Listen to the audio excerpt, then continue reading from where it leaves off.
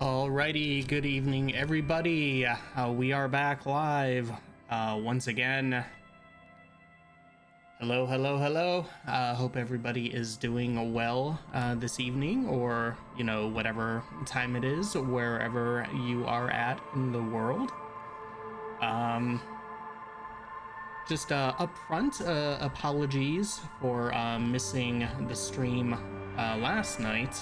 I wasn't feeling the best and decided to just take the day off. Probably the best for everybody.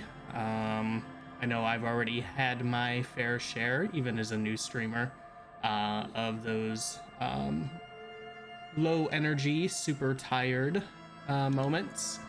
And I just decided to relax. So,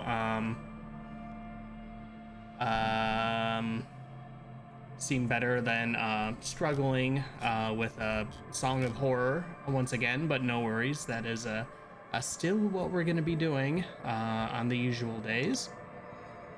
All right, so here we are. However, Disco Elysium. Let us just load right back into it. Hey, Dog Nozzle, how you doing today? Okay, where we left off last time, we learned about an 8th Hardy boy, a woman named Ruby. We are trying to find out where Ruby is. Personally, I know where she's at. But we have to make old Harry and Kim know where she's at. There is a logic check or rhetoric check, some kind of low level, or not, well, we are at low level for it, with Titus Hardy that we failed multiple times. So we are going to try something different. Oh, I didn't mean to go to the church. I wanted to go to the fisherman shacks.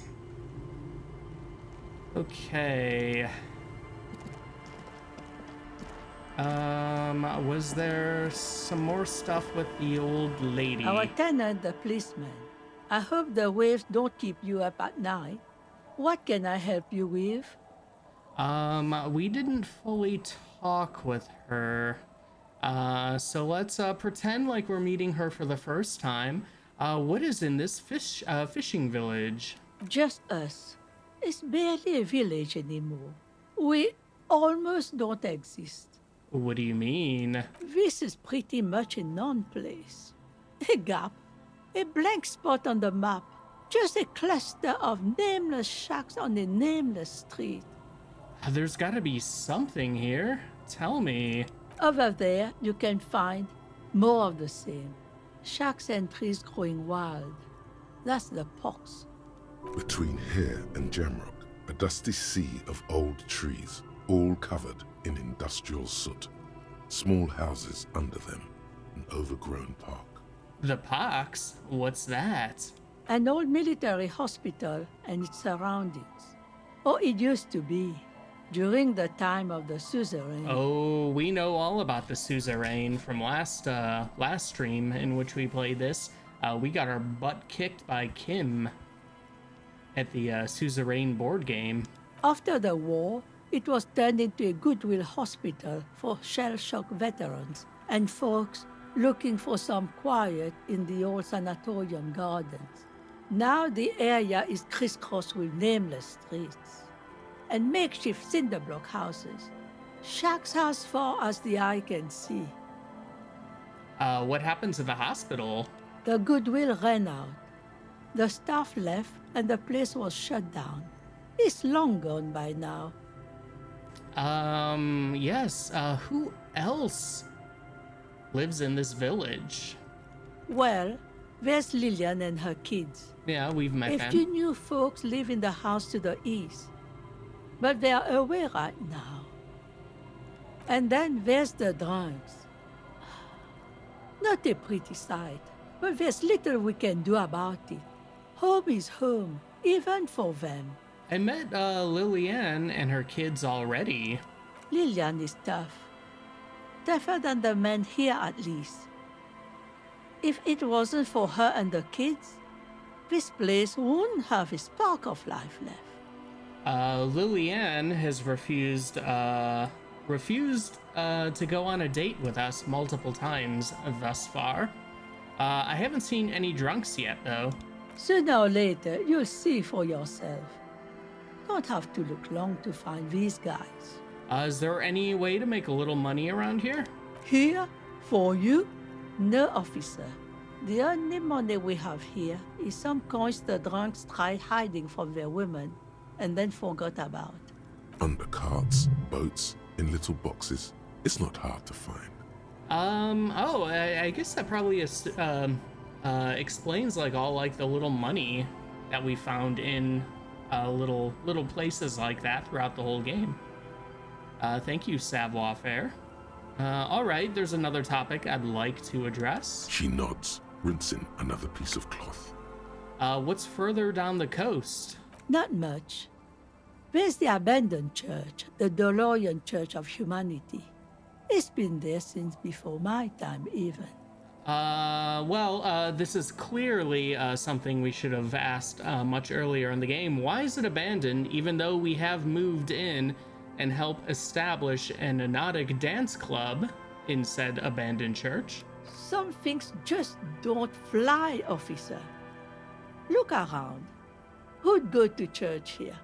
They built it 300 years ago. Must have been nicer then. It's gonna be nicer now.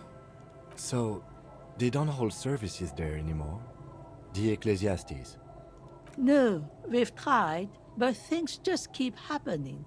Crime, accidents, other things. The place never stays open. It's a pity. It used to be such a nice church. So all the money pickups have been drunks' rainy day emergency booze stashes. Yeah, if Savoir Faire is to be believed, I guess it makes sense, especially if you think like, you know, they're so drunk that they also have their own short-term amnesia and probably have just forgotten what they've stashed and where. What else is down the coast? Before you get to the church, there's some ruins, an apartment complex, or some kind of electrical plant. Run-down bunch of houses, empty. Anything else of note? Of note? The old fish market up on the boardwalk, but it's closed. That's it? There's gotta be more along the coast. What? You're one of those real estate people with big plans? If you want a development opportunity, you can check out the abandoned building over at Land's End. Used to be a supply depot, we think, sending goods and ammo across the bay. It's jammed shut though. We tried to get in, see if there was anything to sell or scavenge, but it's impossible. Yes, the impossible door. We've already met that door. Nothing is impossible, surely. Surely. And now you know everything there is to know about this coast. She drops a bar of soap into the bucket with a splash. All right, I'm off.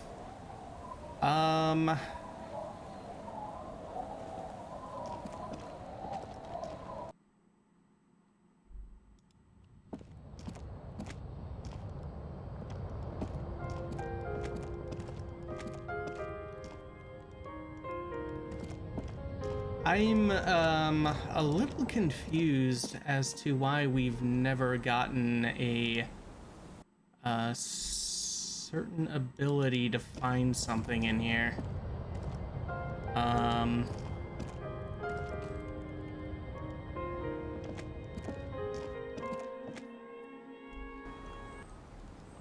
All right. Let us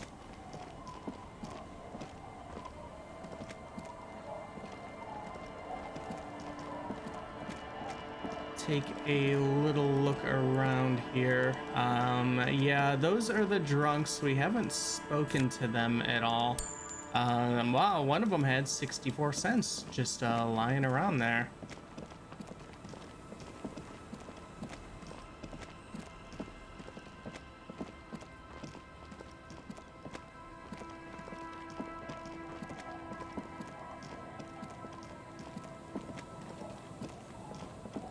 All right, and I'm going to try this building one more time.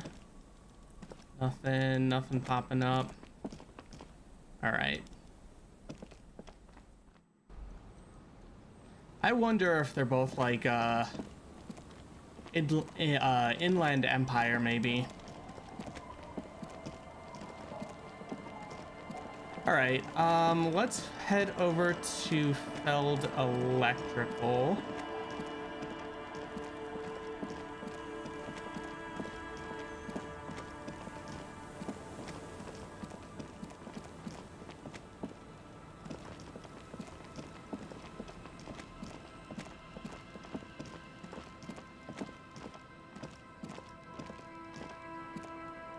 Or just stop dead in our tracks over there.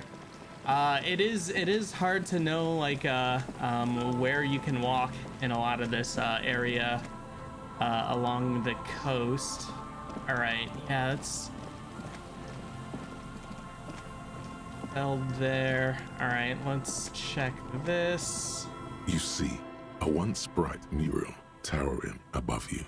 The signage has peeled off over the years, but you can still make out Feld Electrical R&D. A slogan used to intertwine with the loops a long time ago.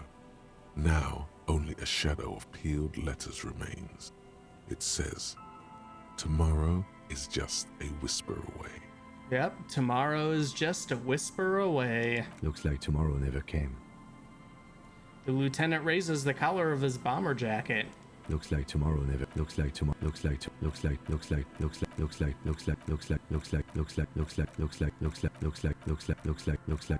tomorrow. All right.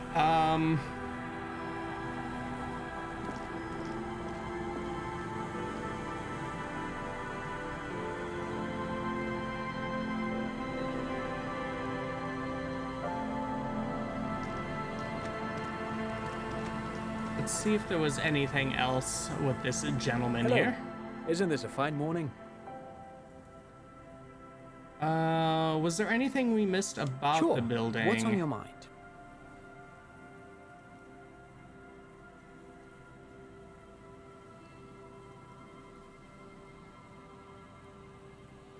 Yes, they even built. A pleasure wheel? Yes, it's a lure in, All right, but of course. I guess not. All right.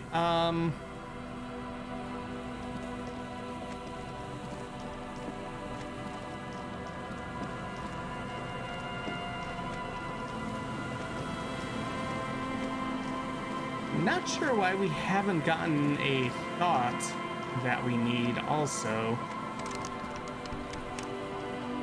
All right. While we're over here,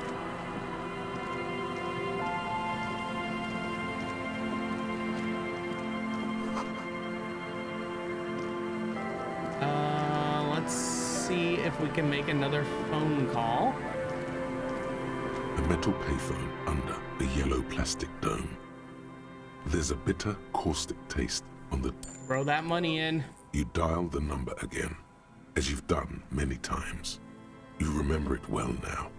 001. All right, we don't have to go through the whole number again. Calling. Calling. Calling. Calling. Calling. Calling. Calling. Calling. Calling. Calling. Calling. Calling. And calling for who knows how long, but no one answers. You need to insert more money to call again. You want my money?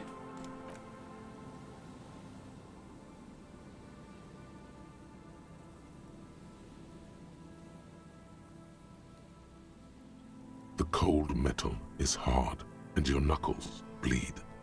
Takes your mind away from that voice, for 1 second at least. That's enough now, officer. The lieutenant stands at a distance. You want more money now, huh? You want fucking money?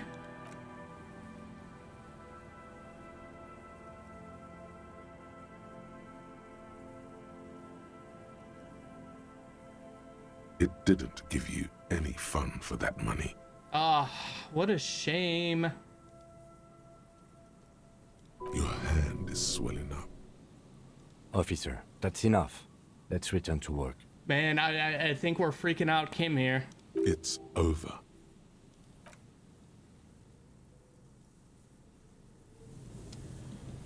But is it? A metal payphone under a yellow plastic dome. There's a bitter, caustic taste on the tip of your... All right, I guess it is.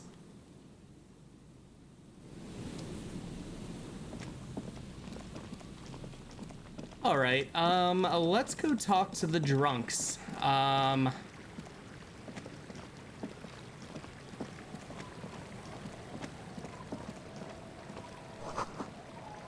right, looking back at you from the rust-colored water, you...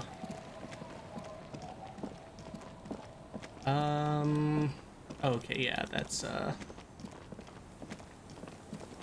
they'd be, Oh, okay, we got a thought. A drop in temperature, an easy flow of air, an empty street. Before you, a thoroughfare unjammed with lorries. No more drivers smoking on hitch steps. Just silence. What did the smoke smell like? Chemically sweetened. Across the road, a forgotten bus stop. Corrosion has opened a hole in its roof. An elm tree watches over the building.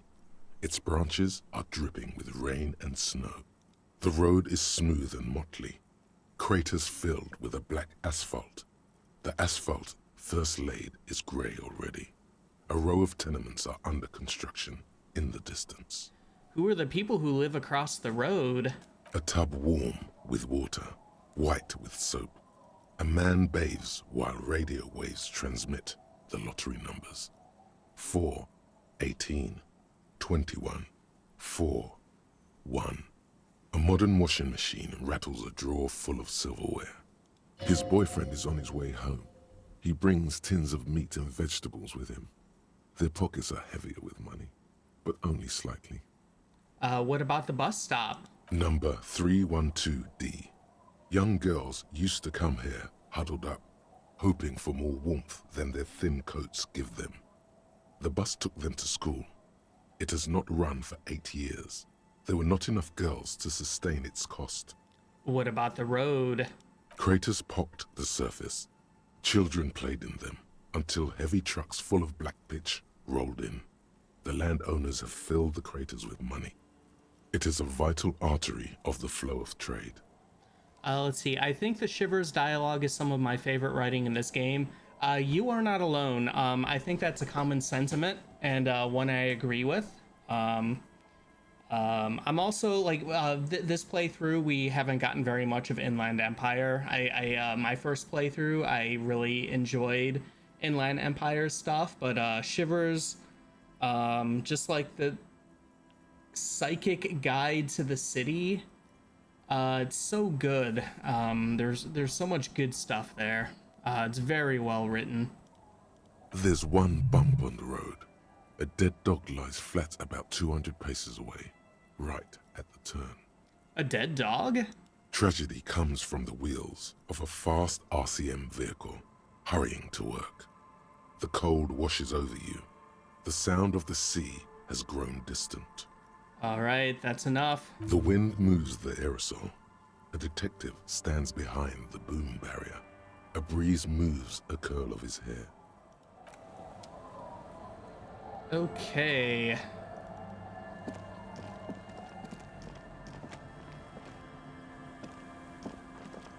Hey, tequila! A 30-something man clad in a two-piece lycra, TM, tracksuit puts down his Pilsner and extends his hand in greeting. Good to see you. How's business? How's the whole reality situation treating you? All right, let's shake his hand. The camera doesn't reach over here. Shaking hands. We're doing it. So what's happening? He picks up a beer. Wait, tequila? Yeah, tequila sunset. How are the, high-concept, reality-based adventures proceeding? Let's see. I have re-entered reality to conquer it, to bend it to my will. I am the law. That's the spirit. I used to shape reality into my image a long time ago. Those days are over now. He looks at his shit-stained Lycra, TM, jacket with a grim expression. Sadly, things aren't going that well in Idiot Doom's Spiral Land. Haven't found those keys yet, haven't won that great piece of ass back. No word from my business buddies. He takes a sip from his beer. This guy's your buddy. You feel it immediately. You belong to an organization, a fraternity of drunks. What do you guys do around here? We are saving the world. He looks at his comrades. Please don't go. Don't go. Begs the man in the pipe. Okay, we're drinking. We're drinking alcohol. That's what we're doing. I tried to save the world once, a long time ago, with enterprise, creativity, and willpower. But that didn't work out.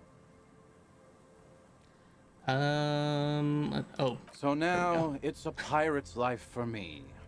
What is a tequila sunset? You keep saying it. It's you. Your tequila sunset. How do you know this? We've met before.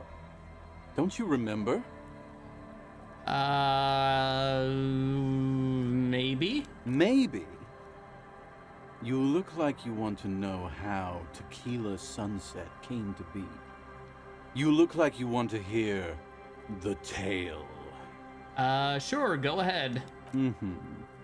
Let me take a sip to moisten up my cords. Tequila Sunset rolled into Martinez last Friday. And by Tequila Sunset, I mean you. The man, the myth. Was I alone? Hey, let's not jump ahead of ourselves. Oh, this sorry. is your story. Stop interrupting. He takes another sip, then continues. You got here on Friday to solve a case, hoping to be the early bird who gets the worm. And by the worm, I mean the buzz. Because as far as I know, all you did was get piss drunk. Heck yeah. Word on the street is you went around the local hostel telling people that you're a police officer, and that it would be really fucked up if you shot yourself in the head right in front of them. That's pretty high concept, if you ask me. Oh yeah, that's totally your style. No. I'm happy Authority didn't say what electrochemistry said. That's with our Authority failures. Yeah. The lieutenant's brow is furrowed. He's listening as casually as he can.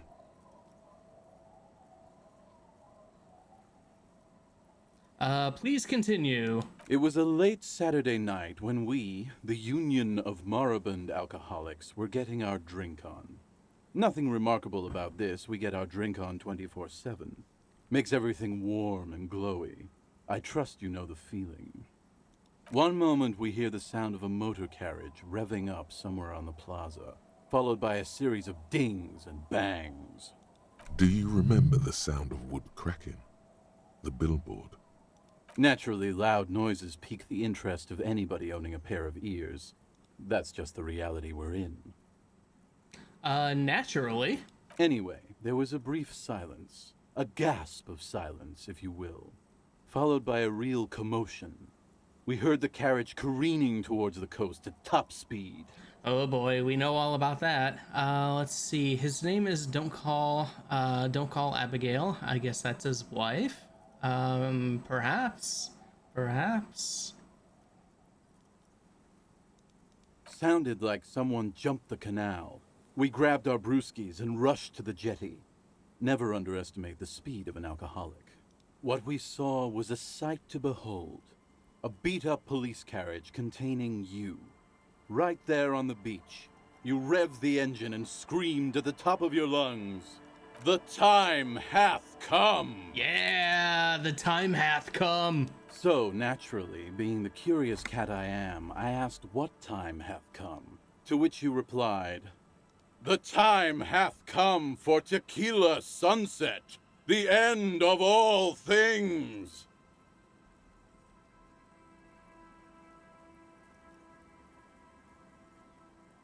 Oh, yeah. Every word I said was true.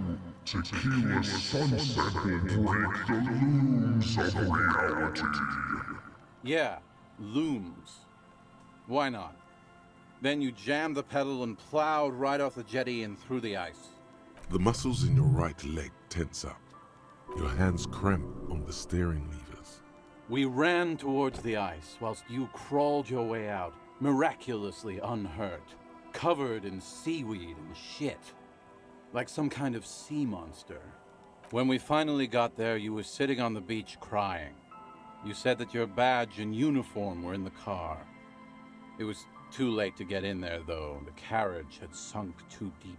I don't know. That doesn't sound like us. That doesn't sound very superstar. I think he might be lying.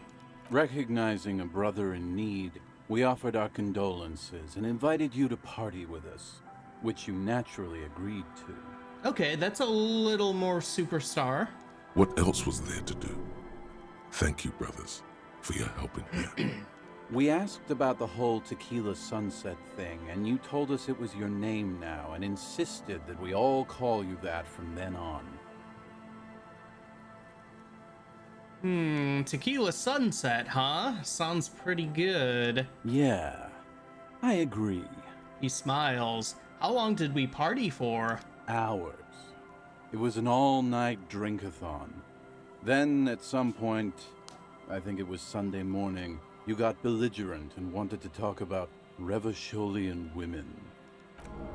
Oh, uh-oh. How they're beautiful and also whores and so on. How one of them fucked you real bad.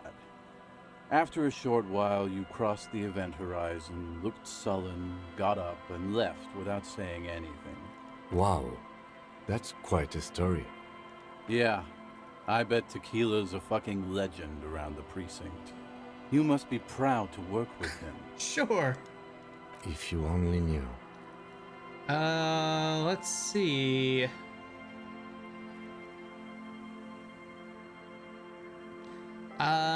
Did I tell you anything specific about this person that, quote, fucked me? You were pretty vague about it, but you kept saying you got fucked real hard, and that we've all been fucked too. No one's fucked me. I do the fucking around here. Well, that's right, Rosemary. Abigail. Abigail. It seemed pretty painful, to be honest with you. If I had to guess, I'd say you're still working through some shit. You might be right. Did I mention losing anything else? Beside your gun and your badge? You said something about your hope or heart or something. To be honest, the details are a little hazy. In retrospect, I guess you lost your motor carriage too? That's a big one. Did I say anything about my colleagues? You told us that they were a bunch of fucking losers whose main interest was cramping your style. That's true. No specifics, though. It was more about you that night. You were the star of the show. Did I say anything about the case? Yeah, you said it was no biggie and that you'd solve it in no time. And that you didn't need anyone to do it. You're doing it solo now. A lot of cops go solo and hermit once they reach that level of alcoholism. Did we talk about, politics? Yeah, you kept talking about how the coal mine owners were fucking us all over, just like that woman fucked you. I didn't agree with you, by the way. The spectral hand of the market makes sure everyone gets exactly what they deserve. He takes a long sip of beer. Did you get a read on what kind of cop I was? You kept calling yourself a goddamn superstar who'd cleared 501 cases. That's right. As you've already determined, the actual number is just over 200. But what's a little embellishment between friends? That's right, Rhetoric. No thanks to the squares at the precinct, as you put it. All right, I don't need to hear any more. It's a hard thing for a man to confront his past. That's why I avoid mine at all costs. Let's see. You seem like you're characterized by your storytelling ability. Want to tell me another one sometime? Whoop-de-doo. So now I'm a fucking storyteller. Right. Why not? Better than a beach bum. Yes. Want to tell me how you became Idiot Doom Spiral? It depends, really. Are you willing to help me out? The gleam in his eyes and the slouch in his posture is so incredibly familiar. You might get scammed here. You want booze, don't you? I don't want it, man. I need it. Can't tell stories without it. Dry stories are boring, you see? So, have you got anything for good old Idiot Doom Spiral? A bottle for a story. Seems fair to me. Here, have this potent Pilsner. Not much, but it will do. He grabs the bottle from your hand and uncorks it immediately. Hey, Spiral Boy, you gonna share that? One of the other bums interjects. Don't call Abigail. Shut up, guys. I'm telling a story here. Something happened to you. Something happened to me, too. My actual name is George. But around here, you already know. Okay, so, like, the voice actor for Idiot Doom Spiral here, like, I know I'm bad at, like, when it comes to, like, voice actors and whatnot, like, I'm bad at saying or, like, knowing who they are compared to, like, when I see them, like, in regular, like, live action roles, which is really weird. I don't know, with my ears, their voice in like an animated thing or like a video game just sounds different than like if I see them talking normally or in like a live action movie. So that's a roundabout way to say that while this voice actor doesn't sound like this other one I'm gonna mention, he kind of makes me wish that we had like an old washed up drunk Heisenberg from Resident Evil 8 Village. This guy's voice doesn't really sound anything like Heisenberg's voice, but there's just a little something in there that makes my ears wish this guy was voiced by the guy who voiced Heisenberg for some reason. I don't know. A very dumb, but... I was once a reasonably high net worth individual, a founder/junior partner at a high concept creative services agency. When my story begins, I had just landed a major contract with an insurance firm. Yeah, yeah, I can kind of see that. It might just be like they both have that kind of like grand, I'm better like I don't know. Yeah. Go on. I used the profits from my agency to finance what I called a cultural incubator. Abstract value generation, value per person, high concept stuff. Ugly ass psycho doll. I developed the paradigm, worked within the paradigm, but the burden of leadership weighed heavily on me. So I went jogging every so often to keep myself sane. Let's see. Did the jogging help? It did. With my trusty Sansarique tracksuit, I felt like I could conquer the world. But now dreams are worn thin, much like my tracksuit. He says thoughtfully, brushing dust off his shit-stained pants. Well, what happened? One day I left on my evening run. As you may know, it's impossible to clear your head when you're distracted by the sound of keys jangling in your pockets. He shakes the bottle and makes a ringing sound. He's right. It's incredibly annoying.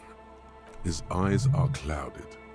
His dilated blood vessels encircling his irises like stinging brambles.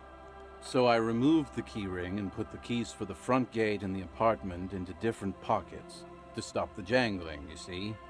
At least, that was the plan. I was halfway done with my usual lap when it started to rain. The reality situation became very wet, very quickly. Go on. I made my way back home and discovered that I didn't have the key to the front gate. I'd mixed it up with the key to the letterbox, which was useless. Naturally, the situation required me to climb over the gate, which I did. There was no climbing down because I slipped and landed on my ass. Yeah, I would have landed on my feet. I've got feline reflexes. Whatever. The point is, reality was looking rather grim just then. Me lying on my ass in a mud pit in the middle of a heavy shower. But when life knocked me down, I always got up. So I made my way across the yard. Standing in front of my apartment door, fumbling with my pockets, I realized that I'd also forgotten my apartment key. Oh, you've got to be shitting me. I wish I were, Tequila. I wish I were. Instead of my apartment key, I'd taken the key to the office. Okay, so what happened next? I rang my neighbors' buzzers. It was late, and most of them didn't even answer. Those who did assumed I was trying to sell them something and hung up before I could even explain the situation. People are naturally wary of ad men, you see. One moment someone chats you up, 5 minutes later you've bought a box of edible lingerie and a strap-on. I don't begrudge them, especially since I was known to be one of the best. He pauses meaningfully. Just then, I experienced a moment of clarity. I still had the key to my office. I could wait out the storm there. But when I reached my office, I remembered that I'd asked one of my producers to change the locks that day. And since I hired only the best, he'd already done it, and I couldn't get in. Anyway, long story short, life spiraled out of control. I haven't gotten into my apartment for years, and my girlfriend left me because she didn't want to date a homeless man. The company, well, you see where I'm going with this. He pinches his thigh as if to check whether this reality is the reality. So, now you've heard my tragic tale. What do you think? Like nothing you've ever heard, huh? He takes a long swig of his drink. Let's see.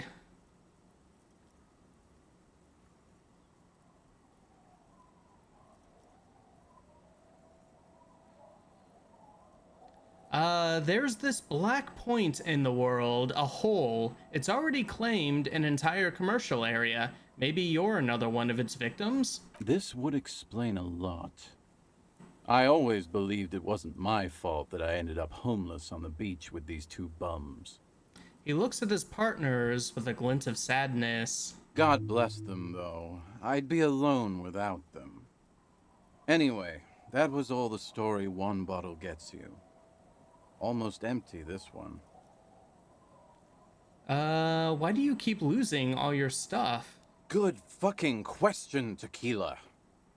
If I knew the answer, you think I'd be hanging out on a beach in this formerly premium but now extremely dirty two-piece lycra tracksuit?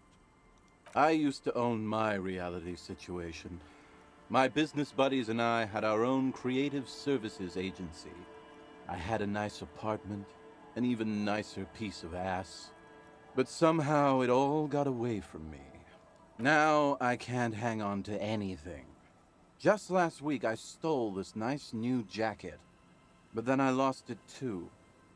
The only things I haven't lost are these two drunks. A lost jacket. Sounds like a mystery you could look into. Yeah. What's this about a lost jacket? Tequila, it's a verifiable tragedy. It was practically brand new. Sure, it didn't really go with my lycra threads, but it did itch a lot less. Say, you're a detective, right? Maybe you can help old Doom Spiral out. Solve the case of the missing jacket. What do you say, Tequila? You mean this jacket that I discovered on the boardwalk and had cleaned on a whim? The man examines the jacket for a moment, a look of consternation on his brow. Nah, this isn't it. Found? That's medium concept stuff. Totally not my style. Come on, man, this is your jacket. You just don't remember it. No fucking way. Idiot Doom Spiral never forgets a piece of premium menswear. Hey, Doom Spiral. Ain't that the jacket you stole the other week? Not on your fucking life, Rosemary. What's wrong with you people? Like I'd be caught dead wearing fawn, like some low-concept bicycle courier. Tell you what, Tequila. Why don't you just hang on to that one? I'll get another jacket someday. All right, we completed a secret task. Find Idiot Doom Spiral's jacket. At least you got a nice jacket for your troubles. The lieutenant shrugs. Have you got any more stories? I do. But as you can see, my fuel tank is running quite low. If you catch my drift. I got the special strike brew the Union uses. Interesting. Ah, this is what they use to keep the working man going. The tale I'm about to tell you is an urban legend particular to Martinez. That said, I first heard it from a former bicycle courier in Koran. There are many variations on the basic story, and the details often conflict. What everyone agrees on is that nobody knows the exact nature or identity of the phenomenon. Let's see. Dang, I've locked myself out of my apartment before. Didn't realize how close I was to the edge. Got very, very close. Who knows? I mean, yeah, you could have ended up right with this group there. Losing a jacket that you stole, that we then stole. Are you telling the story of the headless? Shut the fuck up, Rosemary. Summer of 44. 17-year-old Gertrude Het is walking home from a late shift at the harbor. It's almost midnight. She stops for a cigarette near the canal. The streets are warmed by a southerly breeze. The lights of a passing motor carriage bloom and fade in the distance.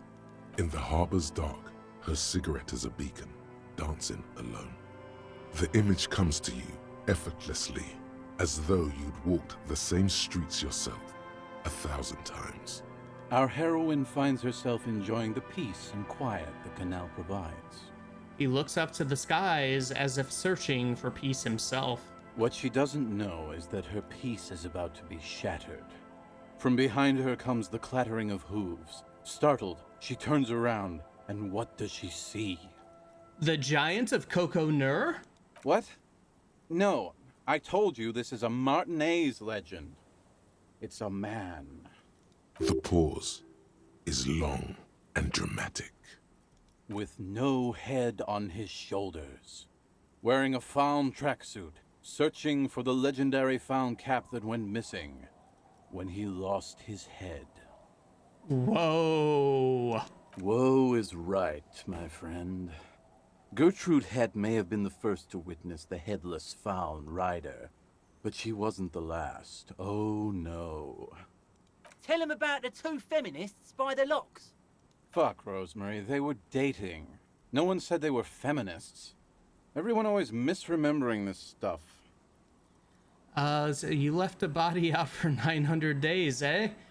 We might as well have. When we finally got the body transported back to whatever precinct, it was nearly just a goo pile of intestines. Hey, zombie, how you doing today? This wouldn't be the De Ponte Delgado case, would it? Terrible detective, just the worst. Oh no, we are a superstar. Let us not forget, superstar cop right here. A little better, been unwell this week. Yeah, you know. Glad to hear you're feeling a little better though. What? You know it. I read the case file, but please, go on. Yes, do go on. Right. Early autumn of 46. Ula de Pont and Eva Delgado are fishing near the waterlock long after the sun has set. The wind picks up. A sky already dark now blackens. Water starts falling from above. The first cold rain of the season. Two women stand on a small outcropping of rocks. One of them is wearing a purple raincoat. Thin lines reach out from the rods into the sea. Small droplets start appearing on the surface with increasing frequency. The women are caught in the downpour. They act quickly. Eva gathers the rods whilst Ula turns around to reach for the tackle box. Yes, a very scary situation if they find themselves playing Silent Hill Downpour, am I right? Oh! It's not that bad of a game. Darn it. There's parts of it I like. When she sees something. Her shriek is so violent that the residents of the nearby apartment building believe lightning has struck. But there is no lightning. Whoa. Only a heavy downpour and the silhouette of the headless Faun Rider looming on the horizon. This is terrifying. Much scarier than any classic headless horseman. Someone headless wearing exercise clothing is pretty terrifying. Ula makes a run for the shore, but Eva slips on a wet rock and disappears into the cold, cold canal with nary a sound. Her body is never recovered. He looks you straight in the eye. Hey Kim, what did the case file say? Naturally, Ula de Ponte became the prime suspect in the disappearance of Eva Delgado. De Ponte maintained that it was the so-called headless Faun Rider and that she ran, fearing for her life. He adjusts his glasses. During the investigation, it became apparent that there was a love triangle, the third party being some small-time businessman. I don't remember the exact details. The leading theory was that an argument broke out on the jetty and De Ponte pushed Delgado into the canal, then cooked up this stupid cover story. Was she arrested? No. She committed suicide before she could be taken into custody. They found her in the bathroom with a rifle, her face slowly peeling off the ceiling. Not a pretty scene. No, that's not. Man, that's some grisly detail. Oh well. Here's to another case closed. He takes a hearty swig from his bottle. Anyway, that's the story of the headless Faun Rider. Pretty crazy, huh? Oh, that's nothing. I've got an even crazier story. Yeah? Why don't you go eat shit, Tequila? There's no way you know a better one than that.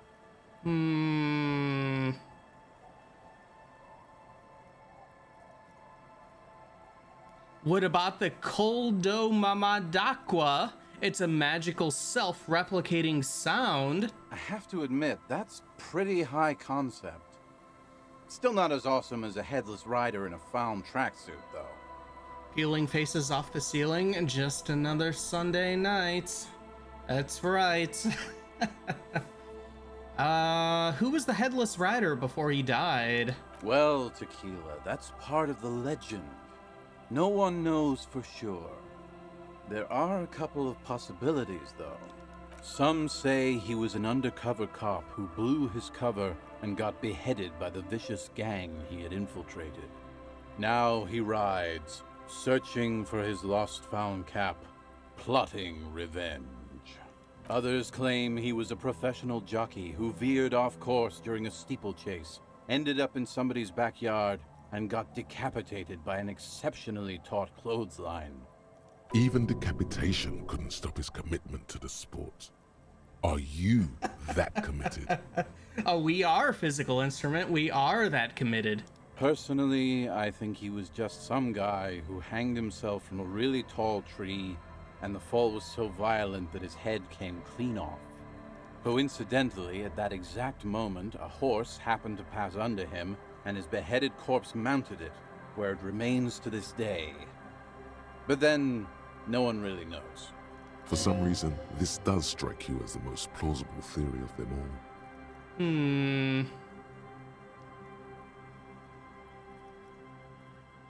all. All right.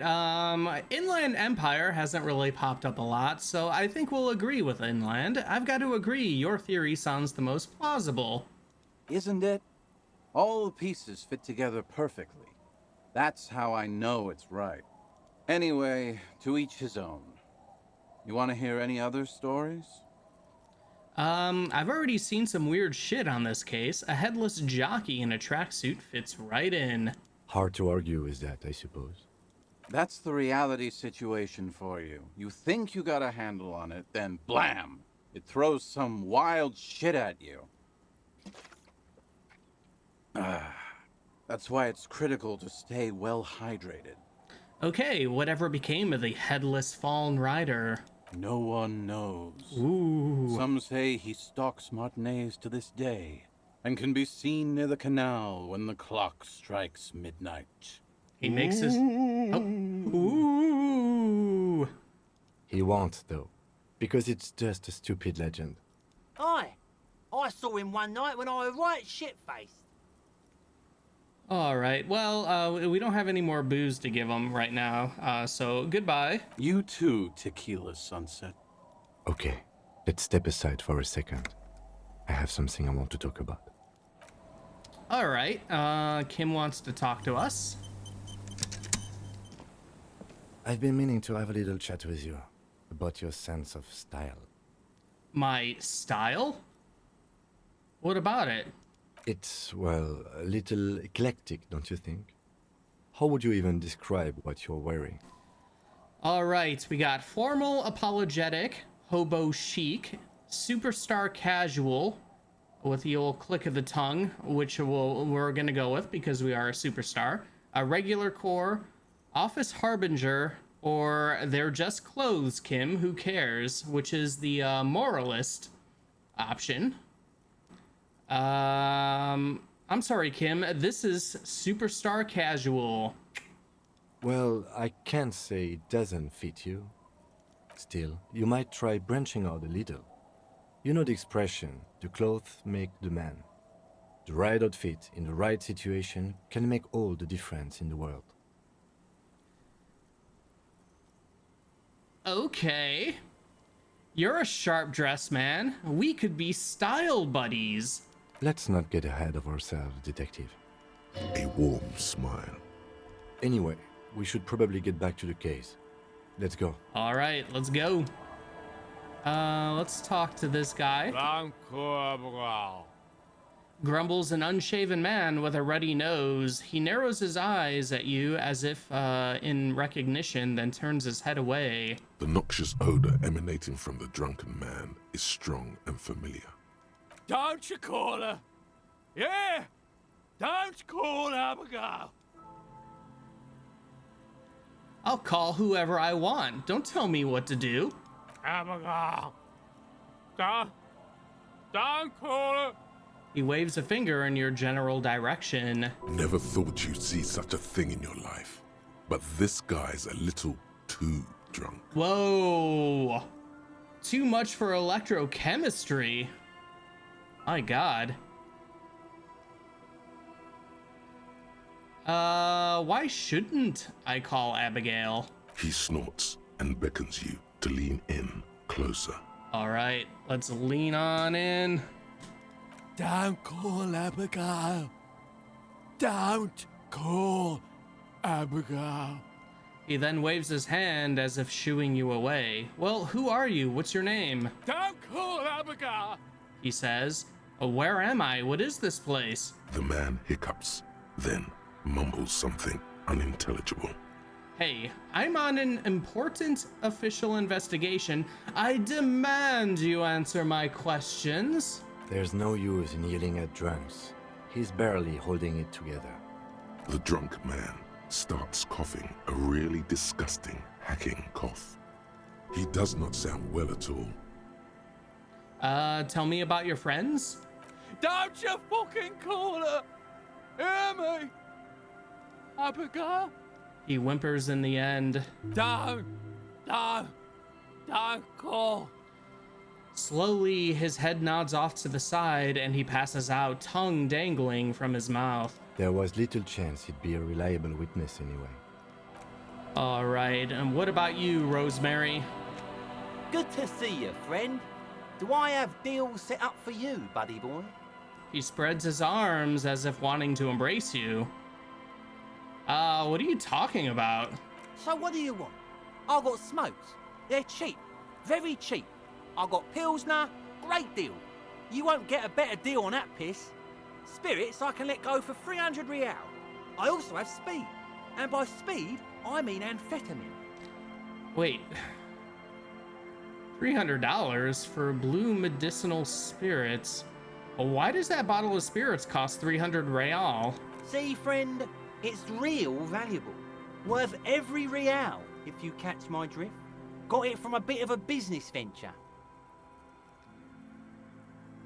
All right, let's let him speak. You know, it's funny, actually. He bursts out laughing, then takes 3 gulps of his Pilsner and stares at you intently. He's finding it difficult to focus his watery gaze. Oh, what is? What? Oh, what do you mean, what? What did you think was funny earlier? This guy. He says and shakes his index finger at you. Conversation might bring a discount, no?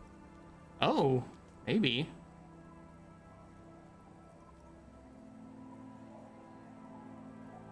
Where did you get the bottle of spirits from? Oh, this is medicinal spirits. The good stuff. Got it from the doctor's office. Damn. I got one of those scientific ampoules a few months ago. Torpedo, they call it.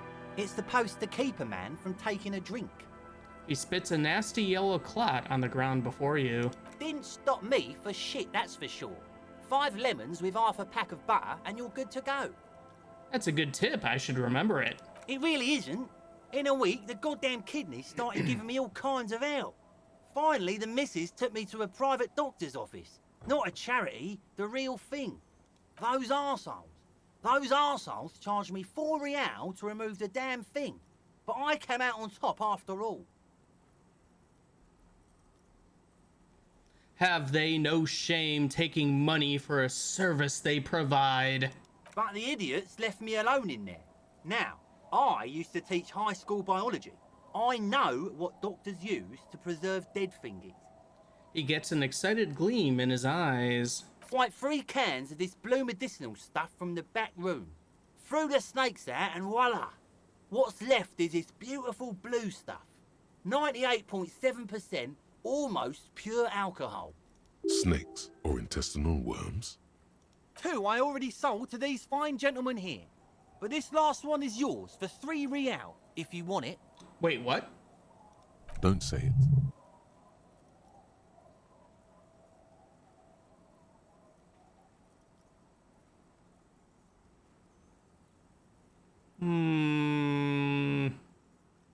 I think it will prove useful, yes.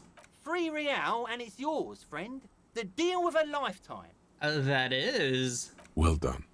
You got it. That's a much more reasonable price right there. Makes sense now. All right. Here's the money for the spirits. Just make sure to enjoy that one, friend. Son, you will not kill yourself with this. Not today. So we're going to store this as a sellable item. Go sell it at the pawn shop for a profit. Okay. Okay. All right. Yeah, let's get a Pilsner for later. And another My pack of kind of smokes. Here you go. In the civilized world, it's a custom to tip the shopkeep, friend. But come back anyway. He waves you off. All right. I guess let's see how much we can get. Yeah, thanks, physical instrument. Good looking out. Let's, where's our items here? This liquid has an unearthly blue tint, the kind that might or might not, but definitely does glow in the dark. This is 98.7% pure alcohol. Keep it away from an open flame. Yeah, and we can't drink it. All right, let's just head to the pawn shop. Seems the walker was either very confused or drunk out of his mind. That would probably be us. Did we get another thought? There it is. This is it. The scene of the party. The fire pit. Cigarettes and empty bottles all evidence it. Yeah, sure does look like a lot of folks have partied here. Looks like they were here a while, judging from all the bottles. The sunken motor carriage provided them a focal point, like a goose ice sculpture or a chocolate fountain. Hey Kim, looks like we've had a couple of party goers here. Looks like it.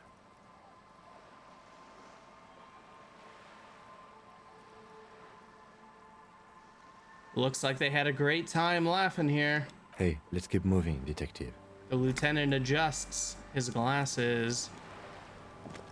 Yes, partying by the scene of our drunken crash into the ice there earlier in the week.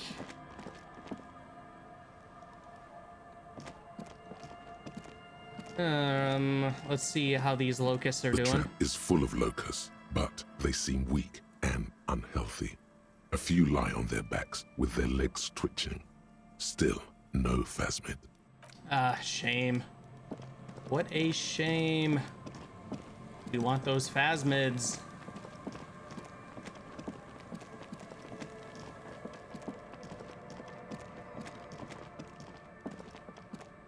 All right, let's head into the pawn shop and I guess just sell some stuff.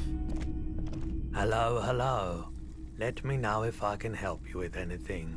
I have something else to sell. Sure. Let me have a look.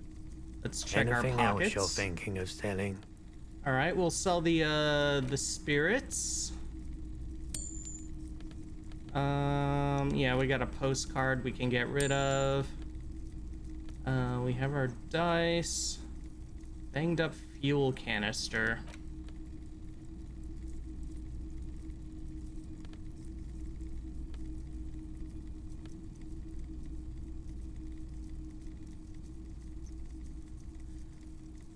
Oh wow, we can get 50 real by just selling at production schedule.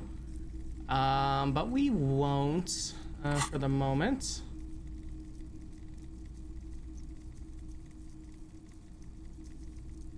Another time, perhaps.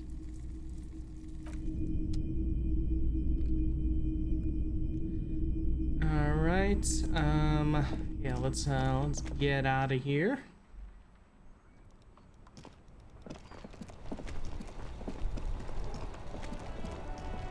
I don't remember where is that?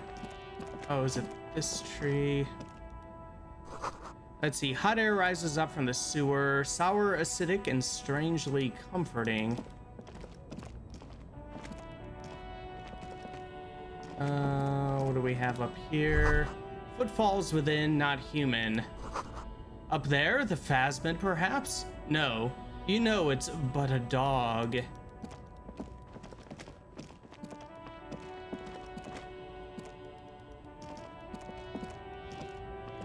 All right, I guess we're probably not gonna.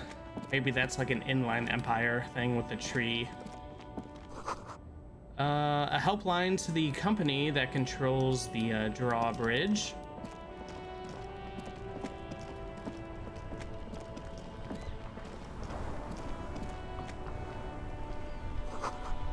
Tire tracks leading onto the roof. The slush and rain have almost washed them off.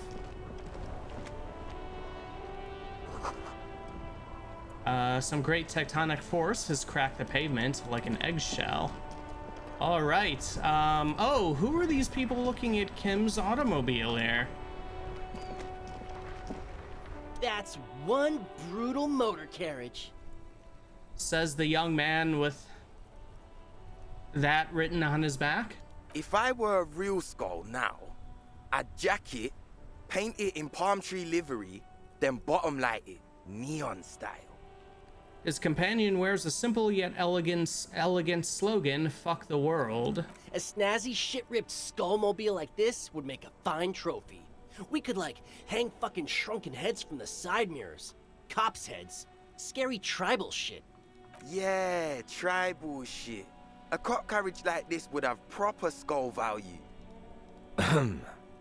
While I appreciate the interest you take in my brutal motor carriage, I have to stop you right there.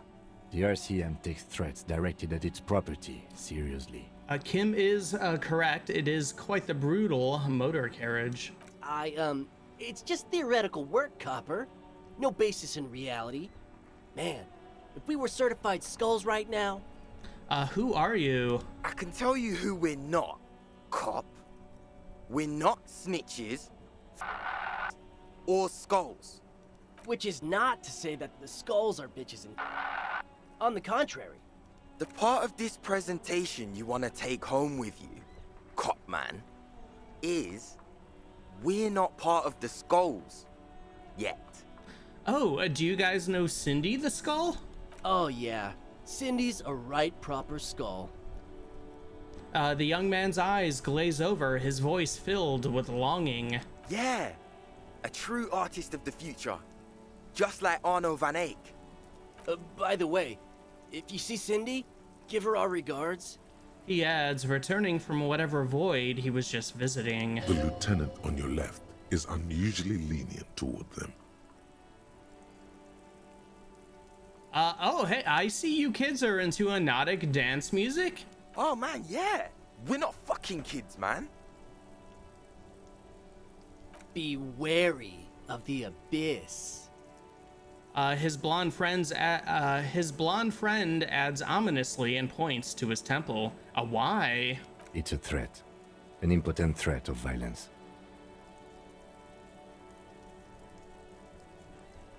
A threat? Good. I like those. But I don't. In fact, I dislike them so much I'm willing to drag you boys back to the station just to calm myself down. Hey, there's no need for that. We're just talking here. Joking too. Stay light, man. Yeah. Didn't you cops, like, have some questions about skulls or some shit? Your rhetoric is confusing. Are you a part of the Skulls? Are you a part of the Skulls or ain't ya? We're not franchise skulls. Well, not yet. Once we get our name out there, we'll have a chance to join them. And what makes you think that the organization would accept you? Because we can be just as psycho and vicious. You'll see. But in a non-threatening and definitely legal way. The other one quickly adds and whispers something to his friend. We'll fuck the system from the inside later. Just be cool now. The damage will be tenfold. Right on, fuck. So what's happening now? Why aren't there more skulls in Martinez? The Union does their share of policing in Martinez, at least where gangs are concerned. That's why there isn't much organized crime around here. Don't you worry about that. We're gonna make up for the deficit. Yeah, we are. The young men exchange approving nods. Alright, enough about this scullery then. What's with the jackets? What about them? Why does your jacket have, that word written on it? Well, first off, it's a statement and not necessarily something that characterizes me as a person, even though the statement has character. And I do like piss.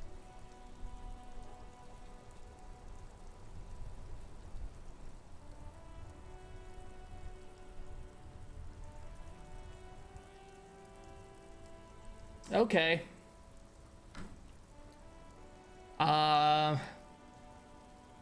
You know, I guess this is what we get for asking so many questions. The word piss epitomizes the struggle taking place in the world. Things being defined as they seem, not as they are. And, I guess, it's also about communal spirit, the future, and truly appreciating our differences. Also, you've got to admit, it catches the eye. And since the Grand Piper is slowly but steadily moving towards basing the economy on it, attention, it is imperative that the medium itself convey the message. Sure, makes sense. Why not? What I mean by this is, we are all piss. and that the world is inherently meaningless. All right, why do you have "fuck the world" written on your jacket? Like I said before, many men keep searching for the one, for so-called true love, which is actually just obsession masquerading as kinship.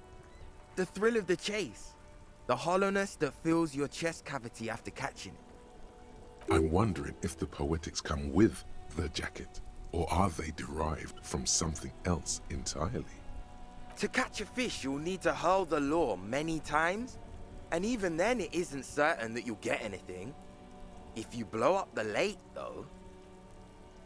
All right, blow it up. You get more fish in a shorter time.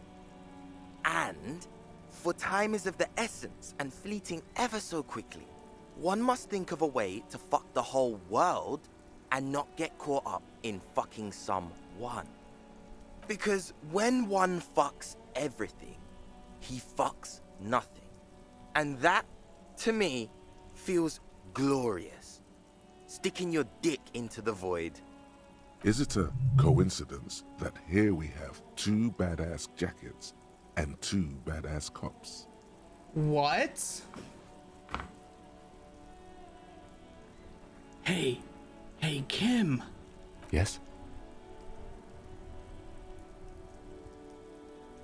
Do you think it's a coincidence? What is? There are 2 of us, and 2 of these jackets. What are you implying? The lieutenant looks confused.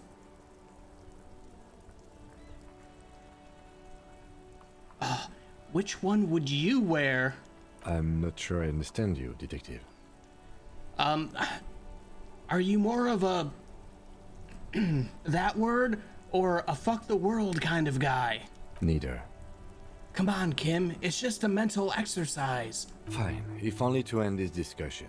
Theoretically, if I were a juvenile delinquent, if I were to already be down that path, I think peace is the stronger of the 2 statements. All right, that works. I feel more like a fuck the world kind of guy. Seems about right, especially considering your heroic exit attempts. So are we done here? Or you don't need us around for your secret whisper party, do you? All right, we have a legendary half-light check. It's a red check, so we can only do it once. Ask for the jackets for yourself and the lieutenant. 83% chance. +1 demonstrated authority. +2, they're just off-brand skulls. Let's go for it. Let's roll that dice. No, we got it. No. Don't ask anything. Be subtle and scary. The boys dream about being skulls. Use that. Wait, how? Suggest they're massive skulls. Come on. Boys, with those jackets, you're gonna be the Skull Kings in no time. What? No! Skulls don't have kings. I think. And we're not even in yet. Oh, are we gonna get to steal the jackets? Hell yeah, we are. We passed that check. We better get these jackets. Yeah, man, keep your voice down. Skulls don't take it lightly when folks pretend to be them. We're not even prospects yet. Not even prospects? Already aspiring to be kings? Wow, you boys are ambitious. Only prospects and already planning a coup in the skulls. You're destined to go far. Kim's in the scheme here. He gets it. Passive-aggressive flattery. Shut the fuck up. Are you trying to get us killed? Now bring it to the jackets and, yes, start shouting. All right, we're gonna shout here. Yes, we want to be a cool killer skulls too, like you guys, but we don't have skull jackets. Please be quiet. What? What do you want? The jackets? Skull King, make shrunken heads out of us. Fuck you, man. Take them then. He looks around the plaza. People are noticing him now.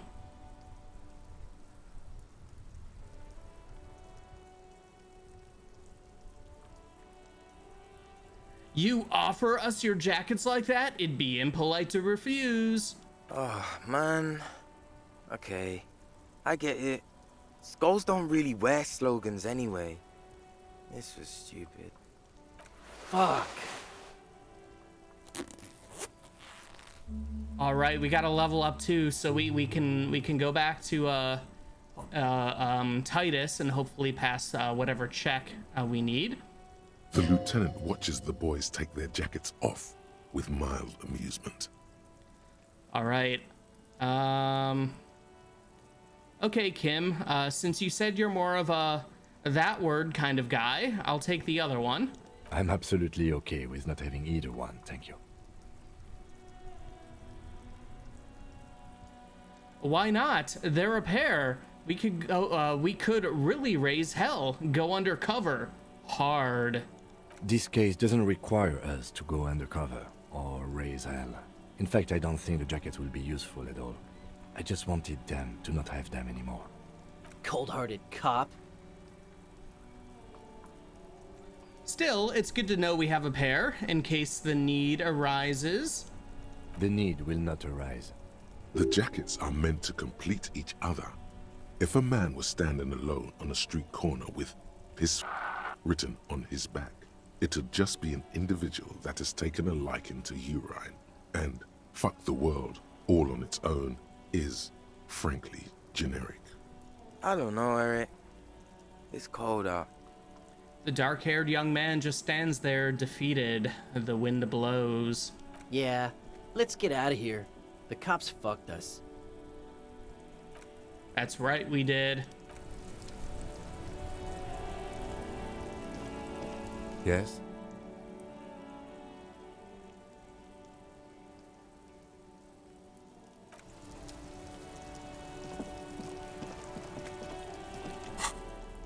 All right. Yeah, we got our jackets here. The fuck the world, +1 half-light, -1 rhetoric, and the other one +1 drama, -1 authority. Wait, I'm a detective? All right, yeah, let's head back inside to the whirling. I want to check with Titus here to see what the what exactly the check is. We needed logic.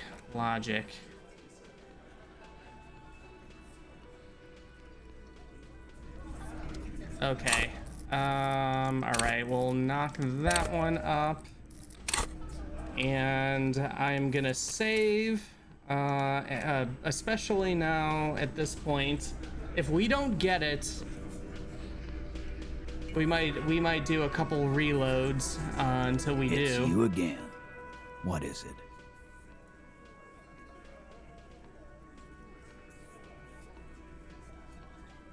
Okay, all right. Impossible logic.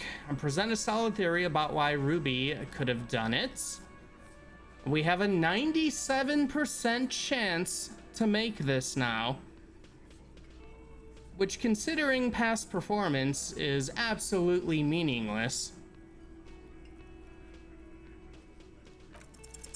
A sudden flash of lightning in your neocortex. Finally. The hostel cafeteria is lit by its airy blaze. Floor plans, bullet trajectories, webs of human emotion, all channeled into a single thought. Oh, I thought we were going to get Kim and Harry to wear the cool jackets. I'm pretty sure there's actually an achievement that you can unlock by getting Kim to wear the jacket. I have no idea how, though. A massive activity spike in the amygdala copicum, the part cops use to pin murders on people. Why are you so sure Ruby didn't off him? So that's what you were squinting at. You were trying to 10 come days up with ago. a theory, weren't you? That she did it. Yep. We've been working on it for a long time. Yeah, he was cobbling together shit so he could put her away. It's RCM 101. Well, let old Titus set your mind at ease then. She didn't do it. She was here all night. Sunday night, 11:30 to 12:15. She was here all that time? Yeah, with us, drinking, near the stage there. He points to the karaoke stage. And she didn't go to the toilet? No. That's a lie. You know that's not the case. All right. She took a fucking leak, okay? That's right. For one moment. Maybe went out too. She has an operation to run from her lorry. We're not getting into what that operation is again, Culp. Drugs. That's probably for the best. Don't break your stride now. And just 'cause she was gone for 5 minutes doesn't mean she magically got to the roof and shot him. I've been through this. It's not plausible. He's been through it. That means he's suspected her too. All right, we're in. We got Ruby unaccounted for sometime during the window. This was crucial. Now let's place her on that roof.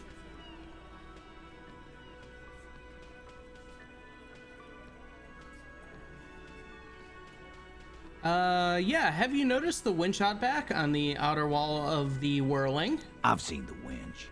I'm not blind. You saying she reeled herself up by her collar, like some kind of... You can't come up with an analogy. Kidding?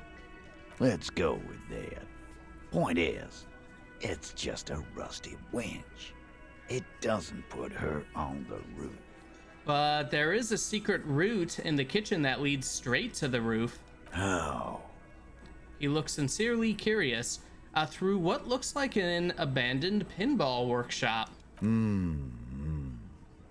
People say there was a pinball arcade here, sometime before the hostel. What was it called, Theo? East Delta Pinball Arcade. Weird place. Went bankrupt. Okay, but how'd you get up? There's no room for a staircase in this building. Or an elevator, for that matter.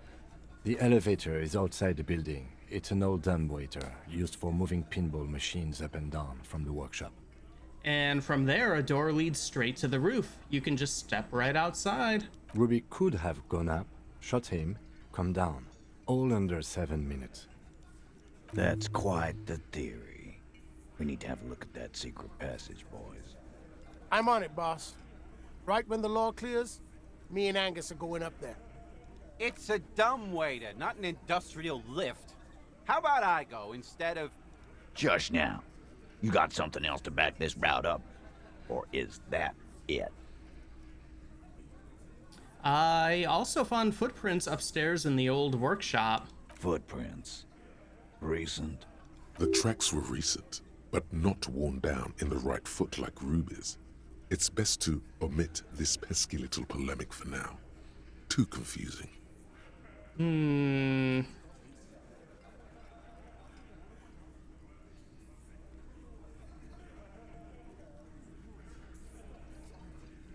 Yeah, well, we'll nod. What else could you make out? How recent? What size? About a week or two old. That close, huh? How fortunate. I'll take a thorough look at those prints myself before I believe that, Culp. Good news is, I'm still listening. Oh yeah, guess what? Remember that key I found here? I don't like guessing, Culp. No one does. It opens the steel door in the kitchen, the one that leads upstairs to the roof. This key was right here, with you, all the time. You didn't find it, but Ruby did. That's how she got up there. Quit jumping to conclusions, Theo. You took that key. Did it look like it was recently put there? No, the ribbon was old, faded. It'd been there for 20 years at least.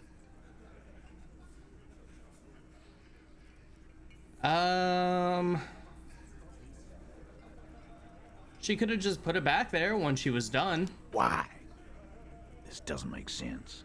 It's damn interesting, but it doesn't fit well, and you know it.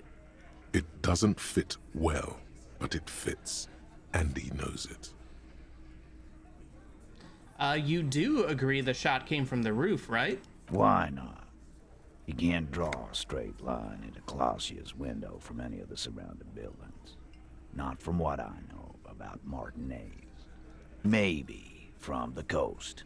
But like I said, I've been too busy dealing with you idiots. So no, I don't think it was a sniper. It was close up. There were pinball machines in the workshop still operational. Don't know how that helps, but... Right. What the fuck does that got to do with Ruby?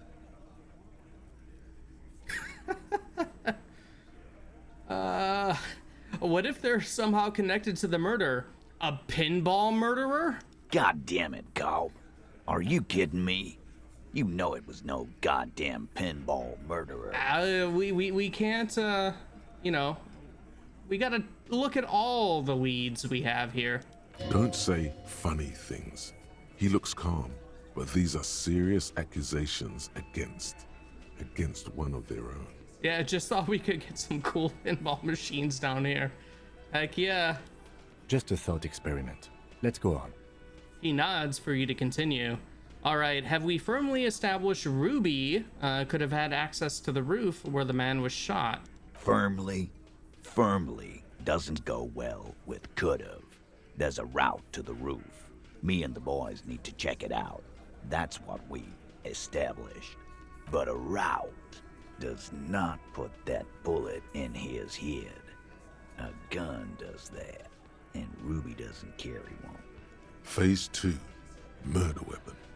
Get a gun in her hand. If not that, then at least a shadow of a doubt. In the shape of a gun.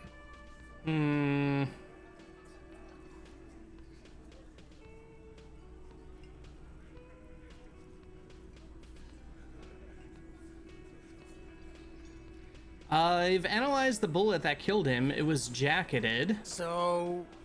The man shrugs and looks at you. So it had to come from a breech-loading rifle. Military grade. Not even you militia monkeys have those. This goes against your short-range theory. If the murder weapon was military grade, how did Ruby get it? You don't know. Just be honest.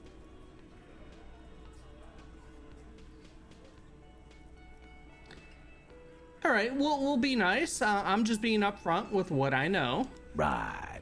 That's mighty forthcoming of you. So, let me extend you the same courtesy. She's connected to you know what. All right, we're making progress. He's not saying the drugs word, but yeah, all right. So she may have access to semi-automatics, but that's a long fucking stretch of the imagination. I've already established Ruby's running drugs. She could have smuggled guns too. God damn. That's just about your favorite topic, isn't it? It sure is. Every fucking 5 seconds. You were warned not to bring it up. Oh, I was? Your Whoops. best shot here is to just back out of it. He's about to blow his fuse. All right, fine, Titus. I'm not getting into it if it touches on your precious business. Okay, cop. She's got connections. I could see how she could have access to a gun. That still doesn't mean she did. That's all you needed. Doubt. All right, let's show him the antique rifle. There are weapons like this just lying around in Martinez. That looks antique. A Belle McGrave. It's inoperable. Where'd you get it? There's a cellar under the bookshop. It was hidden there with others just like it. 20, maybe 30 rifles, Titus. Also broken, but still, there were too many. And there must be other caches too. God damn it. We need to close that dump down for good. That's a goddamn breech loader, too. Find one that works, and you got a military-grade weapon that shoots jacketed ammunition. He shakes his head. He sees it. This is coming together. He must. Time to really close the deal. Show them the bullet. All right, let's do it. This is the bullet that did it. 4.46 millimeter. The Belma Grave uses the same caliber. The blonde man looks at the mushroomed Deathbringer in the evidence bag and says, Yeah, the bitch is jacketed all right. 4 millimeter too. Whoa. Whoa. Well, goddamn. It's not proof, but it's a possible murder weapon. Close to her. Too damn close. You have been thorough. I'll give you that. Yeah, we shouldn't do this one. We already got our lost gun back. It clearly wasn't the murder weapon. I didn't say I'd prove she had the murder weapon, just that we need to find her. All right. Keep talking. I'm getting a bit curious about some things myself. T, we're not seriously considering it, are we? Ruby wouldn't do this. Why would she do something like this? Phase 3. Motive. The last component. The big one. Get this and they'll give her to you. Remember, don't piss him off. That never works. All right, let's see. Leadership challenge would probably piss him off. Curry favor, I don't know. It's not why did she kill him, it's why did she organize the cover-up. And I suppose you have a theory on that. She could have just been covering up for herself, Titus. Think about it. Why go through all that effort? It was her idea, wasn't it? The hanging. You went along, but she suggested it. She had, like, a fully formed plan and shit. Right when she came back downstairs. Really, Shanks? Claudia wanted to talk to another girl, that's all. She was just the first one up there. I could have come up with that plan if I'd have been first. Time for a logics demonstration.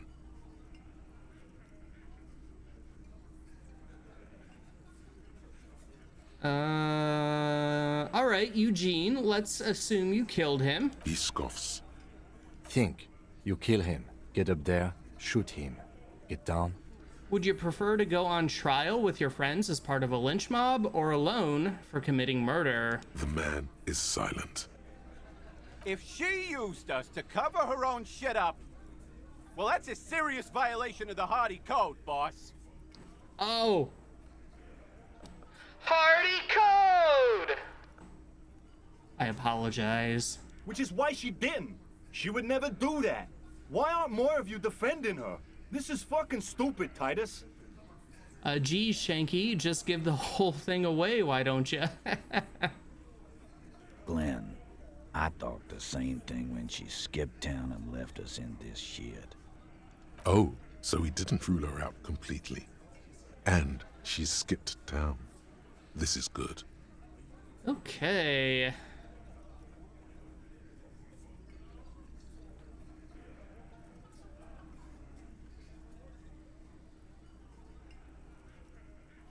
I don't know if we should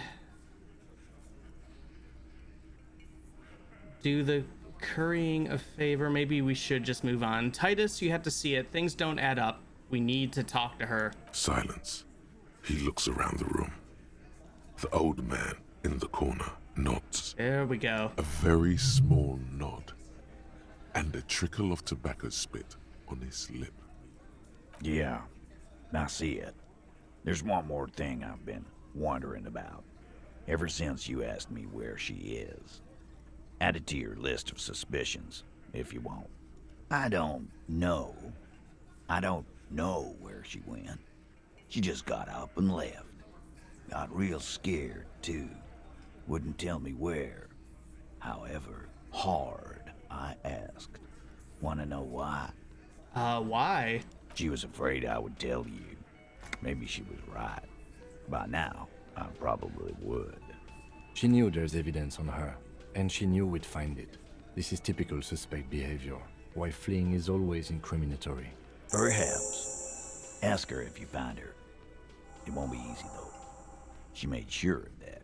Oh, when did she leave? Friday afternoon, when you first arrived. I got word the RCM was in town.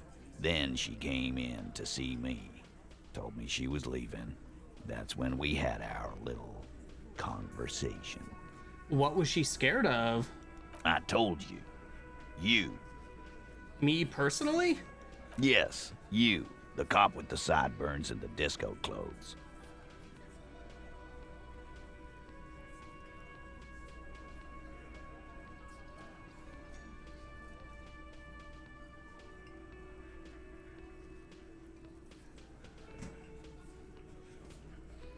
No wonder she's afraid.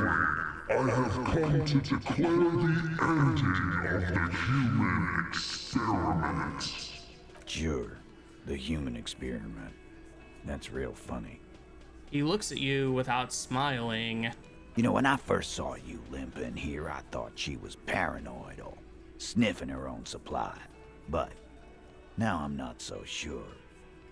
What else did Ruby tell you about me? She said you have a funny taste in clothes, and that you won't stop. Won't stop? Until you have something on her. She said she's heard of you from Jamrock, that you're a human can opener, that you play suspects against each other, open them up, like cans. And then when they're all empty, just move onto the next can. Don't look back unless there was something you missed. Fucking hell. Titus, did he just... Open Angus up like a can? Yes, he did. We sure now, did. We can whine about it, whack him, or we can go on with our lives. I'm having a go on with our lives kind of day, Al. How about you? Silence. He nods. Is that true, Kim? Am I a can opener? You are insistent. He nods. Anything else? Anything? Yeah, there was something else. She wouldn't tell me, though. I could see she wanted to. It was burning on her lips. This caught Titus. This caught Pete. But she was too scared. Scared? You should be too. A strange fear creeps over you. A metallic taste in your mouth. Change the subject. Do you have any clues on where Ruby went? She's not far. We know that much. She didn't take her lorry, so she's on foot. Good fucking luck, man. She knows this place like the back of her hand. You'll never find her. Yeah, Al, and we won't either. She's not really a party candidate anymore, is she? She's not, Glenn. Oh, that's a shame. What a shame. Have you looked for her? A little. On the coast. Where have you looked for her, more precisely? More precisely, on the coast, past the waterlog. She's not here, so I'm thinking she's there. Who's doing this looking? They're all here. Yeah, you're all here. Like, constantly. Who's out looking? Lizzie needed some air. So she didn't go tell Everart? No one goes to tell Everard anything. He knows what he has to know. Fast. It's called a radio, you believe. Oh. The gardener may have played you a game when she stormed out. She has her own plan. Oh. Once again. All right. Do you know what she's doing with Ulan frequencies? The what now? I have no idea. Boys? She said she's building a pale emitter. Oh, okay. What? Yeah. We were talking about radio equipment.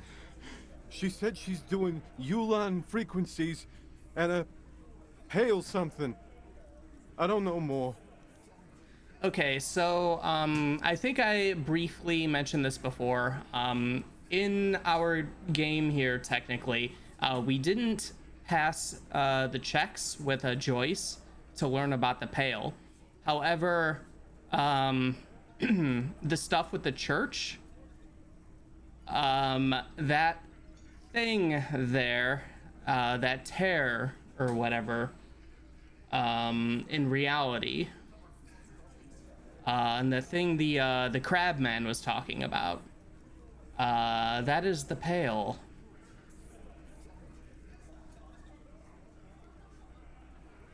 What was the Ulan frequencies thing? We learned a little bit about that when we got into her motor carriage, but didn't really know, like Kim didn't know that much about like radios to know what like the Ulan frequencies and all that are. It's a lot more technical. But now learning that she's saying that she's creating a Pale emitter. This guy barely understands what he's talking about. There you go. There you have it. Pale something. Titus puts an end to it. Okay. Don't worry though. Don't worry. Just keep watching. Can you tell me where on the coast I should start looking? Sure. There are some shit houses there. A cinder block town. The fisherfolk there refuse to unionize. So, that's one place we haven't looked. Hey, I live in one of those shit houses. I hear they have a shack where junkies sometimes crash. Time for you to step up. We will start there. One more question. What does Ruby look like? Boyish. Hair's red. Dyed. She looks like a lorry man. All right, it's not much, but it'll do. Go. It'll have to. He puts his hand out. All right, and now we can be petty and walk away, or shake it. We're gonna shake his hand. His grip is firm and reassuring, like holding a piece of unpolished granite. All right. Let's get out of here. Let's head back towards the coast, to the fishing village. We are getting to Progress City here. Our tenant, the policeman. I hope the waves don't keep you up at night. What can I help you with? Have you seen a red-haired woman named Ruubyyyy around the coast? Nay, I haven't seen anyone lately. Because she's blind, which you seem to have forgotten. Oh. We did. Oh, because you're blind, right. It's a sharp one. She says to herself and runs her hand across the washboard. She's being evasive. She knows something. There was a murder in Martinez. She might be a suspect. We would appreciate your help. Would you now? I know how this world works, and it doesn't work when people tell on each other.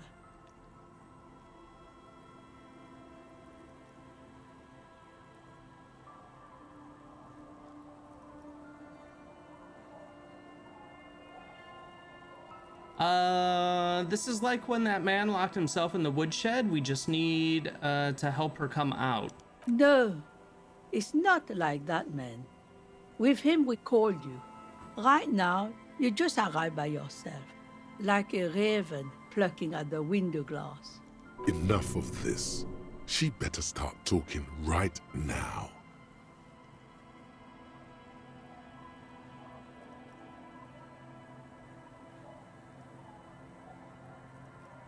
I see, you know something, but you've decided not to tell us. There's not much to tell. People come and go. Now, was there something else? I see, ma'am. I hope you don't mind if we look around anyway. You should look around your shack. Maybe she's rented it out to others too. Okay, alright. Maybe I was confused at the thing I was looking for. Yes, okay. I was thinking I was able to... Maybe you could find it much earlier, like if you had like a... points into something else, but yes, this is... As you look at the floorboards in this corner of the shack, it's clear one of them isn't quite level with the others. The edge of a floorboard next to it looks scratched. All right, let's move the board aside. Hollow space underneath the floorboards is dark and damp.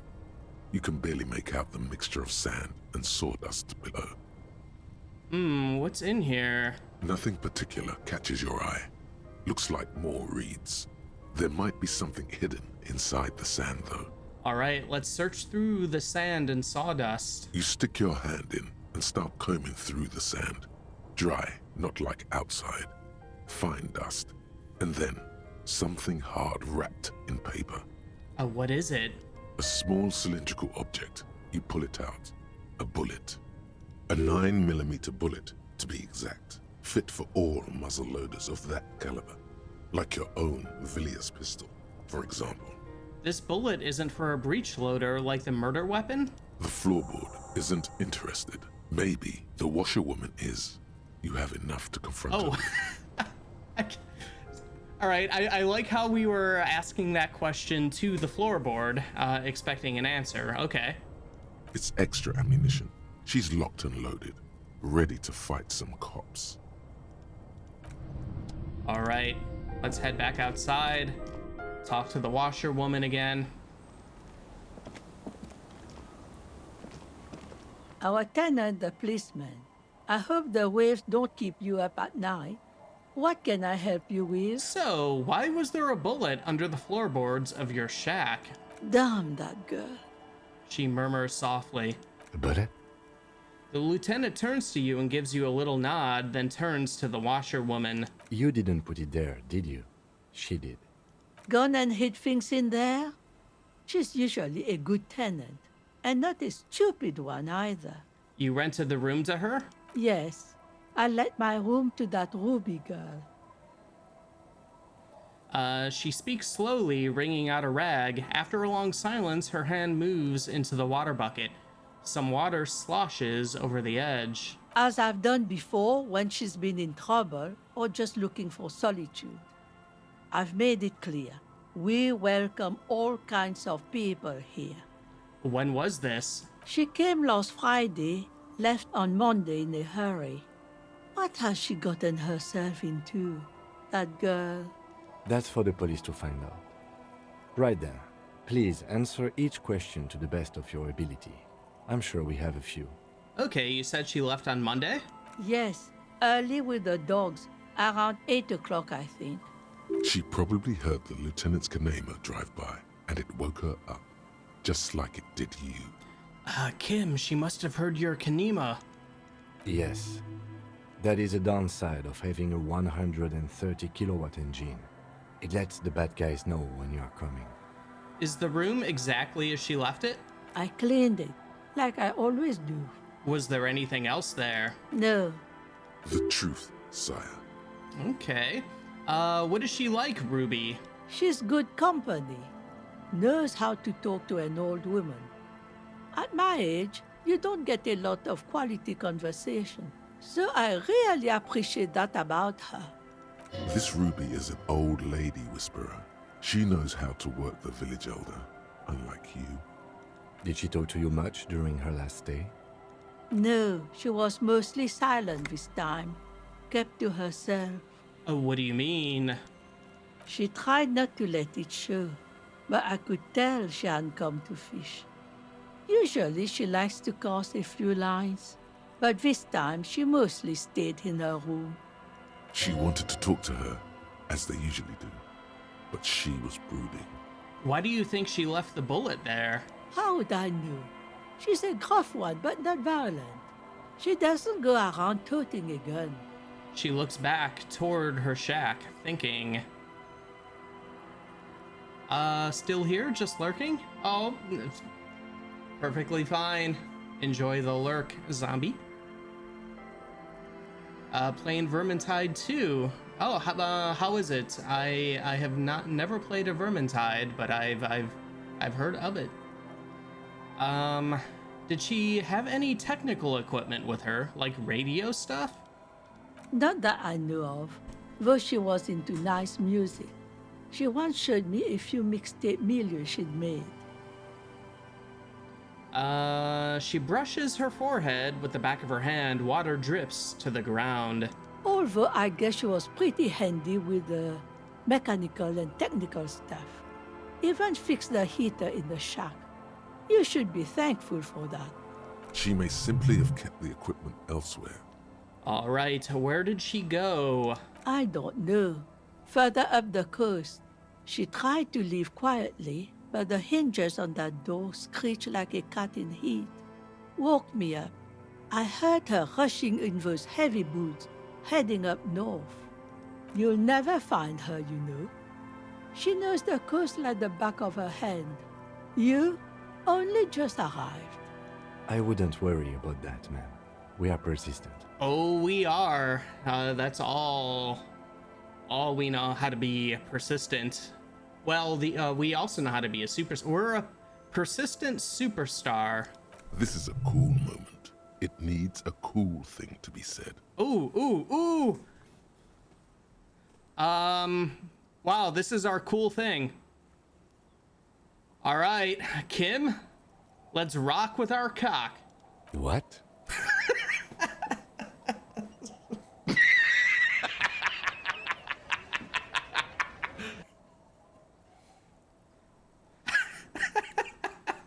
Oh, Kim, I meant let's rock with our cock out. You're still not saying it right. Okay, let's rock with our cocks out. It's too late now. Oh. The old woman shakes her head slowly. I'm just hanging my head in shame. We were trying to be cool. Good try. Good try.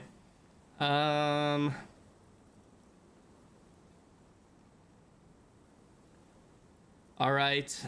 Further up the coast we go then. Are you sure you would rather stay here? Get a nice cozy fire going in the heater? Seems like a better idea to me. The Feld electric mural. You feel like you should go look at it again. Step closer this time. All right, goodbye. One thing, officer. Oh. If you do find her, please go easy on her. She looks around. The air is getting colder. She's a good girl. Whatever she's gotten herself mixed up in. All right. Let's head back to Feld Electrical.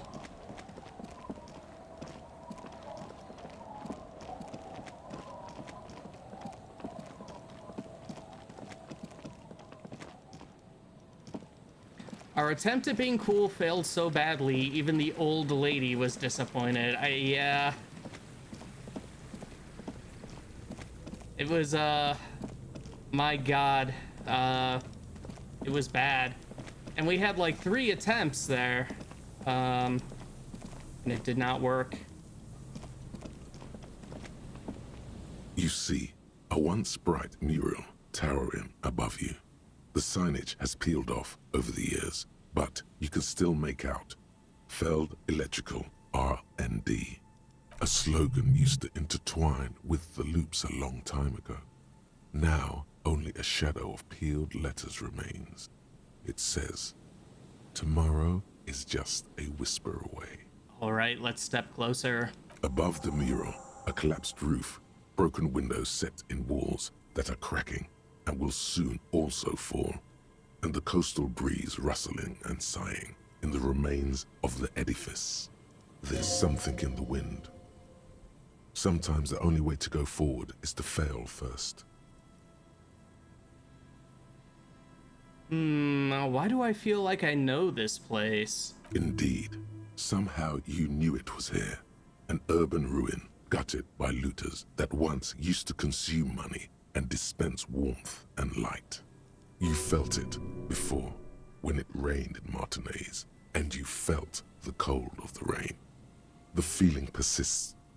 It has been in you ever since. Could Ruby be in there? In there? She could. Or she could be in the identical room over there, or in that boat shack, in that church tower, maybe.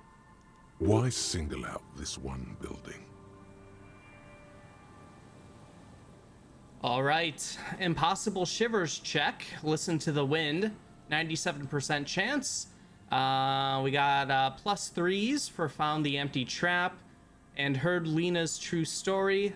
+2 for making the awful call. +1 for confronted the pigs. +2s for established the nightclub and discovered the anomaly. +3 for death notification, and +1 for finding the jacket. Even though you're sure you succeeded, all is quiet. There is no cold hand brushing against your forehead, no rustle in the reeds. The wind has died down. The ruin in front of you is silent as a tomb. What was I even attempting to do here?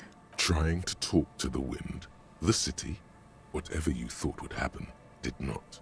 And now you're just standing there with your hands fallen to your side. Is trying to talk to the city something you've done before? Is it in your secret repertoire? A trick for when you're out of ideas? A lot of our side quests are helping here, especially the cryptozoology stuff. But maybe they didn't. We were told by one of our people that perhaps failing was the way to go.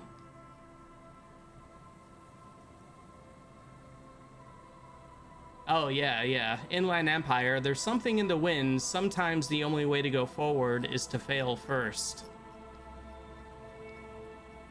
All right, let's turn to Kim here. She could be anywhere. How do we find her? How do we? I was really hoping she'd be in the village. Okay. She's probably north of the village, and this place is a peninsula. We already scanned most of the outdoor areas on our wild cryptid hunt, so we have an understanding of the geography, at least. And then there's the church. We've already searched that and can rule it out. I know it doesn't feel like progress, but exclusion is a step too. Anyway, we do it the old-fashioned way, sector by sector. Go over the whole peninsula, ask the locals, enter the places where we can enter first, like we did in the village.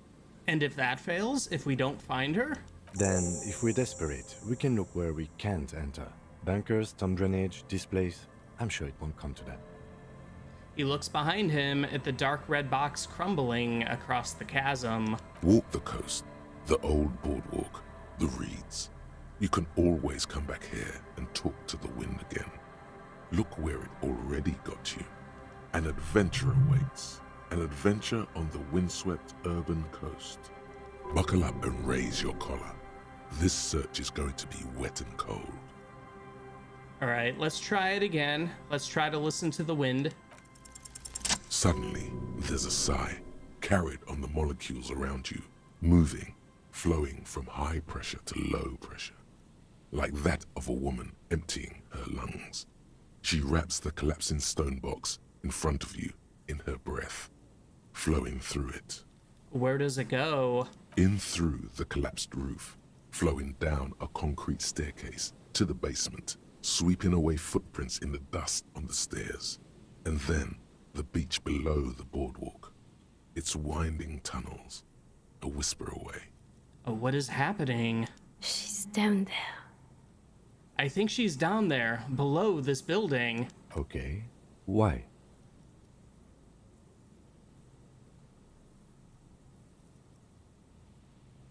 Clearly the wind had told me. So, how do we get in there? The doors were on the collapsed side of this building. They're gone, basically. Finally, my time to shine. Yes, all right. There's a ladder next to the sign, right up there. Perhaps we can climb it, enter through the roof? Perhaps you can climb them. We are not climbing anything. I'm 43 years old, and I plan to live to see 70. There has to be a way to use brute force. Climbing sounds unsafe. Brute force is safe. Look around and find something to break if the ladder fails. Okay, let's try the ladder. A rusty ladder leads to the rooftop. Some of the rungs are missing. Yeah, that doesn't look good at all. All right, let's assess the situation. The distances between the remaining rungs are rather wide.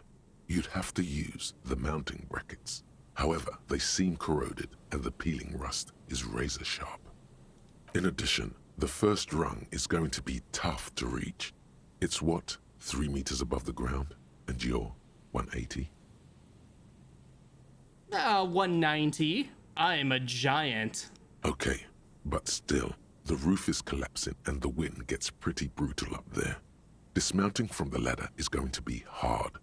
Perhaps if you were to not climb the ladder. Instead... All right. Alert, I love this part. I don't know whether we'll succeed or fail at this, but it's a wonderful moment. What if you were to do something more subtle? What if I don't climb? What if I just teleport? Teleportation is not a thing. The lieutenant stares at you, stone-faced. Come on, Kim. Where's your adventurous spirit? This really has nothing to do with adventure. We are dealing with basic physics here. It won't hurt to try. Oh yes, it could hurt. A lot. Alright, we have a challenging savoir-faire check to teleport to the roof. With a 97% chance, oh my god. +2, because we saw Tiago, aka the Crabman, climbing. Alright. Who wants to teleport? Teleport, teleport, come on. Alright, let's do it. All you need to do is close your eyes and concentrate. Darkness enfolds you. You can feel the distance between the bench and the first rung of the ladder. All you need to is... do it. Zoot, zap, pow, crinkle. It's like magic. You feel yourself disappear, your atoms fading out of existence. Oh my god, I can't believe it. I know, right? Bam! You find yourself on the roof, having mastered the art of physical displacement. I did it, Kim! I teleported! I just saw you climb the ladder. You just climbed it, like a regular person. No. No, not like a regular person. Like a phase spider. Spot on, savoir-faire. Spot on. The wind at the top of the building starts howling loudly, blowing away the lieutenant's voice. Faintly you hear... Never mind. Find a way to let me in when you get inside. Don't go adventuring without backup, especially if we think the suspect may be hiding here. All right, we successfully teleported up. For anybody else like you, there's also another way in if you can't pass the teleportation check. Let's see. I think I want to get... yeah, let's level up our hand-eye coordination, actually. Okay, all right. We are still making our way through Progress City here. What do we got here? I want to look at it. The central support beam has been destroyed by artillery fire. All right, let's head down into Feld Electrical R&D. Apparently very slowly. There you... oh, wait. We got a thought. I want the thought. Stones fall. It's a long way down. All right. Ruby. Where you at? The glass is covered with grime and dust. You can barely see out. All right, we got another postcard we could sell if we want. You should take out your flashlight. Maybe that's a good idea. Let's flashlight in one hand, gun in the other. This collapse nearly sealed the basement. One can barely squeeze by. Antiquated office furniture, last century maybe?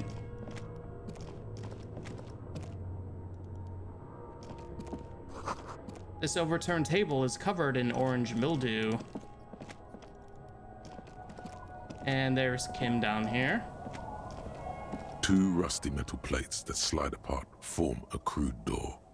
It's been here under the boardwalk Who goes there? What do you mean, who's there? It's me, Kim. Stop playing around and help me get the door open. All right, let's open.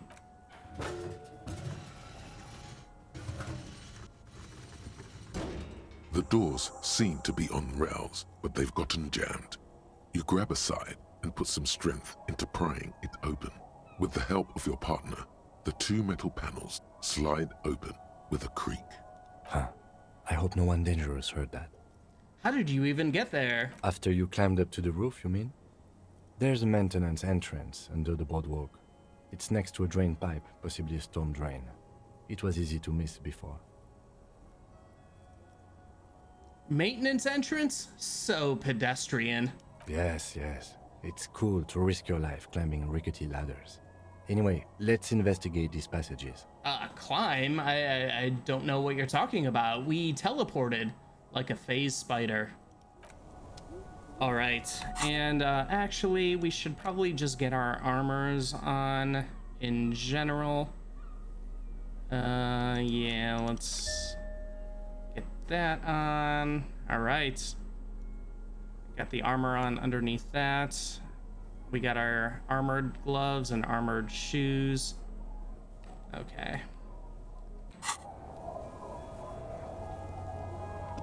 All right, let us continue on in our search for Ruby. Old file folders in the cart, documents silvery with mold. A series of thick, dusty panes of glass. We found an intersolary suit jacket, +1 to suggestion. Actually, what is...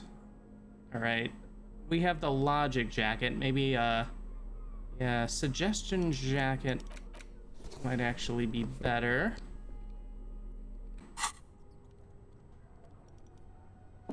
Since that is one of the stats for our superstar cop. In the beam of the flashlight, a crevice in the wall. All right, secret passage. Stale fabric smells and dust, and no one slept here in months, maybe years. A revolutionary hat, +1 to Mazovian socioeconomics. Let's put on our commie hat. There we go. Perfect. This hat is so soft, so warm. It wraps around your head, and your mind tingles with all manner of socio-economic theory. Do you know what the intersolary stuff is in this world? I'm pretty sure it's come up a bunch of times, but I don't know. I don't remember. There's so much mentioned in this game. And I think I sometimes kind of get it mixed up with Insulindian, two weird I words. This is an Ushenka, right? Pat the Hat. Kraz Mazov would have worn this Ushenka. Mazov knew where to cook those thoughts. That's why it bears a Mazovian logo. Glory to the revolution, comrade. Whether you like it or not, wearing this hat has made you more communist. Heck yeah. All right. We are a superstar communist cop. Revolutionary propaganda on the bunk bed, ancient flyers and brochures. Let's see, the same slit window you saw from the outside. These pots and plates are full of dust and spider webs. A mustachioed and mutton-chopped man, amateurishly depicted, gazes at you with sad eyes. A plaque reads, K. Mazov. There is a spider web in the lower left corner of the portrait. Look, Kim, it's Comrade Mazov. Yes, I can see that. Looks like some communists were hiding out here. They left a long time ago. Maybe I should move in here. Seems cozy. I won't stand in your way, but only after we're through with this case. Could it be connected to the Mazov bust we found in the student's room? Millions of depictions of Mazov have been produced. They're not all connected. Besides, that looked like some student. The youths always go for this kind of stuff. Could someone have stopped through here recently? You mean like Ruuubyyyy? No, I think we've stumbled on a piece of history. All right, let's brush the dust off the portrait. Years' worth of dust is shaken off. The full head of hair, matched by an ample moustache and sideburns, look a bit silly. Someone crouches, heels digging into wet sand. Hands sweep across the sand. Grains stick into the frayed skin of the fingertips. An old man sits on a slab of concrete and taps his fingers against the glass of a scope. You shudder. Okay. Let me...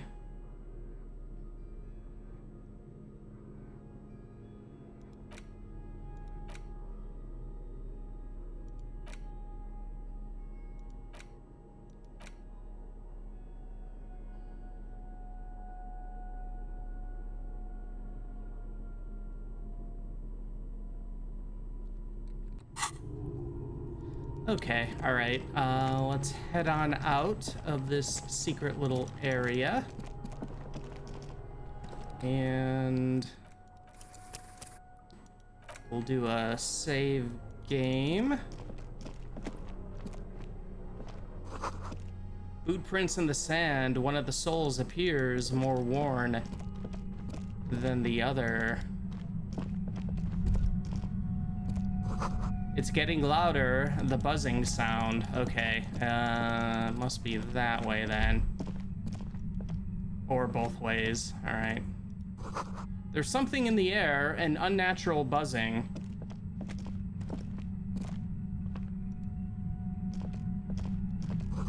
The tunnel collapsed, you'll have to find another way around. Okay, so what we're getting up to, I don't know, if it's gonna be a bad sound, which reminds me, last time we played, I kind of wonder, when we confronted the pigs, I have a memory of the first time playing it and like there being like a constant annoying siren sound, and after that stream I was thinking, I wonder, because I set one of the settings to streamer friendly, which you know, helps out with the copyrighted music. I wonder if that also kind of took away the siren sound, which would be awful. What we're getting up to, I remember there being another weird sound. I don't know if it'll be subdued or whatnot, but let us prepare ourselves. There it is again, like a swarm of hornets buzzing under your scalp. A strange tingling you can almost smell. Lieutenant, do you feel something? No. What do you mean? A pain, a strange tingling. I don't feel it, but we should still be careful. There were footprints back there, and I'm pretty sure they were fresh. I saw them too, footprints with the right sole, worn smooth. Looks like our suspect. If she's in here, we need to plan our next step carefully. What do you mean? Once we detain a credible suspect, who knows what the Union and the Wild Pines will do? We'll set in motion events we have no control over. You will upset the balance of power in Martinaise. The deadlock between the company and the Union will destabilize. This part of town is a fine clockwork puzzle. Disturb its peace and it will start breaking down uncontrollably. Keep calm. Go over the whole situation in detail.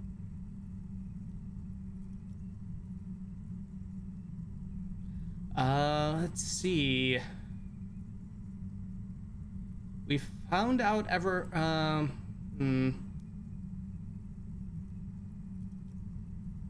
How bad do you think things could get? Well, we are not responsible for what we can't predict, are we? I don't think the entire city will be razed to the ground. He smiles in the dark. If you can't predict it, there's nothing you could have done. I guess let's just go through them all. We found out Everard's plan to take the harbor. Maybe we should tell Joyce. I leave that to your judgment. You already know what I think about cross-pollinating information like this. It's dangerous, but... He just can't be sure. Maybe it will yield something useful. We know what Joyce knows about the murder, but I may have other things to discuss with her. Yes. There won't be time for that once things go down. Matter of fact, I don't think there's time for it now, but... What do you think is waiting for us there? I think I see a cavern. Maybe more cellars?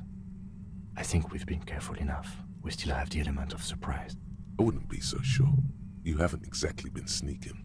No, we haven't. Or maybe not. Either way, once we go deeper, there will be no turning back. All right, let's, I'm getting save scummy here. All right, let's go.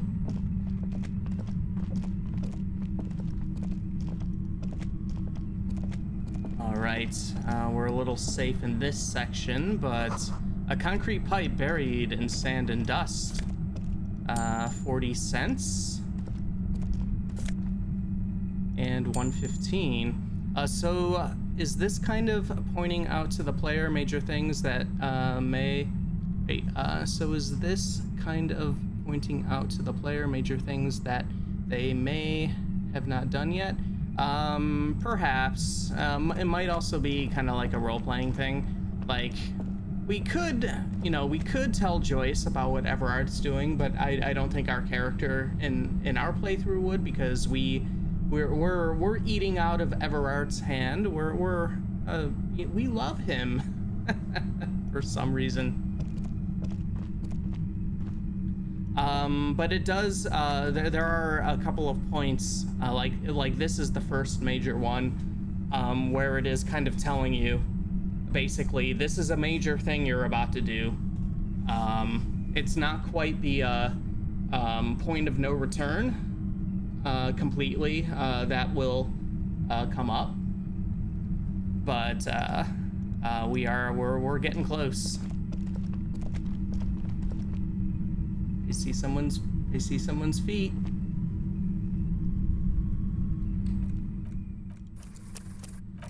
All right, and this can go a couple of ways. Let's see how it goes here. Suddenly, your entire body is paralyzed. Aggressive white noise fills your skull. A strange pain, like you've never felt before. Through the static, you hear a woman's voice. It's like 1,000 radio stations are being blasted into your head all at once. But her words are the only ones you can make out. I know you're feeling pretty uncomfortable right now. Don't move too much or fight it. That'll just make it worse. Says the shadowy figure by the machine. Can't say it's a pleasure, officer. I was really hoping not to make your acquaintance. But here we are. The voice coming through the whirlwind of pain is not malicious. She doesn't want to hurt you, but she has to. Doesn't wish to hurt you. Not according to your ear canals. Wait, no, not even your ear canals. This is going directly into your neural pathways. Okay, that's a failure from pain threshold there. No reason to cover them. That's an awful decision. Oh. Why would you not want to shield yourself from it? It's an entirely new type of experience. Way worse than all the previous ones.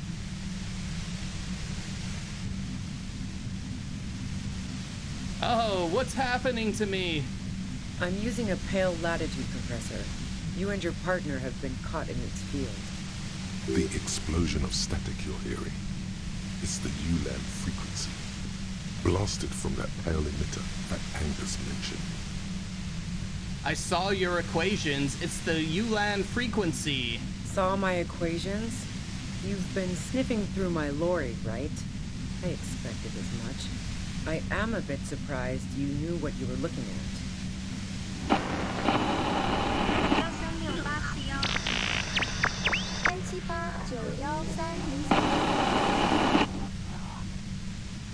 A pale latitude compressor is used to sort of make the pale more manageable.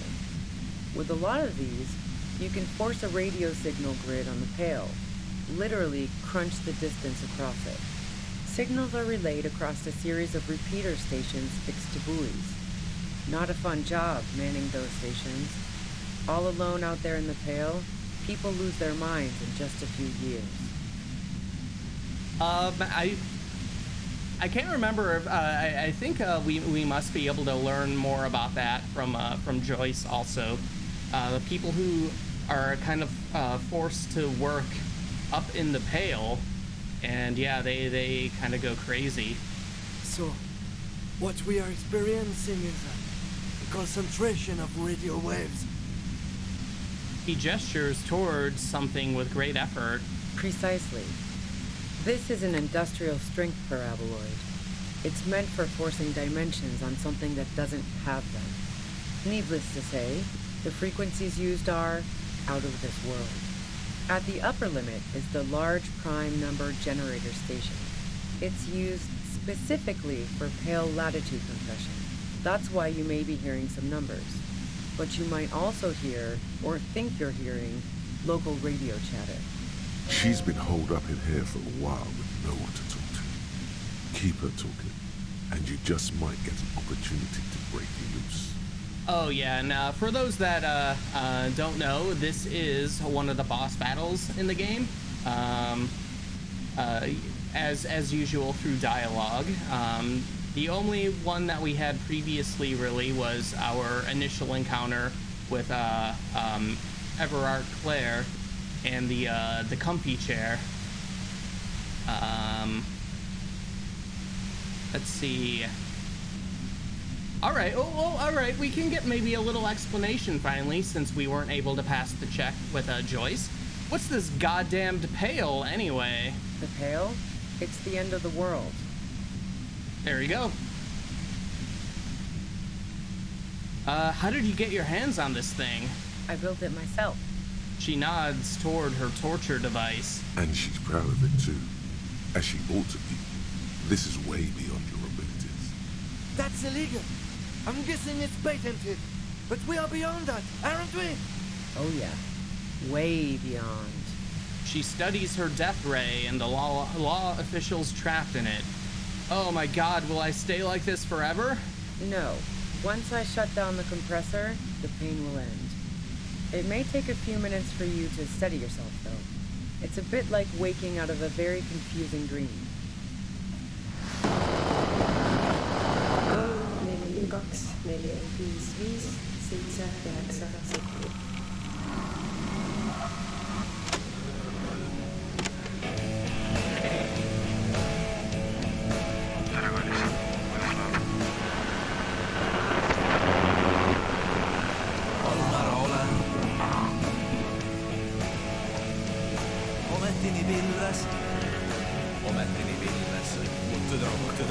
Just enjoying the Pale emitter a little bit. Have you experienced the compressor yourself? Yeah, I stuck my head in there before using it on you. It seemed like the ethical thing to do. Can't say that I enjoyed it. The field was weaker, but I can imagine what you're going through. This is all great, but let's talk about the man who was killed. Yeah, let's not talk about that shit. You were hunting me and fell into my trap instead. That's all there is to say about it. Please, could you just turn it down so I can ask you something? If you've got something really important to say, you can do it through the white noise.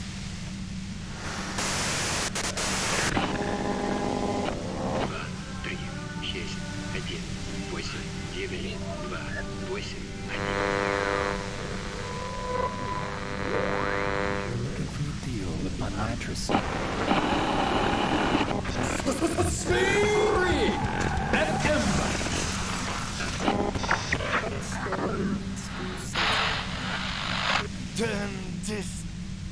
The lieutenant clutches his head, grimacing. God damn it. She regards you and Kim with sudden sympathy. Fine. If you really want to talk, I can dial it down. I've also got a gun, by the way. She steps reluctantly out of the shadows. The pain lessens. The gun she's carrying is a two-barreled front loader, not like the murder weapon. Well, it doesn't feel much better, but she can form sentences now. Thinking doesn't seem to hurt as much. Just keep her talking, and you'll get through this. How did you know we were coming? I heard you in the passages, and I've been preparing for quite a while. By hiding bullets under floorboards? So you found my shack, huh? I'm not surprised. She didn't rat you out, by the way. Isabel, the washerwoman. So nice. That's one knife I didn't want to find in my back. Why hide the bullet, though? This could have turned out pretty bad for me if you hadn't walked right into 25 bands of ultra-high frequencies. Did you shoot Lely? No, I didn't do it. I only helped stage the lynching, though I doubt that makes much of a difference to you. Who ratted me out, by the way? Was it Titus? No, he wouldn't have broken first. You're right. Claudia was the first to share her suspicions. Oh, I knew the kitten had claws, but not like this. But she couldn't have known I was on the coast. How did you find me?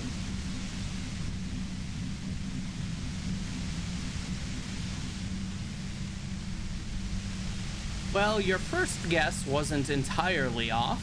Titus and his boys, man. They told us you were on the coast. Well, fuck.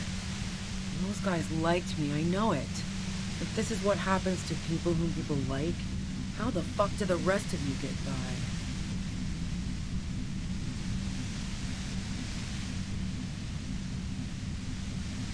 Wait, wasn't it you who called me the human can opener? It's not personal. I opened them up.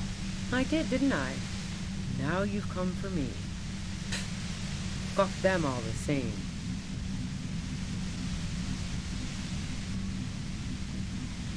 I do it by asking questions, and I got some for you. Like what? I already told you I didn't do it. Let's see. Would you say that Lely was a likable person? I didn't like him. Hardened mercenaries aren't particularly likable types. Did you feel protective of the Union? Yeah, sure. And I didn't like Wild Pines sending in those foreign hirelings. Me and a fuck ton of other people around here. Alright, I got some other questions. I'm listening. Do you have an alibi for when Lely was shot? Man, I was with the boys the whole night. I hope they at least bothered to impress that upon me. There were 10 minutes they couldn't account for. You mean the length of a toilet break? That wouldn't even have been enough time.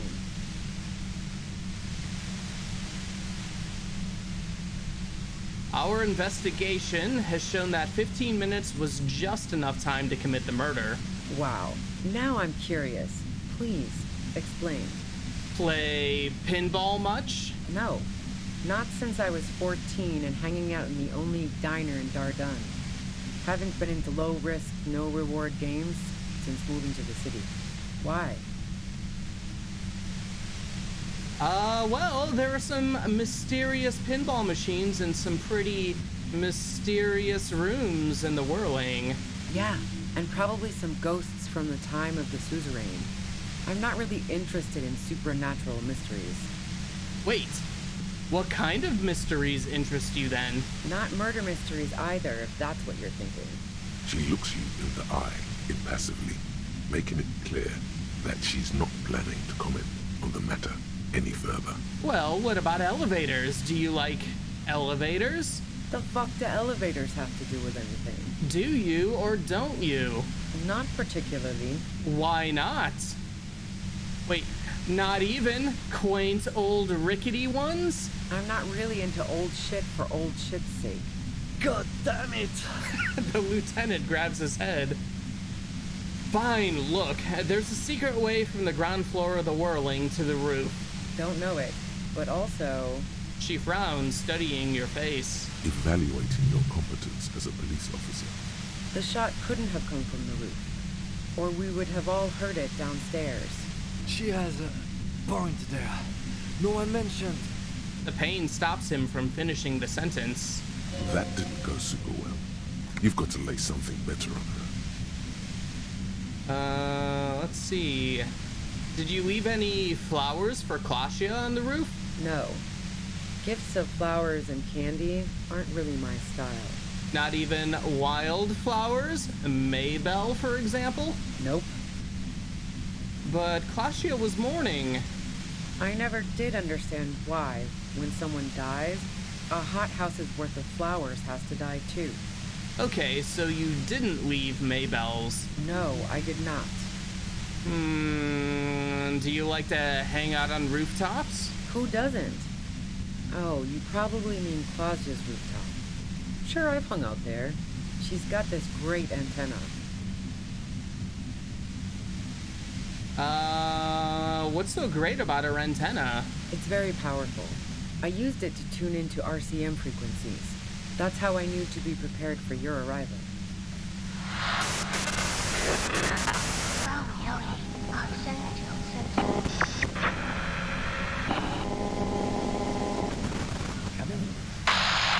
Is that the only reason you hung out on the roof? The view's pretty bomb too. But you might say the antenna was the main attraction there, along with Claudia.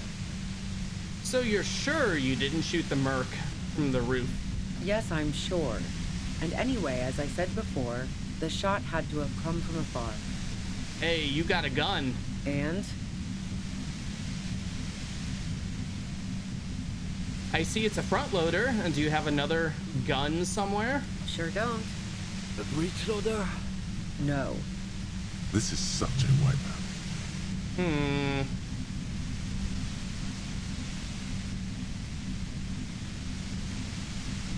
All right, there's other evidence I want to ask about. Yeah, evidence. You're running drugs for the Union. I've been through your lorry. So, Heart of Gold Tommy fucked me over too. Never trust a musician. No, he didn't, actually. I found my own way in. Okay, great. You got into my lorry on your own. What now? You're going to arrest me for drug trafficking? A bitter smile. You had a financial incentive to kill the merc. Man, it's to get away from all that murderous shit that I left Jamrock, my previous employer, for the Union. The lieutenant is unable to articulate his question. I got lucky being a dispatcher. Never had to do any of the really dirty work myself. This gun has only been used for self-defense against serious scum. She turns the knob down just a millimeter. There. It's going to be easier to reach the machine now. But you're threatening us with it. Based on what I've heard about you, you are serious scum. She responds, holding your gaze. There's a sinister note in her voice. Even with the gun and the compressor, she's afraid of you. Okay, let's take a step back. Yeah? Where? More questions before doing anything. All right, who killed the merc if it wasn't you? How should I know? As I keep saying, he already had a bullet in his head when I got to him, and there hasn't been any useful gossip over the radio. Those rings around her eyes, her tired voice. She's been staying up late, listening in on the conversations crisscrossing Martinez. Police radio? You've been following the case? Who hasn't? You know, I can still see him there, in Claus's room, lying on his side. He was still warm, but the bluish light coming through the broken window made him look as though he'd been dead for a good long while. Claudia didn't want to turn the lamp on. She was afraid of another shot. All right, what happened Sunday night? Tell me your version. She eyes you warily, as though gauging your sincerity. It's okay. We just want to... He struggles to finish the sentence. All right, don't kill yourself over it. I was shooting the shit with Hardy and the boys over a few beers, like always. Then Claudia comes in, all pale and shuddering. She sits down with a drink, trying to steady her nerves. So I grab a seat next to her.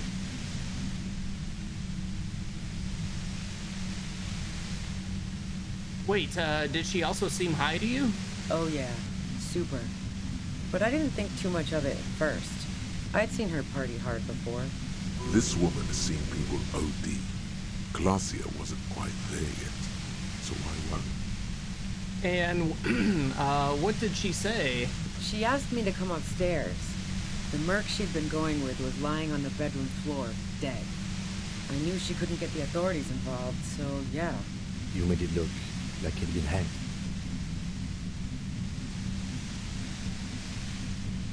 How did you manage to come up with a plan so quickly? What? No. Faking a lynching was her idea. She looks shaken. She wasn't surprised to be ratted out, but framed. Her idea? Yeah, in cold blood. It really surprised me how quickly she was able to get a hold of herself once we got up there. It was like she was another person. The party girl was gone. She asked me to help her drag him into the shower so she could wind the shower head around his neck to fake lividity. Then she dressed him while I went to get the Hardy Boys. She lied to you about that, too. Showerhead, resourceful. Yeah. I wasn't sure whether to admire her or be disturbed. Do you think she killed Lely herself? As I keep telling you cops, we didn't hear anything downstairs. No gunshot, nothing. Oh, right. But even if this is true, weren't you worried this lynching might lead to... War? The thought crossed my mind.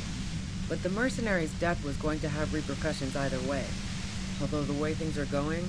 She doesn't want to talk about this, but not because she has something to hide. She doesn't want the guilt. Fuck it. I'm not responsible for these people after what they did to me. Her grip on the gun is tight, her arms toned, her posture solid. Martinez lost a valuable defender. Well, if you didn't kill him, why hide? I saw you roll into town. I wasn't about to stick around for questioning by a goddamn La Puta Madre agent. So this is what she was scared to tell Titus. This cop, that strange, distant fear is getting close now. It's a fear of yourself. Let's see. Now I'm thinking back to what Claudia said about once the moral intern have something over you, or something along those lines. Don't remember the details. Yeah, that's something, like, we also did things out of order. If you remember the Sunday friend, the bureaucrat guy who worked for the moral intern, if we got all that, like, info from Claudia first, you can actually tell him, you can rat her out, basically, if you want, which I've never tried before. What do you mean, La Puta Madre, agent? Yes, you. Everyone says you're his peon, his human can opener. Through the sudden sharp pain in your head, you hear the lieutenant mumble something to himself. Fucking hell. And why me? You hear through the white noise. It's especially bad suddenly. Felt like a vein exploded.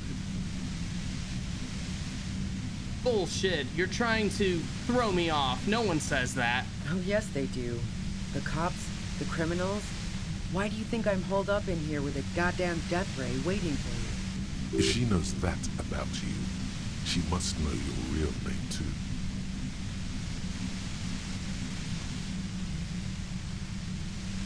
Tell me, what's my name? If you know that about me, you must know my name. Harry Dubois. Oh. One corrupt motherfucker with the disco pants and a funny tie. Agent to La Puta Madre. I don't know. Sounds pretty convincing to me. Well, thanks, Half-Light. La Puta Madre. I've heard of La Puta Madre. He's dangerous, right? Is that a joke or a threat? I'm guessing both. No, that was a real question. Yeah, sure. She doesn't believe you. I'm sure La Puta Madre himself will explain it all to you soon enough. What did you do to this Madre anyway? You've been to my lorry. You think the biggest player in Jamrock appreciates competition? And now I have Harry Can Opener in my lair. Fucking Titus. She's not going to change her mind that easily. She still perceives you as a threat. Do you know about the bunker next door? What bunker?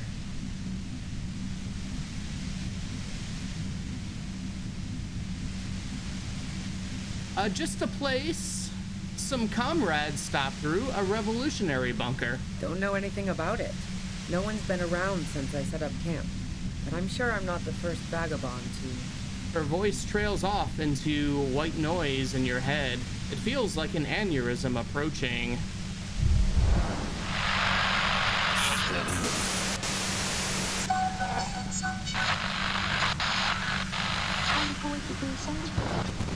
Keep calm.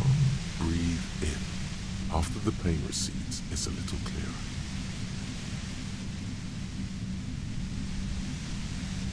Okay, alright, we have an option to destroy the machine. We have a 97% chance.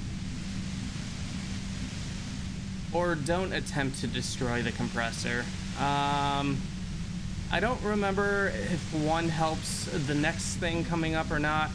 Let's see if we can destroy it, though, for fun. Because this is what a cool superstar would do, right?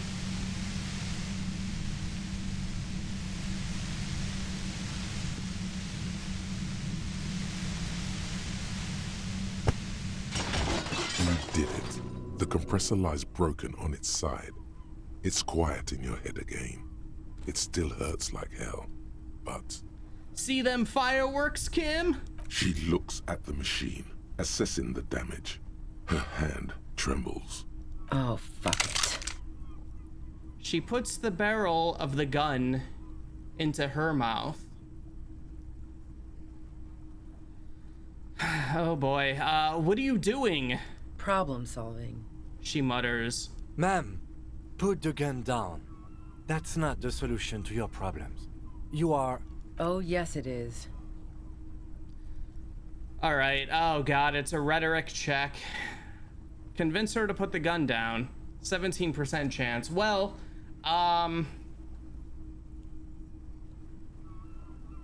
content warning for suicide. You should know the words to say. You've been here yourself. So why is it not coming to you? Why am I standing here like an idiot? Because you've been going around pointing a gun at yourself, trying to answer the same question in vain. Her finger squeezes the trigger now.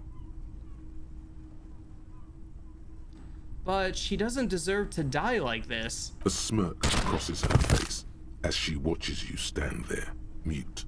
Then she exhales sharply, shakes her head, and pulls the trigger. You watch as her brains trickle out through her neon hair.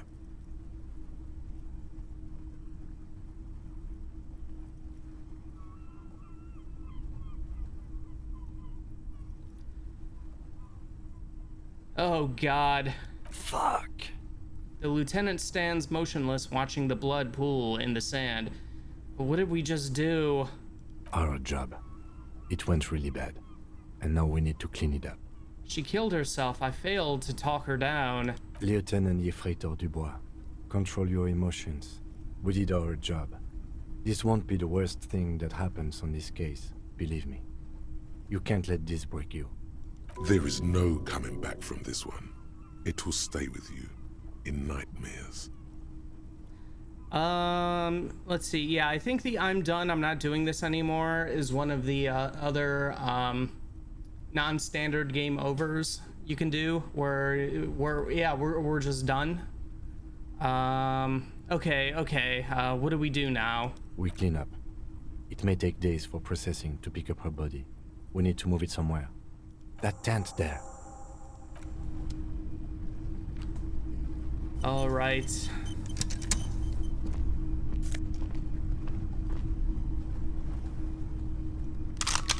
Hey, all right. We got two guns. Look at us.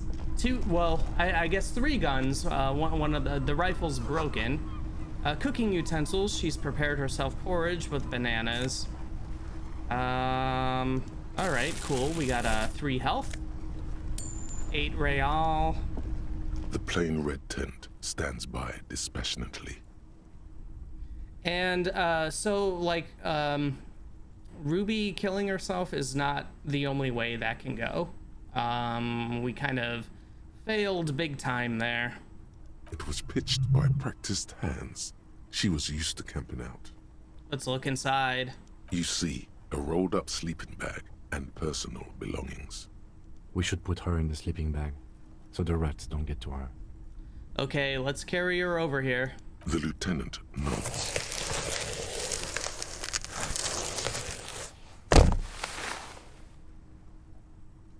There she lies, cocooned in the sleeping bag, surrounded by empty cigarette packs, books, and half-read magazines.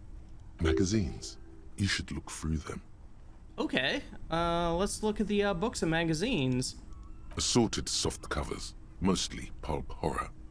A motor carriage lies buried in the snow on one cover. On another, a ghost airship. Oh. You also see a collection of radio enthusiast magazines. I want to read the ghost airship one, please. See anything? The lieutenant peeks in over your shoulder. Let's sift through the magazines. It's definitely not obvious to me what the better way to handle that would have been, other than pass the rhetoric check. I think the other option might have been through not breaking the machine and talking her down that way. I just don't really remember like the exact pathways through getting, like, in my opinion, the best way for it to go is to kind of talk her down and not even arrest her, but let her go, in my opinion, is probably the best way to do it. Yeah, let's sift through the magazines. Rager Monthly, Journal of Material Science. More Technological Digest. One of the magazines doesn't have images on the cover. It's not a magazine, it's a leather notebook. All right, a notebook. You pocket the worn brown leather journal. We should read this immediately, like right now. All right, let's read Ruby's journal. A thick journal. The cover is worn like someone used to carry it around in their back pocket. Let's examine the cover. It's made of full-grain leather. The lower left corner of the back cover sports an embossed brand name, Schneller. Let's unwind the strap. The journal falls open. About 2/3 of its ruled pages have been filled. Study the handwriting. The large cursive of someone who writes quickly and confidently, perhaps too confidently. Many phrases and even paragraphs have been crossed out, with tiny corrections scrawled above and in the margins. All right, flip through the pages. It's a mix of logistical notes, diagrams, and personal reflections, all dated. We could learn a lot from this. All right, what kind of logistics? Hard to tell exactly. It's mostly noted down in code. Looks like contact information, quantities, directions. There could be useful information about local operations in those notes. We have a junior sergeant at my station who's good with codes. I can give this to her after we finish this. What are the diagrams of? Esoteric radio technology. The most recent ones probably pertain to the latitude compressor, sketches, calculations of distance and density. You make out a familiar spiral shape. Anything personal? Short, wry observations of people and places. Probably a way to pass the time on the road. Also, what appears to be attempts to sort through some difficult decisions. There are a few passages with many questions in them. How far back do the entries go? The first entry is from August 2nd of last year. It reads simply, I know my position is precarious. All I can do is make myself as useful as I can while looking for a way out. Remember, no one is indispensable. And what did she write the day Lely died? Nothing on March 4th. March 5th, though, well, that's bound to come back and bite me in the ass. I'm bad at this. Loyal to a fault. But that's another matter entirely. You have no idea what she means. These are personal notes. don't expect to understand all of it. Anything about La Puta Madre? That name isn't mentioned as far as you can tell. Small wonder. Would you talk about La Puta Madre in your journal? You do see an M though. La Puta Madre. M is mentioned on March 9th and March 15th. All right, let's read the entry. Great. M's peon is coming to town, no doubt to investigate the lynching. But also, I feel it in my gut to finally put a bullet in my head while I'm napping in my lorry or on a smoke break. Well, I won't stick around just to twist my own neck by constantly looking over my shoulder. Then again, isn't that what I've been doing ever since I got the call? The call? Did M call her personally? Why? All right, let's read the entry for March 12th. Been holed up here for 3 days now. I'm used to being alone and all, but I don't know when I'll be able to leave, or if I'll be ratted out. They will rat me out, of course. I've made it a point to believe in the best in people, the boys, for example. But experience tells me, did M feel truly betrayed by me? I was feeling threatened. He'd have to know if he threatened people, they'd take measures to protect themselves. Even I know that. Economic measures first of all. Gotta make a living, right? I can still hear his voice in the receiver. Taste the plastic. The entry ends abruptly. All right, what's the most recent entry? The most recent entry is from today. It reads, even when I leave here, if I leave here alive, what's my next move? Staging a lynching is a crime, even if I'm not accused of murder on top of that. Forever on the run. Not really my idea of the open road. Man, I was really looking forward to winning. I don't think she killed the mercenary. It looks like she might have been framed.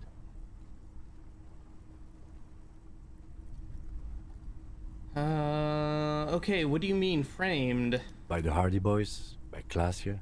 By us? Kim, am I really a La Puta Madre agent? No, I don't think you are. Ask someone in your precinct if you want to be sure. He truly does not believe you are. Perhaps he shouldn't be so trusting. Then who do you think killed the merc? Could have been Titus. Then again... He pauses to think.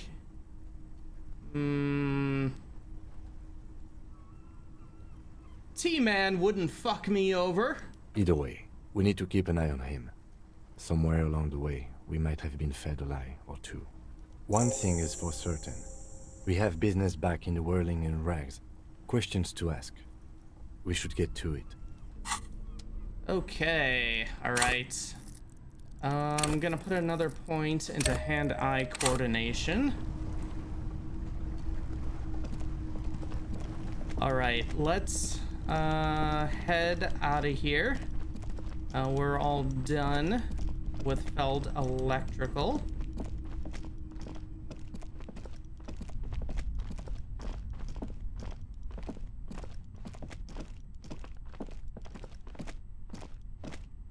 There we go. I don't know why it was so difficult to run there.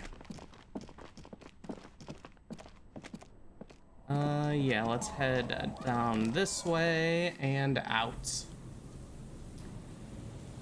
Okay, well, we have a business. I'm back at the old whirling.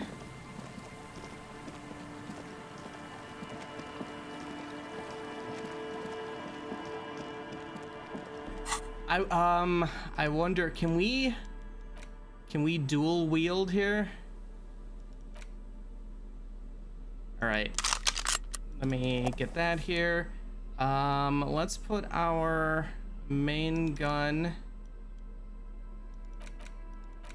in the right hand. Ah, we can dual wield. Look at that. We are ready to go.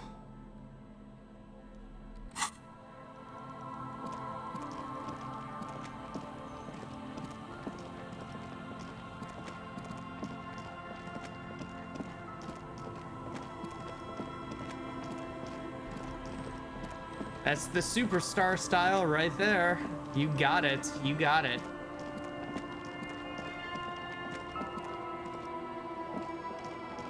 Yeah, down this way.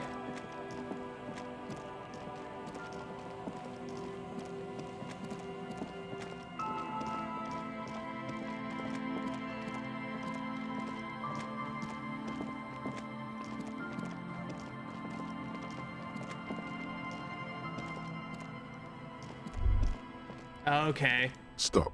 Just up ahead. Danger. Here we go. So, remember what I was saying about point of no returns?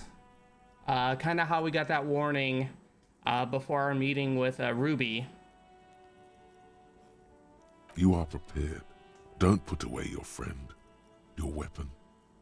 Snowflakes speck the barrels of your VA's 9mm pistol. Kim, there's danger up ahead. Yes, I hear commotion. Let's go. All right, I'm ready to do this. Good. Be ready to take damage. Okay, all right. Let's heal up. Let's save the game.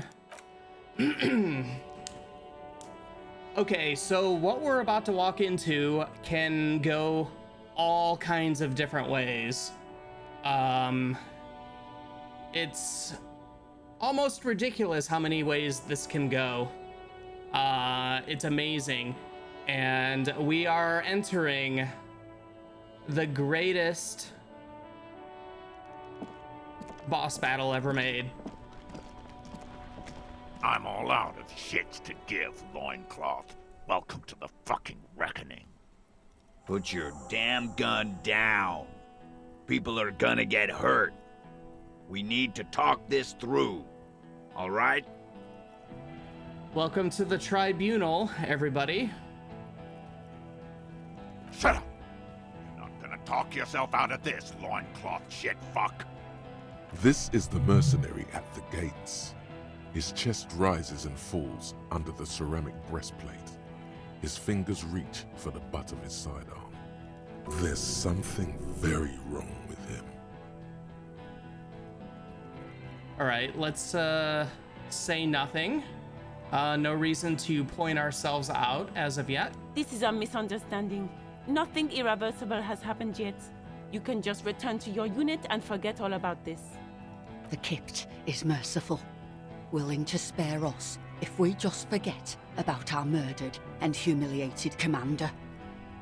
I think we should just kill everyone, Courty. You are all drunk. Come to your senses. You won't gun down 7 people in the middle of the street. This isn't a frontier town or a jungle outpost. Easy, Lizzie. Let me handle it. I know guys like this. I'm sure we can come to a peaceful agreement. Ain't that right, fellas? Peaceful. It sounds like the armored figure is weeping. Nest in your abdominal cavity like a little wild mouse. The masked man's words are barely intelligible, but you can hear them.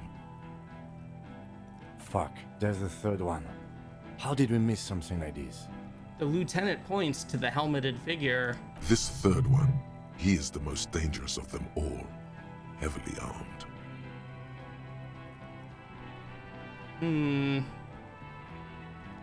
The big one is the mercenary at the gates, the scab leader. If this turns into a firefight, we should take him out first. He nods. A sound strategy. He's the leader. All right, what do we do? My plan is not to get killed, but we have to intervene.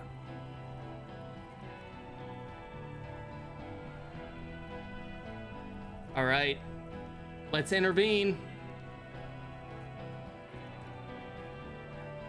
Stop! This is the police! Get lost, comedian. You cops had your chance. Now it's fucking time for some justice. He licks his lips, waving his gun at the crowd. Losing his balance for a moment, he staggers backwards. Pig fuck! Is the only word you can make out.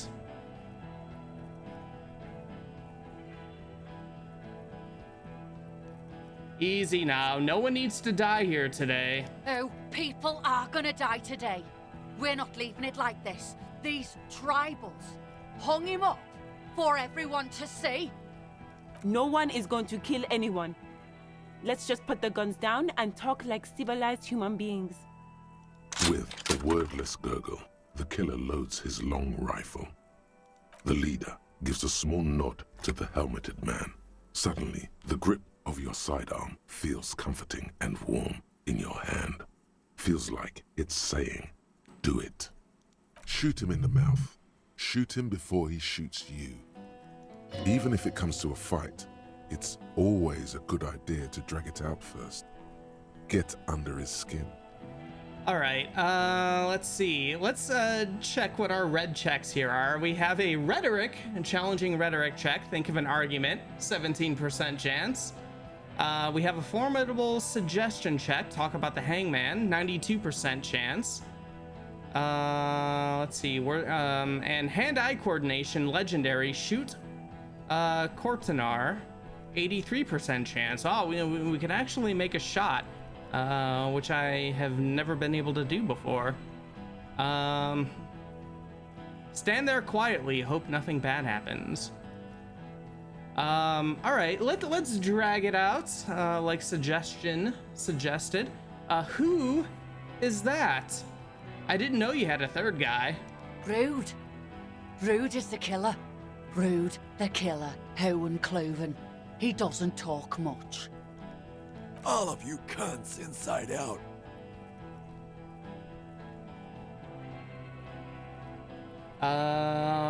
What was that, Rude? Rip you open. The killer? The gunner. The raddest. The killer. He points to the figure clad entirely in ceramic plate. What do you think he does? There, on the rim of Owen Clerven's helmet, you count little stick figures. 19, 20, 21. Let's count the figures. About 50 little stick figures. All of them black, plus 2 little white ones in the end.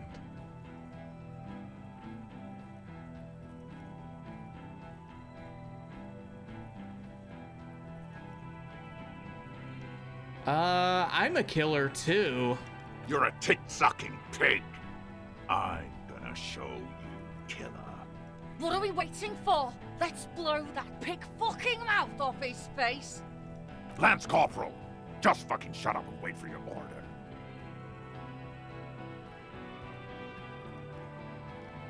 You're all drunk. Look at yourselves. Yes. So what? Yeah? So what? You should be drunk too. Or, like, drunker. You don't want to die sober, do you? I don't need to. Well, yeah, I'm in a fight. Your judgment is impaired. You'll regret this. Nah. I'm clear as day. Fucking government-ordained super soldier. Enough already! What is this? We didn't come here to fucking chat! Interrupt me again and I will execute you on the spot, Lance Corporal. The outburst is accompanied by yellowish saliva around his mouth. Now, you got them both off-piste. He's foaming mad at her.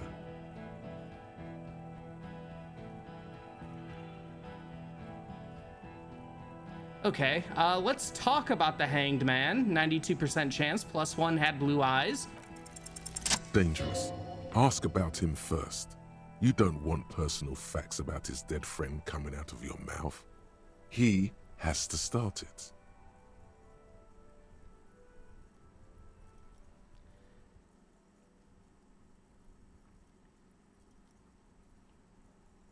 I knew you weren't a goddamn scab leader. Yeah, I don't fucking act so well.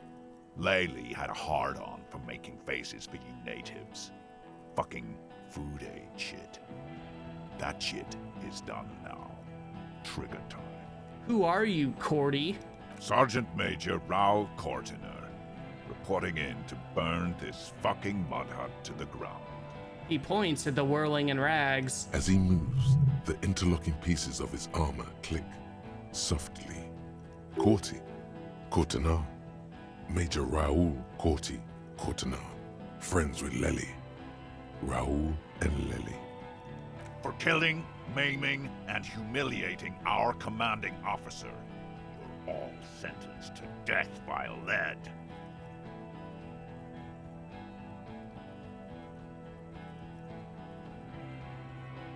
He had blue eyes, didn't he, your colonel? Baby blue, yeah. Like someone fucked up and put a baby's eyes on a grown man. He smiles, pulling his face in a strange way. It was creepy, but bitches like that shit, I guess. Or, I don't know what bitches like. I just know how to mow down cloths.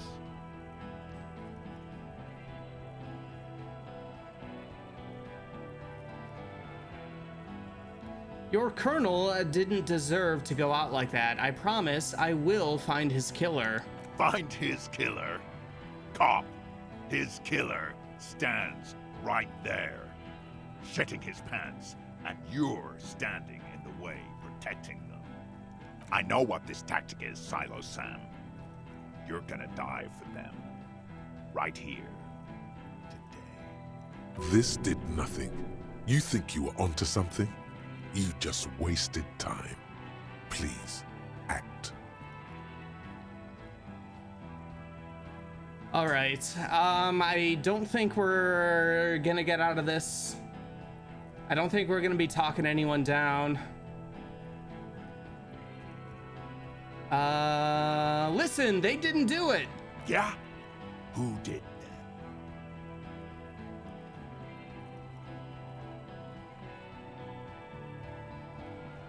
It was someone else, someone who's not here now. How fucking convenient. He gives you a drunken stare, then puts his hand on the gun. His fingers are twitching. That's a draw reflex. He's about to draw. A lot of people who could have gotten to that roof, like Gart.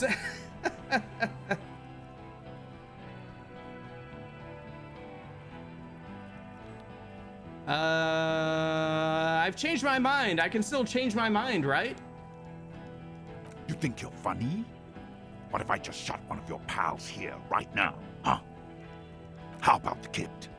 That'd be fucking funny. Listen, please. This cop and this drumhead court marshal won't decide who... He's gonna do it. He's gonna shoot her. All right. Think. Why doesn't he believe me? Your mind grinds to a halt. All you can see is the revolver in the man's armored hand, swaying, pointed at her. You'd move your mouth like a fish gasping for air. I probably should have just taken the shot earlier. No, she wasn't even there. He pulls the trigger. A plume of smoke erupts from the muzzle. I should have taken the shot. I should have taken the shot when I had the option. We just getting everybody killed this stream. The shot rings in your ears. A low, tinny ring. Then the Hardy Boys yell something. I'm okay. I'm okay. The woman grabs her left side. She's down. Her white shirt soaks, a blood red around her abdomen. She gasps for air. She's not. She's bleeding out. If she doesn't get help in 10 minutes, she'll die. Fuck this! The man starts pulling something out from his pocket. There's a coarse shuffle against something. Is it a gun? Gene! Cancel Lizzie! Now! He'll be ripped apart. They all will. The moment the third man opens fire, and he knows it. All right, yeah, we're back down to 17% because we got Lizzie shot. That's back down to 83% because we got her shot. Shoot, we should have done it. All right, 83% chance. Shoot Courtenay. +1 figured out the armor. +1 got them arguing. -1 got Gardner shot. Let's go! A plume of smoke and fire erupts from the gun, and your hand goes numb from the explosion. All right, let's look through the smoke rising from the barrel. The smoke drifts west with the wind. You hear the plaza erupt in violence, slow like a waterfall in reverse. Let's look at Courtner. There is a hole in his cheek. Blood gushes out as he stumbles backward, eyes filled with rage and disbelief, gurgling, muttering something unintelligible. Much better shot than when we tried to shoot the body down very early on in this series. His lips, moving, swollen with fear, are trying to say, shoot him, but he can't.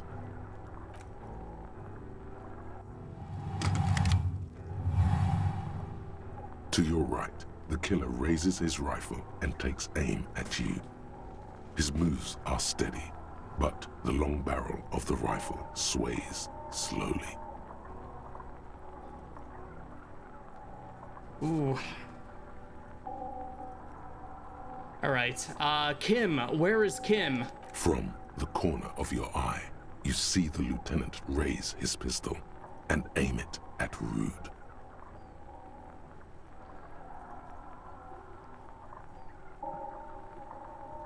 All right, 42% chance, dodge the shot. Let's go. A low shot rings. You feel a tapping like rain on your chest. We got the armor though. Heavy drops of rain. Then the sound of dice rolling as the cuirass distributes the shot evenly from plate to plate. All right, all right. You got hit. The armor took most of it, but still your ribcage burns. Feels like blood is slowly seeping into your lungs. Let's see, is this a first playthrough? Just curious, can't really tell. No, it's technically my second playthrough. I played this when the final cut first came out. And this is mostly a replay of a different kind of character where we were kind of going for a superstar party cop communist kind of playthrough on this one. But yeah, it's Dog Nozzle's first time watching. But yeah, like a lot of this stuff, it is kind of been like a first time. Just like I've already seen like a ton of different stuff that I didn't see before, which is really cool. Even this is going pretty well. I think my first playthrough, I didn't really have any like the armor. I definitely had no shot abilities. First time was we did more of a Inland Empire David Lynch sorry cop, which was also an interesting playthrough. All right, let's go. God, please. The lieutenant says quietly, without trembling, he aims, face pale. 2 shots ring at once. One from the lieutenant's pistol, and the other from the balls. It's aimed at the lieutenant, but it misses. You hear a scream behind you. All right, looks like Kim got a good shot off there on that guy though. Let's see, my first playthrough sounds like we went for the same thing as your current superstar communist, putting the party in the communist party. That's right. We're turning that 0.0001% of communism up to 0.0002% party style. All right, Kim, did he hit the rifleman? Blood gushes from the helmet's eye sockets as Rhod staggers back, disoriented. The sounds coming from his helmet are not human.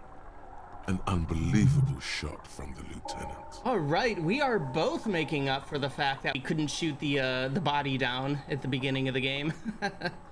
Who screamed? Glenn, dying in a puddle of blood behind you.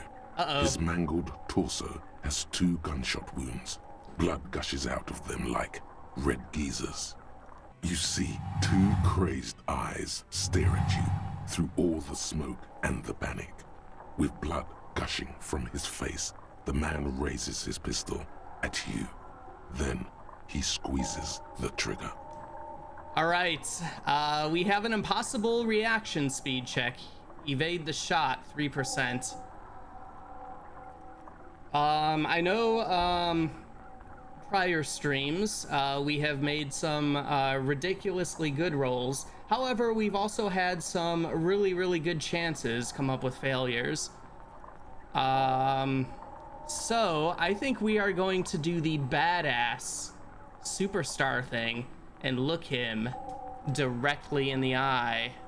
The look of vengeance, framed in blood, lips shaking. This is the last thing he'll do on Earth. But he will do it. He is your end.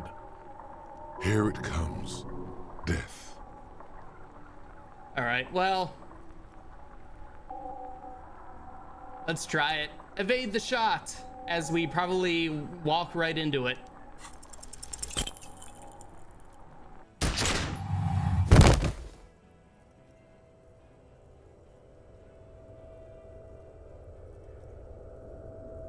You can't.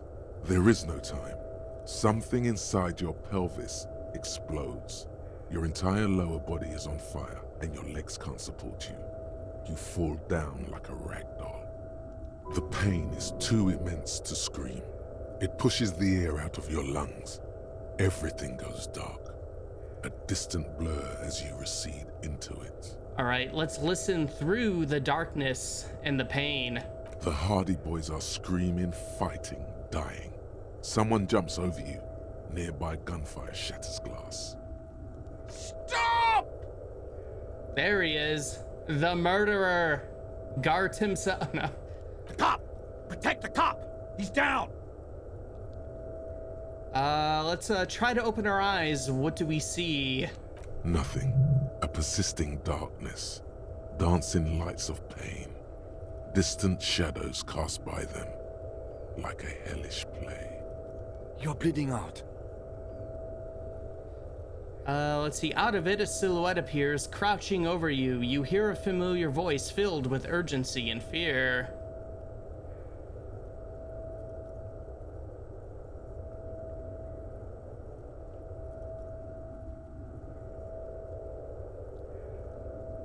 That looks cool. Yeah, it does look pretty cool.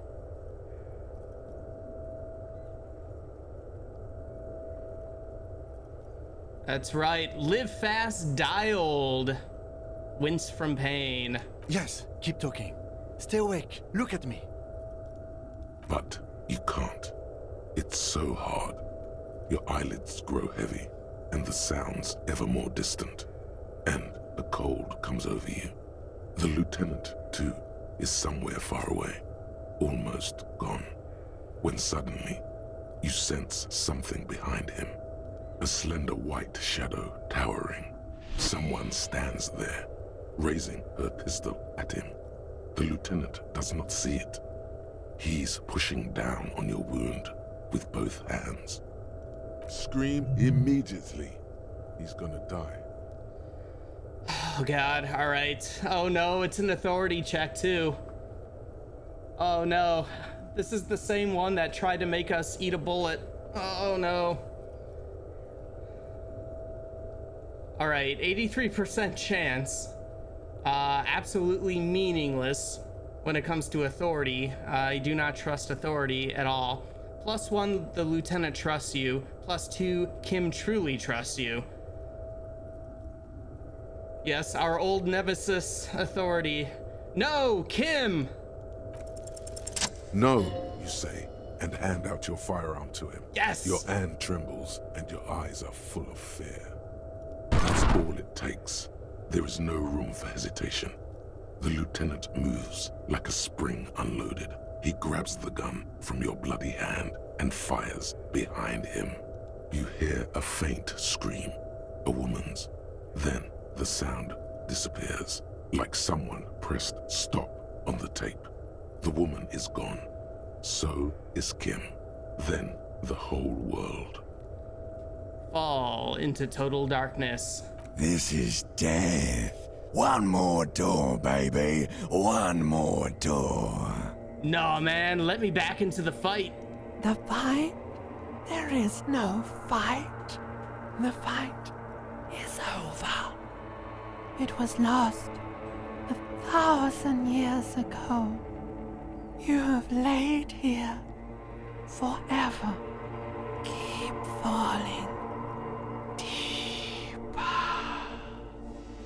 Take the door. He's not taking it.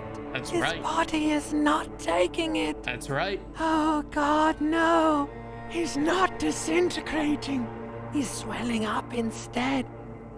Over the hours, hurting, moaning in his sleep, and rotting, and being disinfected, and smelling of drugs, and feeling saliva in his mouth, drifting in painkillers, thrashing in his wound sleep.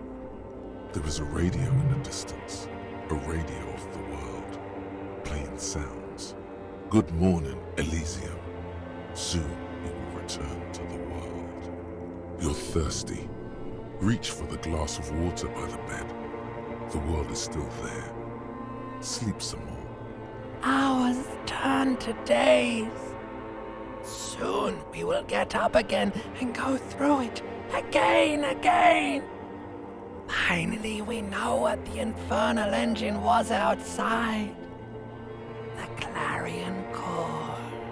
It was him. He is the infernal engine. He never stops. He only gets worse.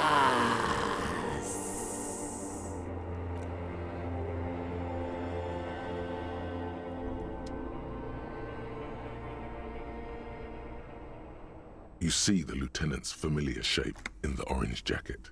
It turns double, then triple, from the pain. Oh, Kim. Sunrise, Parabellum. The lieutenant says he's in the middle of a freshly cleaned room with the fan above his head like a halo. His face is covered in bruises. The piss jacket, Kim. You took it off? Yes. The joke wasn't funny anymore. I took it off. Oh, I never really. Yeah. All right. I had to say it anyways because the option was there. The close proximity of death must have made the lieutenant contemplate his life choices.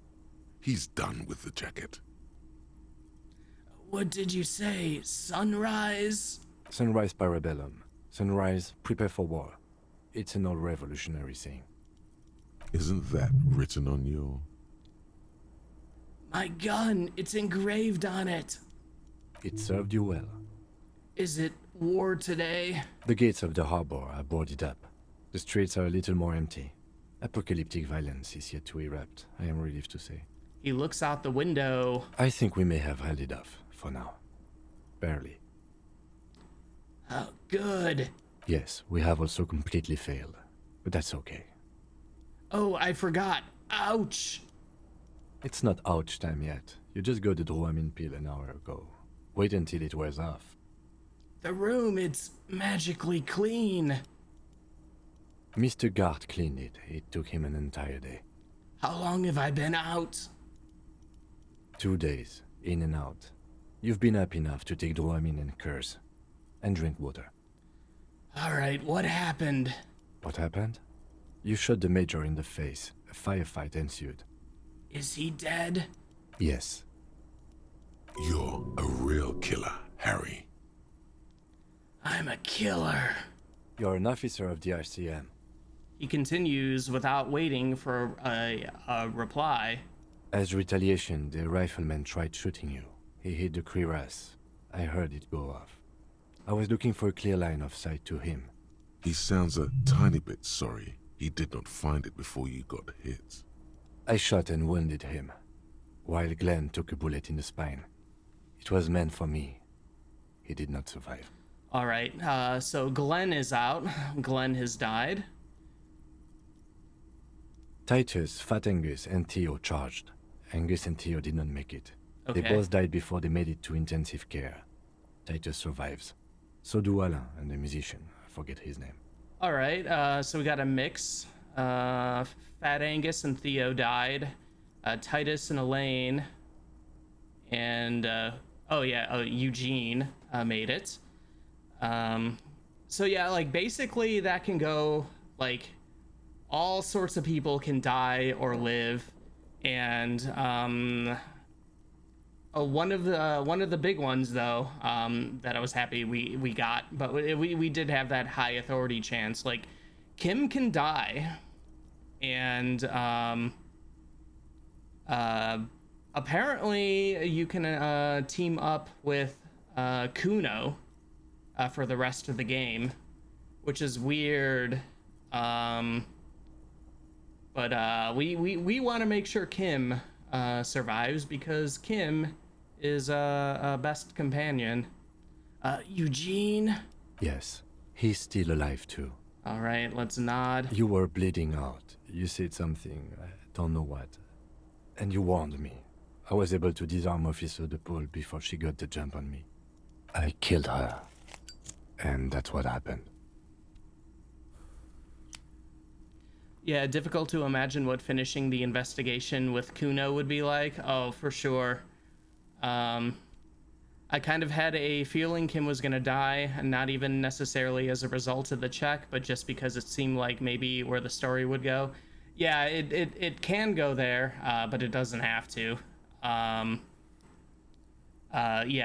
This whole thing can play out all sorts of different ways, which is really cool. But yeah, Kuno, like I could see if Kuno, like we had those moments with him in this playthrough where, like, you know, he would be whispering away from Kuno S, like really interested in like some of the stuff, you know.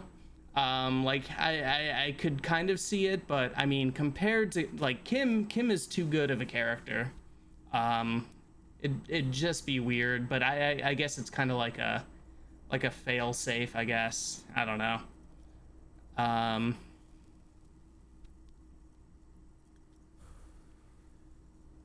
Let's see.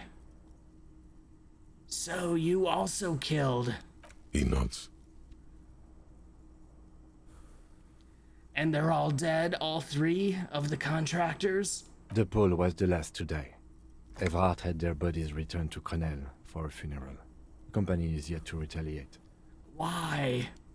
Because we deterred them? Or Joyce did? Maybe the harbor in full lockdown is too costly a target. Or maybe...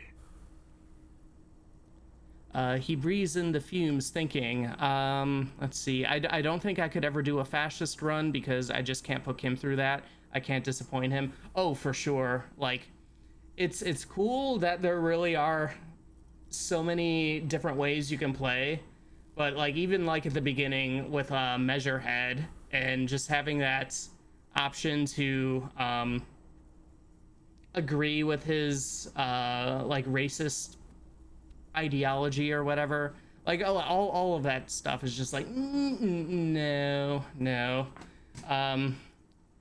I'd sooner replay Tyranny and do the most evil things imaginable than some of that, because like the writing in this game is so good, and I know it would just be awful to go through.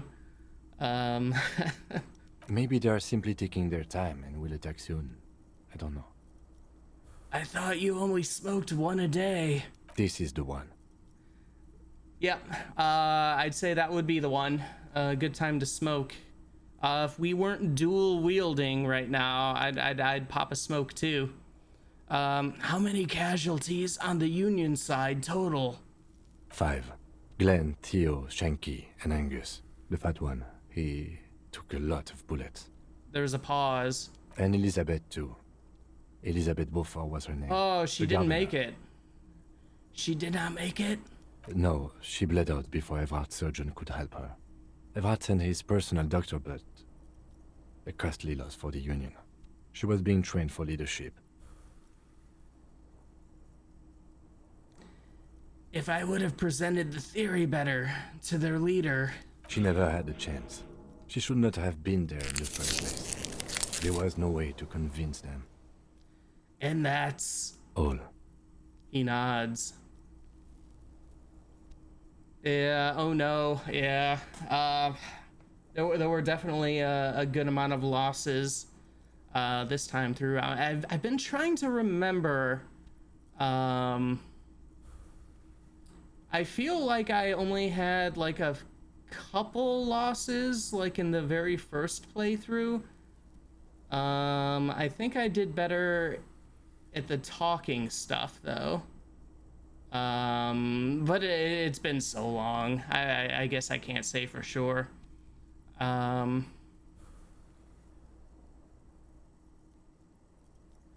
It's a total shit show, Kim.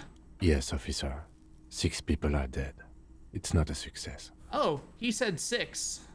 But it's written as 7. +1. Ruby. Yeah. But what's done is done. We the fucked violence up is with cold Ruby. enough. The Hornets did not get into the beehive.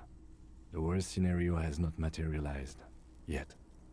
And we are still alive. Both of us. Oh yeah, and kind of going back to the not being able to play as a fascist or anything like that. I already felt bad enough failing at trying to get Kim to dance, and we were forced to be all racist to him. I was not a fan of that. His smoking, his hunched back. You have it worse, but he took a real beating. That cigarette has medicinal purposes. Although I will say it was kind of entertaining because we were left to wander the coast alone, and we were unable to pass the check with Titus to get like the further the ruby stuff. So we were just a sad man wandering alone after we pissed off Kim after the dance off there. How bad am I hurt? Reasonably bad. You were shot in the left quadriceps. That's your thigh. It appears no major arteries were nicked. The bullet was removed and a bacterial infection treated with mercurochrome.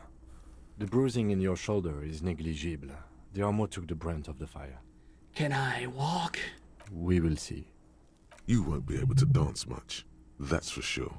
Oh. You should be able to live with limping around, though. Are you hurt? Not very. I have a concussion from that woman beating me with the butt of her gun. I tried to not move too much. Things would be worse if you didn't warn me. Thank you. I did not see her coming. Stupid of me. Has anyone from my station been to see me? No. Isn't that strange? I called your station after the fight. The injury was logged in. They told me they've sent officers to join you on the site. Well, okay. I'm sure they're worried about you. If not my station, then who treated me? I did. Thank you. No need. Okay, let's get up.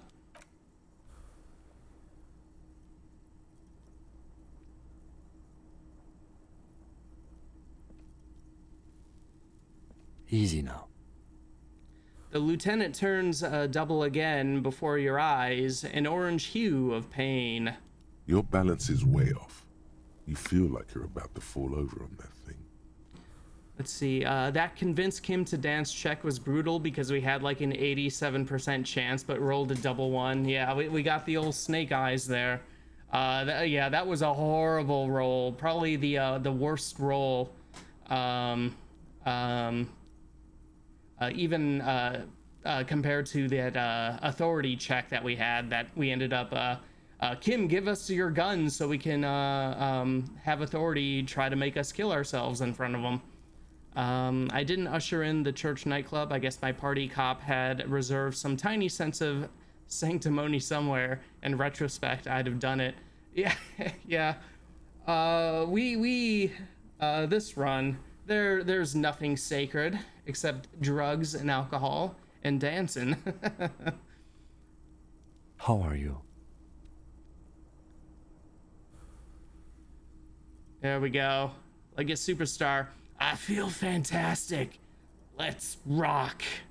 He nods. What happens now, Kim? I honestly don't know. You don't know? Wait. There we go. Superstar. Good, because I totally do. Do you? Because we can't talk to Everard. The harbor is in lockdown. Everyone in there is outside our grasp now. And Joyce has left too. Joyce is gone? Yes, she left yesterday morning. To meet the board of Wild Pines, or that is what I've heard. There's a pin somewhere in the machine that keeps Connell from sending in a death squad.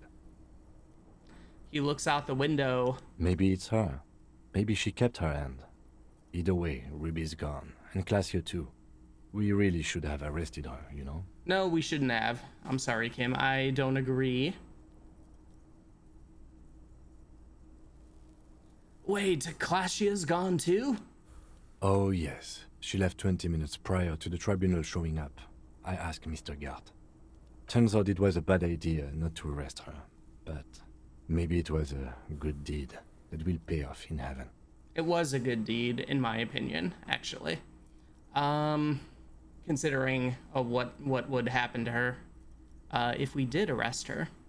But I guess you could go either way, because Classia is far from innocent. My God. But I don't know. She's a complex, messed up character, and I've always kind of liked her character. Who did it then, Kim? Who killed the hanged man? I don't know. I think the theory you presented, it's someone else outside our circle of suspects, was right. It better be. Everyone within the circle is either dead or gone. There's only one innocence in this world. Yeah, that's right, Dolores Day. And her dance club church out there on the coast. Honestly, I think our investigation has not produced a single credible suspect. His voice is calm, matter-of-factly. Let's see.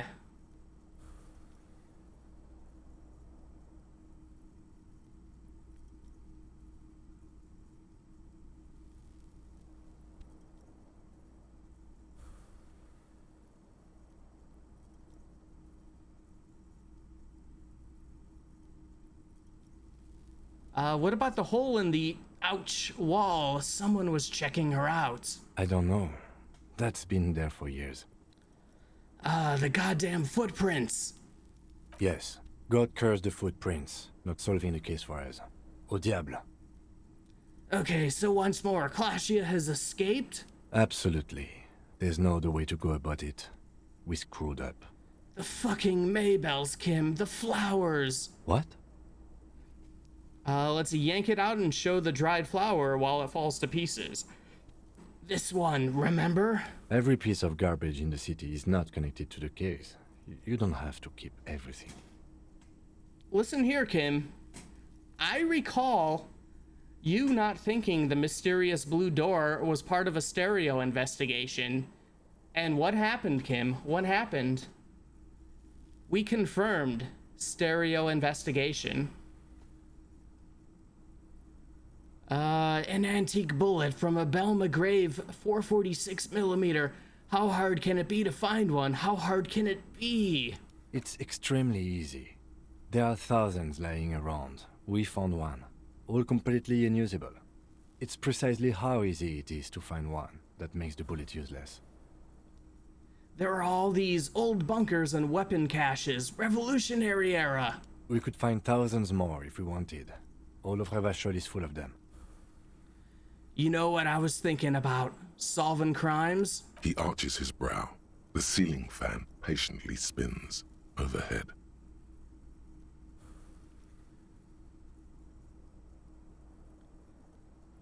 Solving crimes is super easy. Really? Because to me, it seems solving crimes is hard. Not for a superstar like us. That concussion must be making him dizzy.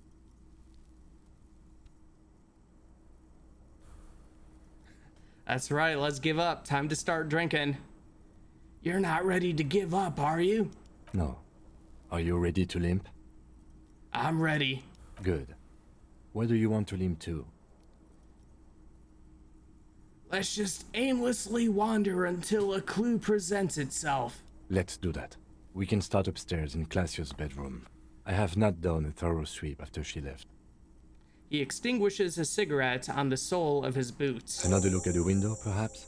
The one he was shot through. I don't know. I can't think of anything better. All right. We have a level up here.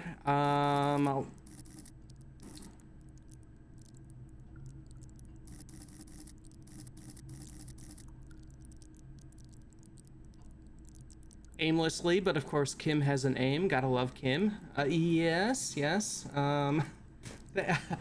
Thankfully for that, we don't have to wander all across Martinez before finally coming back to Classia's apartment. Or hotel room, hostel room, rather. I think I'm just gonna throw one in there. I think that's what we might want for the thing coming up immediately. All right. Oh, what's our thought? Ouch, that leg hurts. Maybe if you don't run, it'll be okay. I'm sorry. We are running because that is what we do. What do we have here? Looks like she left something on the table. Next to the stack of bills, you see a note. A few lines jotted down in large, uneven handwriting, just as the writer was about to rush out the door. I'm sorry, I fucked everyone over. P.S. I didn't kill him. P.P.S. Gift upstairs. A gift? The lieutenant turns to the staircase suspiciously, looking for any signs of another presence in the shadows above. What could this gift be? Should we accept her gift? Become a mold monster? I am not drawing my gun, yet. But I don't like gifts. He says he's not, but his hand moves instinctively toward his holster as he studies the note. Just saw the Ruby Rhod reference in your stream title. Fantastic. Yeah, that's unironically my favorite line from the Fifth Element. Just when that lady's just like Ruby Rhod, like I don't know. I've always loved that. Always makes me laugh. Just don't walk into another radio trap, okay? All right. Seems she left in a hurry. It's hardly surprising. All right, let's accept her gift. Head on upstairs.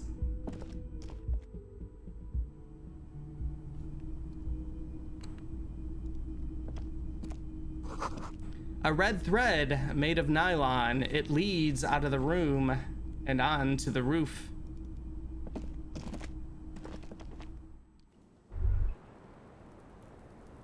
Wait, stop. That man, bloated beyond all recognition, was 42? It's what she said, yes. Below the damage, the weeks of decomposition, all the swollen indignity of mortality. He was 42 years old? Where is this going, Mr. Calculus? How old are you? That's where this is going. 45,000 liters of raw alcohol has left its disfigurements. What lies beneath, you wonder? I got this. My age, I think I'm... Yes?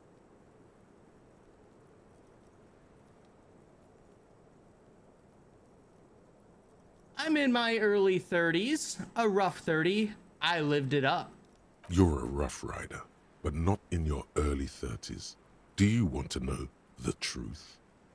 Let's see. There are people who've never seen that movie. Unbelievable. People who would love it.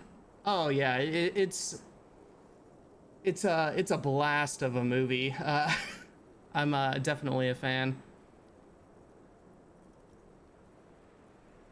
I'm in this pick and I don't like it. Bring it on. I'm not afraid of the truth. To the laboratorium. All right, to the laboratorium we go. Thought gained. Date of birth generator. I don't even think we got a... Yeah, we don't have a unlock point available. The thread is tied to the antenna.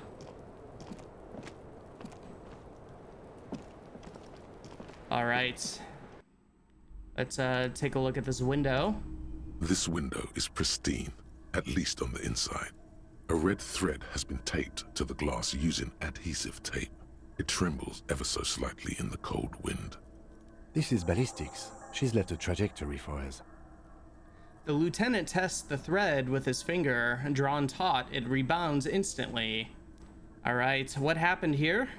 Visual calculus, 97% chance. +1, you've heard what happened. +1, got shot, angry. +6, red thread shows trajectory. Golden light melts away into the blue, glassy darkness of your mind. In it are two neon-lit shapes, a man and a woman on the single bed. What position are they in? Like the witness said, the man is kneeling, the woman is on her back. It's the night of March 4th and a shot has just been fired. The man looks directly at the woman. The shot's possible directions converge in his mouth, a ray cast from somewhere outside, entering his brain, ending him. The red thread bisecting the room shows the trajectory of the bullet. Where does it come from? From the roof outside, location A prime. The glass fractures around the bullet hole. Shards face inwards like a corona behind the woman's back. Where does the thread lead? Maybe if you extrapolate all possible points of origin first, the thread will make sense. All right, let's inspect the ghostly figures. The man does not know the bullet has entered his brain. He never will.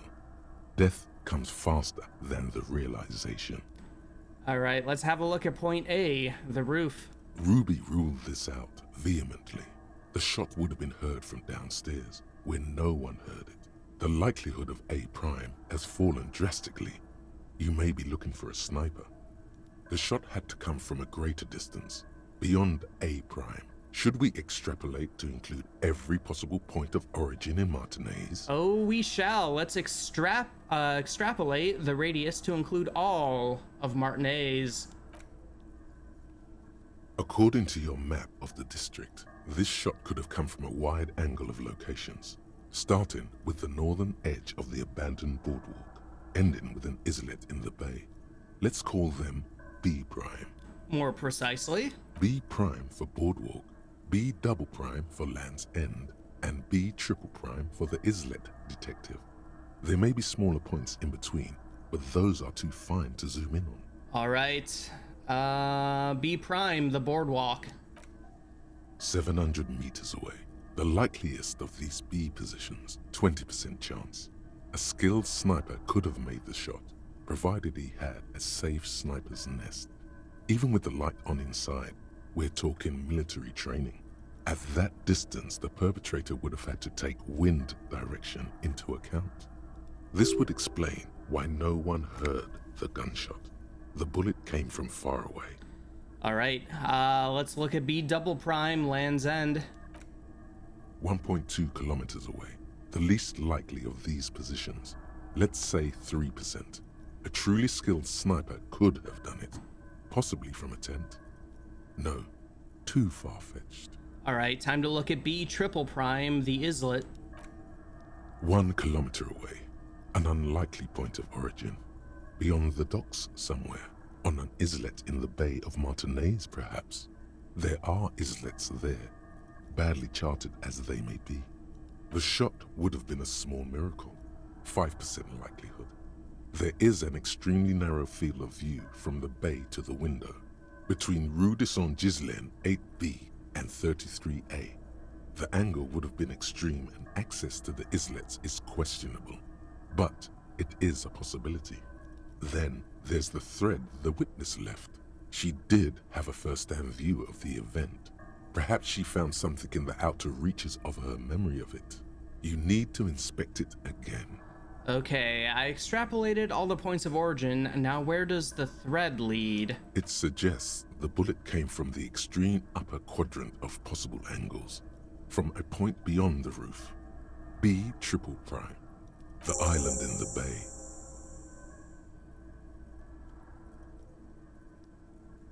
Is she trying to tell us that the shot came from the islet? Unless she thinks the perpetrator was standing on the ring antenna. That is where the thread seems to point. He nods. How did she know how to do this? She was there that night. She would have known precisely where the bullet hole was in the glass. It also looks like there may be more to her skill set than we know. The question is, should we trust her? This is her way of just saying she's sorry. I find that hard to believe. But at this point, what difference does it make? Alright, this is also one of the few places in Martinez we haven't been to. So it is. Maybe we need to go to the island. The wind blows in from the open window. The lieutenant sighs, looking into the cold distance across the water. He is trying to justify it to himself. He sees danger. Another trap, perhaps. He must be cautious for a reason. This man has decades of experience.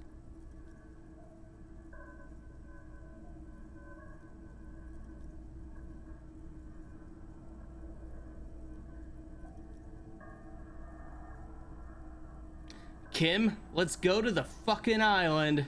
Okay, let's go to the fucking island. He takes a second to gather himself, then says, How do we get there? Joyce Messier had a sloop, but she's gone. Lillian, the net picker, she's tarring her boat. Ah, yes, of course. The village. Let's go. Link. All right.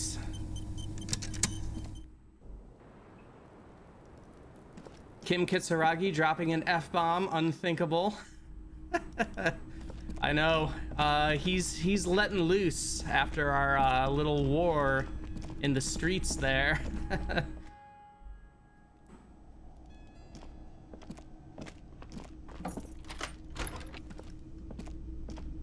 Let's have a little talk. Oh, you know what's something we didn't get? We heard Gart briefly, but I remember from my first playthrough of this, a much longer conversation of him yelling stuff down. So that was something else that was different this go around. Oh, you're up. It's good to see you back on your feet. Did you like your room? I cleaned it for you. We'll be nice to him. We've slowly built back up his non-hatred of us, especially after we performed karaoke quite well. I did, thank you, big improvement. You're welcome. I thought it would be nice for you to wake up in a clean place after you, let's be fair, defended this establishment and its clientele from gunfire. I give credit where credit is due, and that, sir, was a nice shot. Superstar shot. I was shot. watching until you hit him. Crawled inside then. Bullets started flying. Anyway. He clears his throat. He really wants you to realize that he was also on the balcony looking by, in the danger zone, so to say. I wish you a quick recovery. Also, you and your partner are staying here free now. This establishment supports cops. The stay is free, the drinks are not. What? It just felt I needed to specify that. Oh my god. I need a drink. Where did everyone go? Oh, you know, people don't tend to stick around after shootouts. Turns out they're not good for business. Okay, so I have to mention, when it happened, you were right out there on the balcony. Yeah, I was. Yeah. That's because I'm a badass. Oh, look at Gart here. It really took courage. Don't pick at him.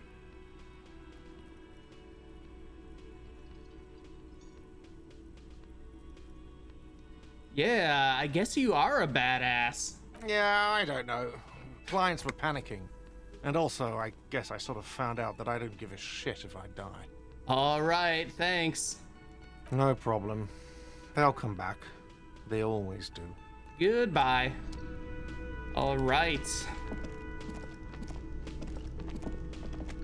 Let's check in with Titus. The Union box here is looking a few less people than usual. Seeing you approach, the bruised man raises his spear in welcome. Crazy motherfucker. Didn't think you had that fury in you, but I guess I've misjudged a lot of people lately. That was one hell of a shot. Hell of a shot. The fucks did not expect that. He looks at you with unmistakable respect. I guess what I'm trying to say here is, thank you for intervening, fellas. That was mighty brave of you. He extends his hand. His hand is covered in bruises and half plastered. Still, this hulking lump of man is glad to be alive. This is big. It's as big of a thank you as Titus Hardy can muster under any circumstances. All right, we gotta. Let's shake his hand. I superstarred the shit out of that. Dick Mullen on steroids. Glenn would have liked you had he gotten it. Never mind. I'm sorry about the people you lost. Theo was old. I think he'd be pretty happy with the way he went. Never could imagine him withering away on a sickbed. But Lizzie and Angus, they were just stupid kids. Didn't realize the shit they got into before it was too late. I feel responsible for both. For all of them, really. See, Guard has the courage of not caring whether he lives or dies due to having such a crappy job. Yeah, running 3 cafeterias, oh boy. And Glenn was my friend. Best I've ever had. I'd love that crazy homo like my own brother. We're all fucked without him. But what do? This job is shit.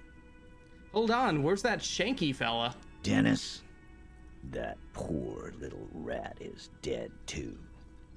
I always thought he'd run. But no, he stayed. Stupid, brave fella. He didn't like him. That only makes it worse.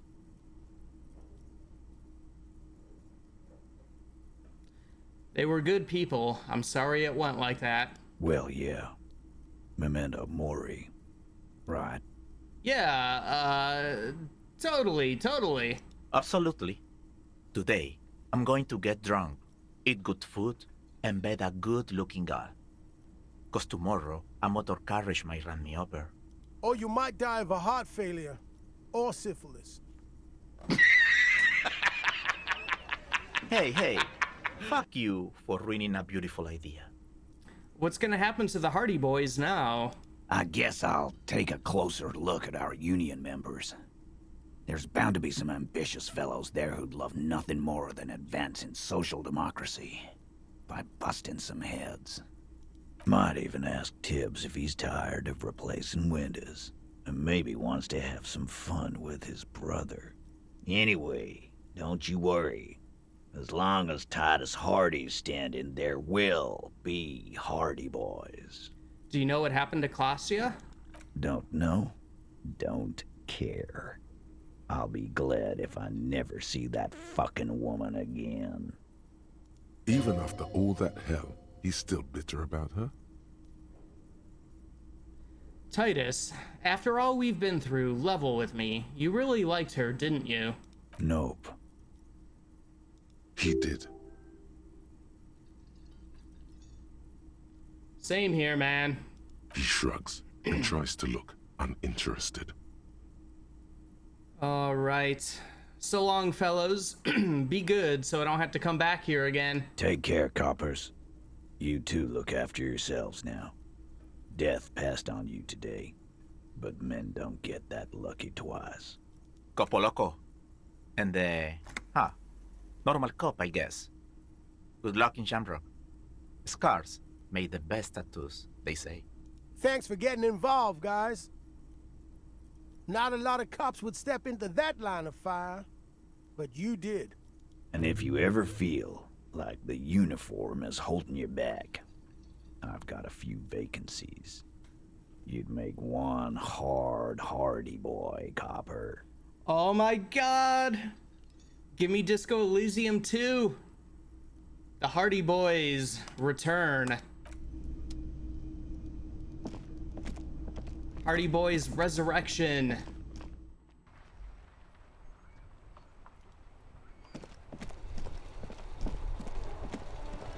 The graffito has been painted over the traces of the fight that took place here. It smells of blood and heavy fuel oil. This was Cindy the Skull. Looks like Cindy the Skull finally found the words for her masterpiece. One day I will return to your side. The lieutenant crouches, touching the fuel oil with his finger. Looks like it, yes. This is still fresh. It wasn't here yesterday. I smell heavy fuel oil.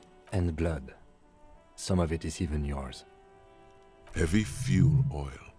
Isn't that flammable? It sure is. Step back, Lieutenant. The fuel oil catches fire immediately with an ominous hiss. A bright orange flash across the surface of the letters. Black smoke rises from the burning message. Alright, we gotta say the name of the game. Disco Elysium, motherfuckers! The lieutenant has taken a small step back. He looks at your face illuminated by the flames and nods silently. Then the fire falters. Let's go to that island. Slowly, the flames subside, the fuel burning out. The air still smells of mazout and springtime.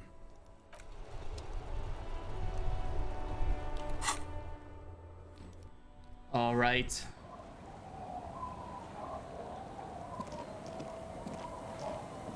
Let's have a little chat with Lillian. Officer, what happened? You're limping. Why are you limping? You look terrible.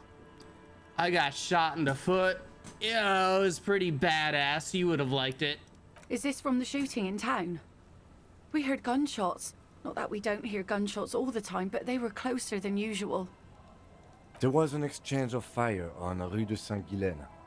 It's nothing to be worried about, madame. You should have seen the other guys. 2 dead, 1 in the hospital. So you're a killer? That's good, I guess. Better than being dead. Yeah, I was a killer long before this happened.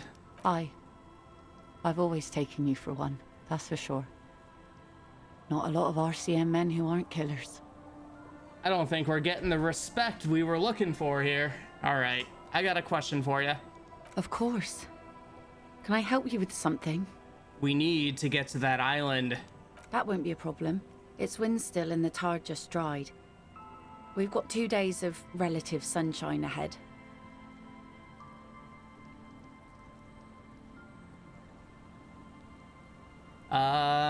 Can we borrow your boat? If you promise to bring it back. And no scraping the hull. I just got it nice and yellow. And no drinking on the boat. And no joyriding either. Can't promise either of those. Of course, ma'am. It's only for a day or two. Official police business. Aye. What if I want to rock? See, that makes me not want to lend you my skiff. On a boat, rocking leads to capsizing. That there is an absolutely 100% rock-free skiff. You got that? All right, thank you. Please be conservative with the fuel, will you? Just filled her up, but it's a small tank. I know, you can actually talk to more people and do other things, but we'll just,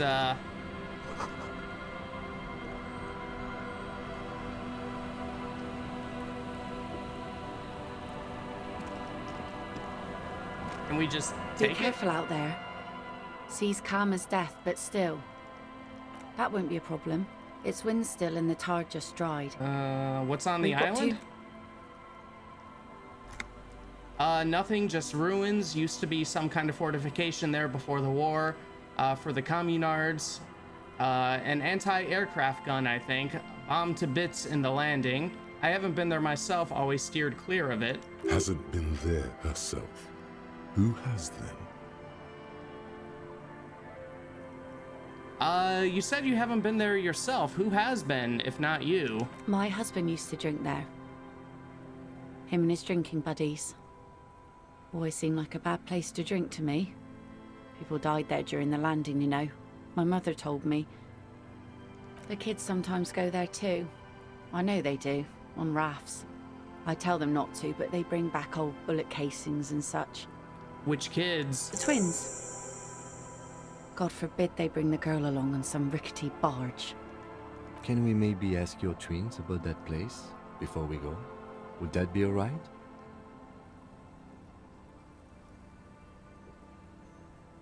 Be my guest. They have a strange way of talking. See if you can get anything useful out of them. I seldom do. Let's see. I love Lillian. Definitely tried to shoot my shot with her. Not sure if it's possible not to fail it. I've always failed it myself. I think we had two or three attempts during these streams here, and we failed all of them. I have like after I played through it initially, you know, however many years ago, I did watch someone else do a stream of it, and you can go on a date with her. I don't really remember the exact details of what happens, but I think you walk over somewhere and you just kind of have you do have a date, so it is possible. Is there anything I should know about getting there? Well, most of it's sunken. Underwater. That means concrete underwater. Cut your boat if you're not careful. Be sure to enter from the south side. Water's deep there. Aye, aye, Captain. 2 days of sunshine, I just got a bacterial infection. I'm sad to hear that. Take care of that with ether, will you? Don't get too many RCM men round here. Be sad to lose the first one. That's cool. You boasting your bacterial infection like that. Very cool. Please be conservative with the fuel, will you? All right, let's talk to the twins really quick. I guess we do have to talk to them about the island.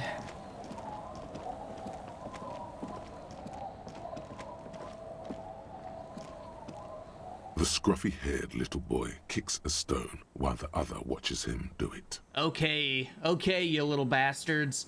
You've been to that island, right? On that island? The one who's busy kicking a stone points to the bay. All right. I think we're gonna be shitty with the kids here. No, some other island. Of course that one. Okay. His brother answers for him. I need you to tell me on what you know about it. What's on the island? That's, nothing. It's just a seafort and some plants. You can take a raft there. It's great. She seems amenable if you aren't a complete fuck up, which is hard not to be in this game. Oh yeah, for sure. Yeah, like that main check, like all the failures are like, hey, you want to hang out with this drunken slob on a date? Like, no, she doesn't. Like, you know, that's after like talking about her alcoholic husband or dead husband or whatever. And we make a fire. We make a fire. Gather the sticks for the fire and bullets. Or not real bullets, empty bullets. Bullet shells.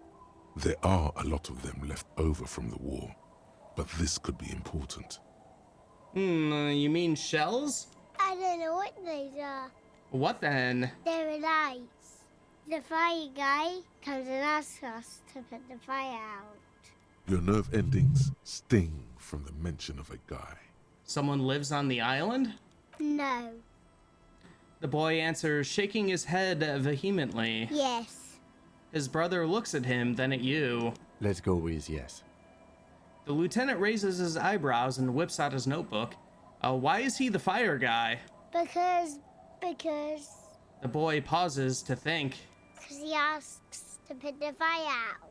The other explains. Why does he ask you to put the fire out? I don't know. He doesn't like it. He don't like people to be there. You shouldn't go. Yes. The other one adds laconically, standing with his hands glued to his sides like a little tin soldier. Because he doesn't want to be found. Smoke traces. A suspicious request. Made out of fear. You mentioned something about lights? I don't know. Did you mean there are electrical lights? He points to the streetlight. Yes. The boy looks at his toes. Is there anything else you can tell me about this guy? Age? Does he live there? No, he doesn't live there. I don't think. No, he lives there. Been there twice, 2 times. He doesn't live there. He isn't there sometimes. Anything else? What does this guy look like? I don't know. They say almost in unison. How come? We ran. He just yelled we shouldn't be there. Your father used to go to that island too, didn't he? Our father killed himself. Oh. Don't say that, he didn't. His brother punches him. The boy's eyes well up like he's about to start crying. A dull pain flashes through your mind. Really? No.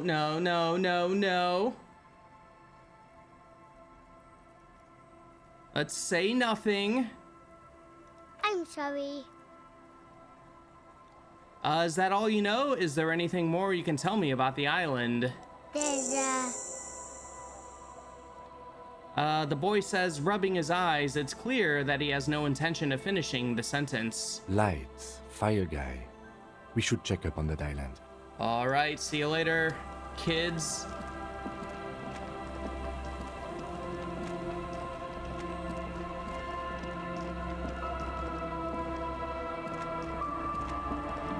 Be careful out there. Sea's calm as death, but... Oh, is it? Just, Alright. There it is. The planks creak beneath your weight. A skiff with a small steering engine in the back floats on the calm mirror of the sea. Its 2 seats are empty.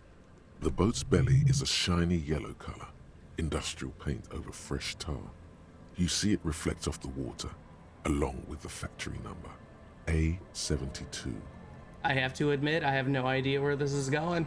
I've seen you comment that a few times throughout this stream series. Once you get in, that's it. One pull of the starter handle, and you're off into the bay. A strange trepidation comes over you. Are you sure you want to go now? But yeah, I understand. I remember thinking the exact same kind of thing throughout playing it myself. Yep, that would be our next point of no return. Sure, there's other things we can do, but let's just head out to the island. Have you made all the necessary preparations? Closed all your accounts? Sure, why not, savoir-faire? Remember what the net picker said. It's a small tank. You won't be going back and forth on this. You take the engine, Kim. I'll hold the boombox. What?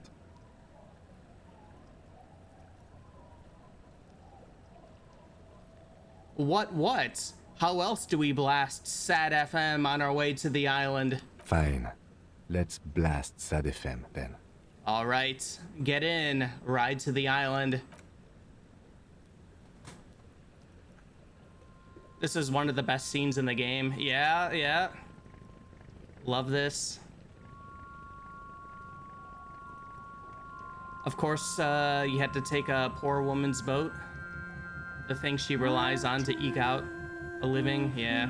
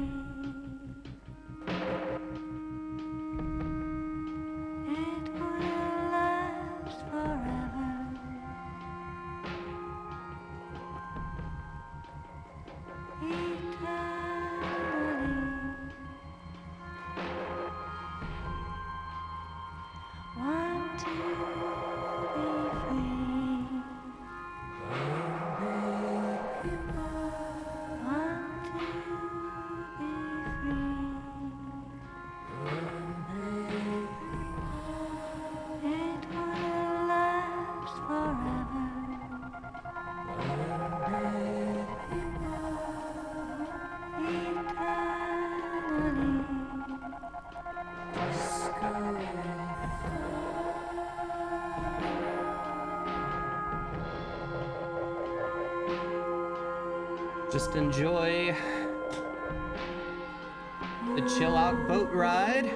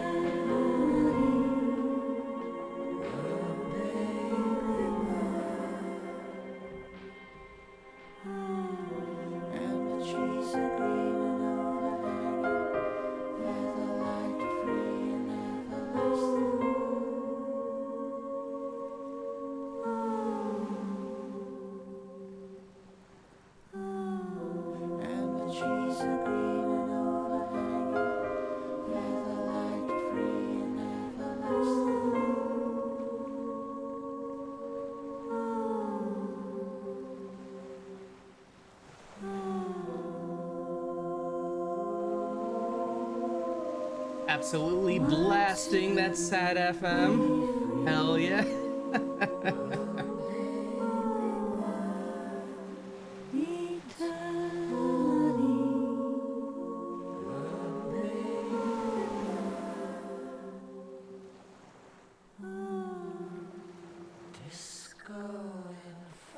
Sea Power is a legit very good band. I've been around for a while. This game is how I found them. Comes to a slow stop. The lieutenant turns the engine off. Then there's silence. Yeah, I agree. British Sea Power is a really good band. I technically heard of them before this game came out. I don't remember how long before, not too long before, maybe like a year or two. I was just kind of like looking up like, hey, what's some like good rock albums that are like the best of whatever year, you know, whatever current year. I was looking that up, and some album of theirs, I don't even remember, came up, and I remember listening to it. I was like, yeah, this is pretty good, but I didn't really dive further into it until this game came out, which kind of reignited that liking that I had briefly. They are definitely very good. It was pretty nice. It's cool to wait until then to show that they can zoom out the camera that far out. Oh yeah, definitely. I found out that they recently dropped British from their name because they didn't want to be confused as having nationalist sentiments. Oh, I didn't know that. Which I guess is no shock because I'm not always up to date on the current goings on with anything, really. But that's good to know. I should probably just be calling them Sea Power from now on. Thank you. In the silence, a sputter of wings. A flock of quails takes off in the distance. Let's go. He whispers.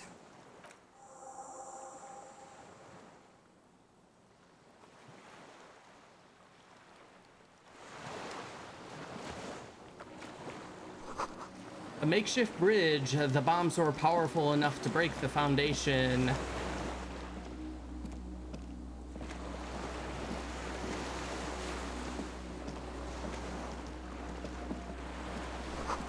Attention, inflammable. Some fuel is leaked out of the barrel, black, viscous. There's a lingering trace of mazut in the air.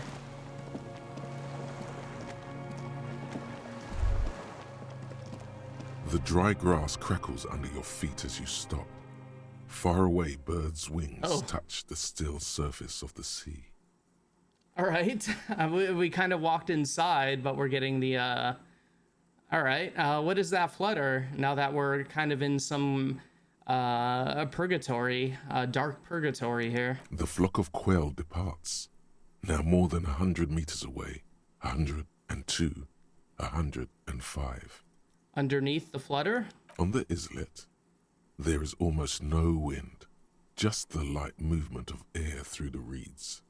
Bulrushes swaying on the waterline, long dried leaves chafing against each other. The great ghost of the air, is holding its breath. Let's see, to the west. A silent hiss. See air moving through the needles of a pine tree. To the east? The faraway roar of the city, distant like today's dream. Before it, the sound of sand. The low tide filtered through its grains. A bird tending to its feathers. Ahead. A low hum. The air slowly moves through a concrete box, through its ancient slits and cracks, resonating, hollow. A big building. Beyond that, further north. Air flows out of a pillbox window. There is very little there. The air cossets flowers on a meadow. Absolute silence. Reeds motionless. Bulrushes motionless. Below the silence. Col de Mamadakwa. Ah, yes. Kim. Yes? It's really fucking silent on this island. It is. Is that why we are stopping? Yeah, let's move on.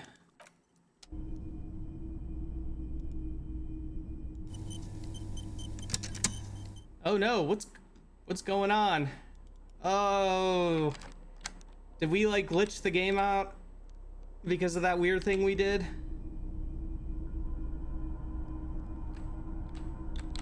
I think we glitched the game out. All right. Well, thank God for the auto. Oh, I hope the autosave works. Okay, there we are. There we are. Let's see. Found out because I looked them up on Spotify and I was like, wait, why are they just listed as Sea Power all of a sudden? Ah, yes. All right. There's a greasy old spring mattress in the corner, resting on piles of soft cover books. White linen and a pillow are visible under a worn-out caracal blanket. Someone has been squatting here. The linen is fresh, recently washed. How recently? You force the rest of the sentence out through pain, thick as molasses, no longer able to hear yourself speak. You know, officer, you can rest here if you are feeling tired. I will keep watch. You could use some rest for what's ahead. All right. Now we get to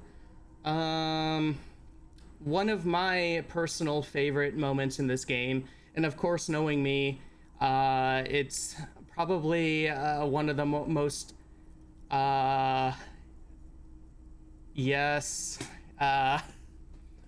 heartbreaking, heart-wrenching, especially certain dialogue. Let's maybe a little shut-eye, just an hour. You face the concrete wall.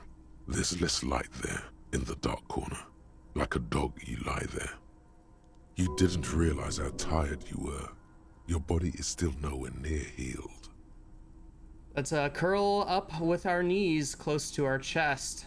Yes, feel that. Oh, yeah. The blanket feels cold. The entire room does. Concrete and cold. Minutes pass. Half an hour, maybe. The sounds of the sea beyond grow distant. Your eyelids close. Until... Yes, let's get ready. The ancient reptilian brain and the limbic system have warned us previously about the final dream.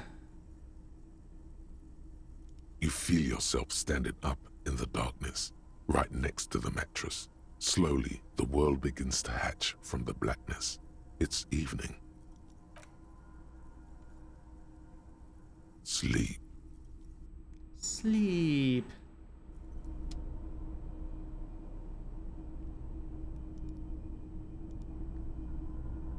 Oh, that's how we gotta get through this thing first, don't we?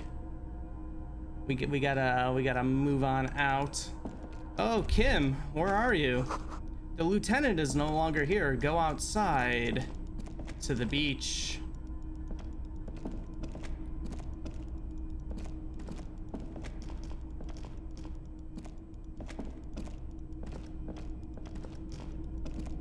Yeah, I forgot you don't instantly go get the you know, what I was talking about. We gotta walk.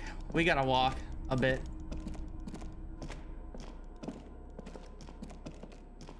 Sharply dressed right now. Heck yeah.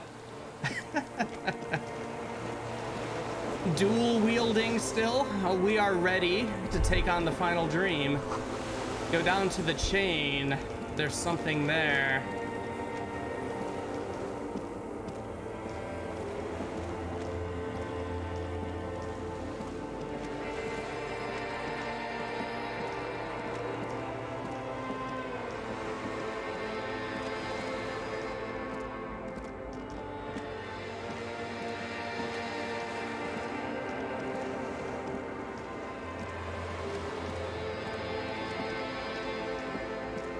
All right, there's the chain. Walk into the water now. You see her footprints on the water.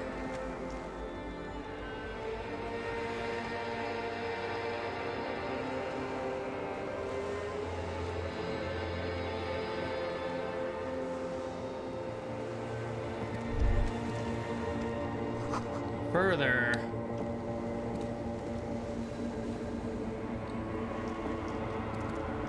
Dolores Day, the innocence of humanism, there she internationalism, and the welfare state turns around to face you. She has an airship airbag in her hand. She seems to be in a hurry. Okay, don't say you need to talk right away. Melt the ice first. This way you're already talking. Sure, suggestion. Maybe this playthrough will get the good version. You may not be able to take this. Not this time. Not anymore. All right. Hey. Hey. How are you doing? I'm doing really good, actually. Both professionally and romantically. I've come to a fulfilling and peaceful period in my life. Well, how are you doing, Harry? Tell her you're building communism. That will impress her for sure. Oh, God. Oh, let's see. Yeah, I'm not doing very well. Don't say that. I know this positive thing sounds stupid to you, Harry, but it works. We all have an obligation to be happy. You too. And you will be. Now. She looks over her shoulder. Where are you going? I'm going to Morova. To live there, in Rhod. It's 1 million kilometers away, Harry. Might as well be another lifetime. What's in the bag? Just my scepter, my globe cruciger, a spare silk gown, a toothbrush, travel documents, the crown of immortality. Oh, yeah, and I guess pointing out from earlier streams, we've had mentions of Video Revachol, you know, glimpses of this street corner. Crown of Immortality. Aren't you already wearing one? Oh, this. She corrects the wreath on her forehead. This is just a wreath. Oh, the that crown old of thing. immortality is made of rarefied light, mana and raw palladium. It was passed on to me by the rulers of late antiquity. She looks at the suitcase, not knowing what more to say. Then, over her shoulder, silence. Her nuptial gown flows in the wind, wraps around her holy body. Anyway. I think this will convince her. Your skin is holy and soft. That's right, I remember accidentally calling the video store on the phone towards the beginning. Yeah. No, Harry. It's just regular skin. I'm not as beautiful as you always thought I was. Let's not get into. Yeah. The fact that we're seeing her as Dolores Day, Harry. Women love when you tell. Yeah. Let's see. Okay, yeah, let's be, yes, let's not. I'm sorry I said that. It's okay. She puts no effort into making it sound as if it's actually okay. Can you stay for a moment? We need to talk. We need to have one more massive, epic showdown. No, Harry. No. I don't want a massive, epic showdown. I want to go to the aerodrome. I have tickets for the 10:20 flight to Morova. Really. We don't have anything to talk about anymore. Every combination of words has been played out. The atoms don't form us anymore. Us, our love, our unborn daughters. It's all gone. I have to go to the aerodrome.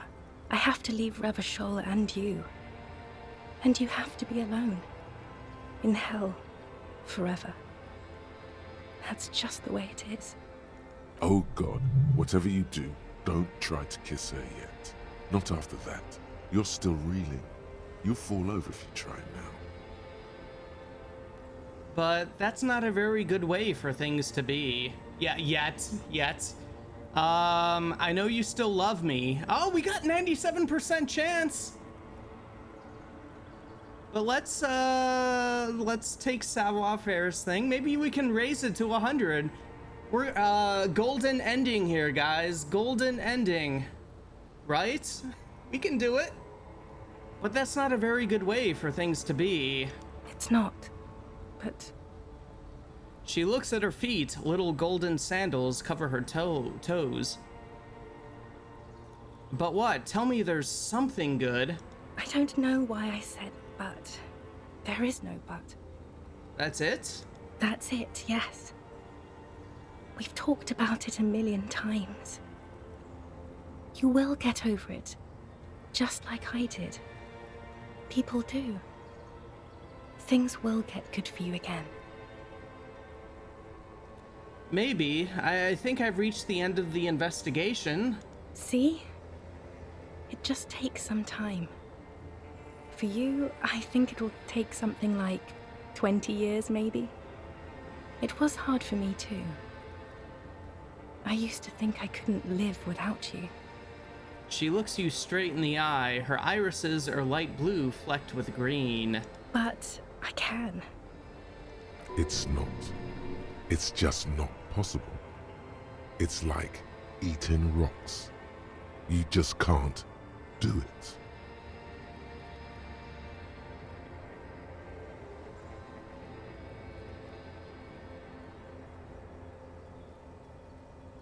"20 years, that's so much time." Yes. It only took me 1 year, maybe 2. Phew. So you felt that way once, that you couldn't live without me? Yes. But that time is gone now. So very gone. But it doesn't have to be like this. Maybe we could try again? No, Harry. We can't. But why? We already tried again, and it didn't work. Is that how it is now? We should just try all good things twice, and then give up. By that logic. Let's try building communism twice. If it doesn't work, let's abandon it and be slaves forever instead? Yes, of course. I'm bourgeois because I don't want to keep hurting you. She looks away from you. What went wrong when we tried again? I can do it better. I don't know. Please. She shuffles from one golden sandaled foot to the other. In the distance, a streetcar screeches. Why? Why can't we be together? Harry, we can't be together because you're insane. Her eyes turn to sorrowful ovals. Insane? Like what? Like cool insane? They're turning moist now. Her eyes. She slowly shakes her head and tries to get hold of herself, brushing her hands in her gown. Oh, what do you mean by insane? You know what I mean.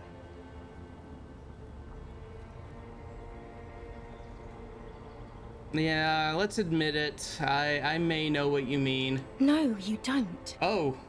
You've worked there for so long, you can't even talk like a normal person anymore. It's always lists with you. Questions. Questions? Did someone say questions? We like quite. Oh, she's right. They're not lists. They're trees. Dialogue trees. This is another one, isn't it? We're in a tree right now. Yes, but it's not possible to talk without trees. It's not just the lists or trees or whatever. You get sad, Harry. Too sad. People can't get that sad. It's impossible to watch. Yeah, we do have a tendency to put guns in our mouth.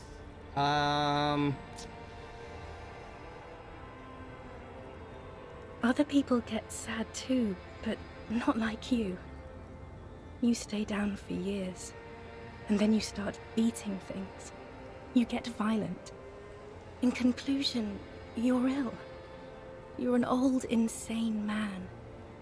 And you have to be in hell until the end of your life. And I have to go to Morova. Hey, I get the feeling you're not really Dolores Day. I don't know what you mean. Dolores Day? She looks at you quizzically. It does not seem like a mystery she wants to get into.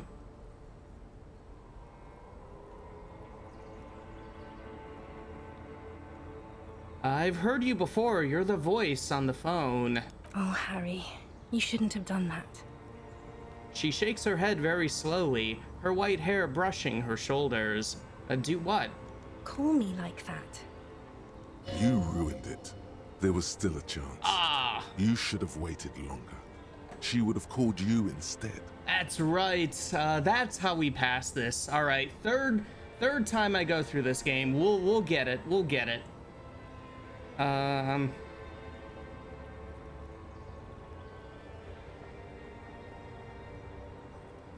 It wasn't me. It was my hand. My fingers called you. They shouldn't have.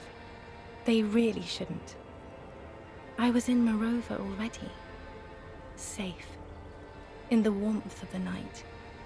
Wrapped in my future love. There, I think of you less and less. Whole weeks go by without me remembering you. Months already. Soon it will be years without the hurt. I sit there in Morova, in the holy gratitude of my bliss. I put my hand on my belly and smile. The air gets cold around you. She looks down on her stomach, then up at you. Her eyes are full of tremendous distance and mystery. The death blow is coming. All right. Black-eyed dogs wander the alleys. Apple trees hang their bony limbs low over the patchwork of roofs. Red and black. Revachol West, the evening sun. She's left and bloomed, far away from us, our vast soul. I don't think I've gotten this. I don't think I know her name. A 72% chance. All right, let's go for it. Your name? It's Dora. That's what the voice said on the phone. Oh, Dora. Okay. Oh, we did know that. All right. I'm dumb. Don't listen to me. I swear I've played this game before, and I've been streaming it on this replay. Dora is short for Dolores. Dubois, yes. Dora Dubois.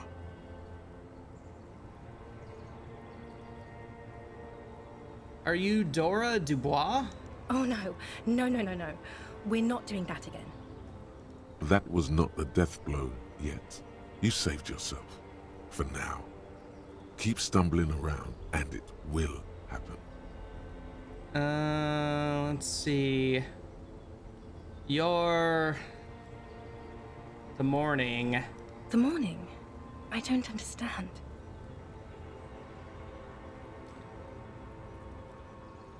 No, I meant mourning. I'm grieving, but you're not even dead. Oh my god, Harry, stop. I don't want to hear anything about the mourning. Mourning someone who's still alive. Any of that. I can't do that anymore. I'm not 80 years old, I'm 32. People my age are not supposed to mourn. She breathes out. It sounds more angry than a sigh.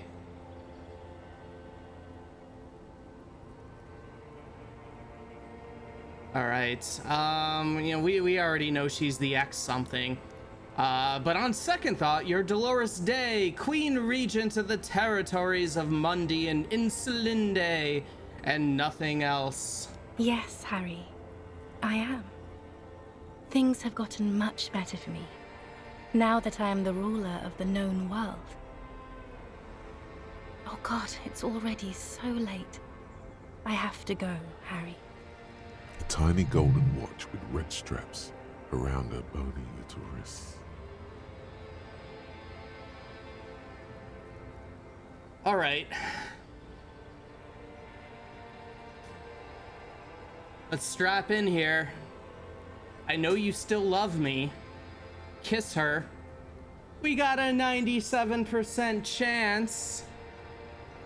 Let's go. Victory! Take that, dialogue boss battle.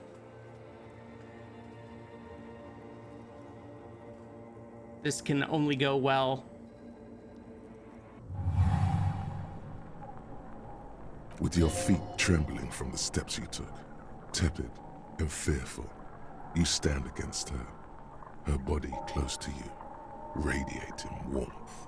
With your eyes closed, you move your lips on her mouth. She is not kissing you back. What? But we passed. We passed. But I succeeded. But I succeeded. Come on. This was not about failure or success. This was always going to be horror. I should not have suggested it, and you should not have listened to me. Suggestion. Once we wake up, we're gonna have a talk. I feel her breath. Her chest rising like a pillow, warm exhalations against the side of your mouth, her tender soul moving through her lungs. Her cheek against mine. Feels like soft fuzz, a bird covered in down feathers, brushing against your broken capillaries. Cold silver against my forehead. The delicate wreath on her forehead pressing into your temple. The silver is cold from the spring evening air. Squeeze her wrist. Her hand does not return the grip. Her body is rigid. A current of unease courses through it. Distrust. For you. The curve of her spine. Her shoulders hunched. She keeps herself stiff. Her center guarded from your motions. Unresponsive to your guidance. Move your mouth? Nothing, just pillows against you. Unresponsive, but for the taste of apricots. But you're not kissing me back. The moment is ending. She is going to move her face away from yours. I think we're getting to the death blow, guys. And such an amazingly depressing piece of writing. I love it so much.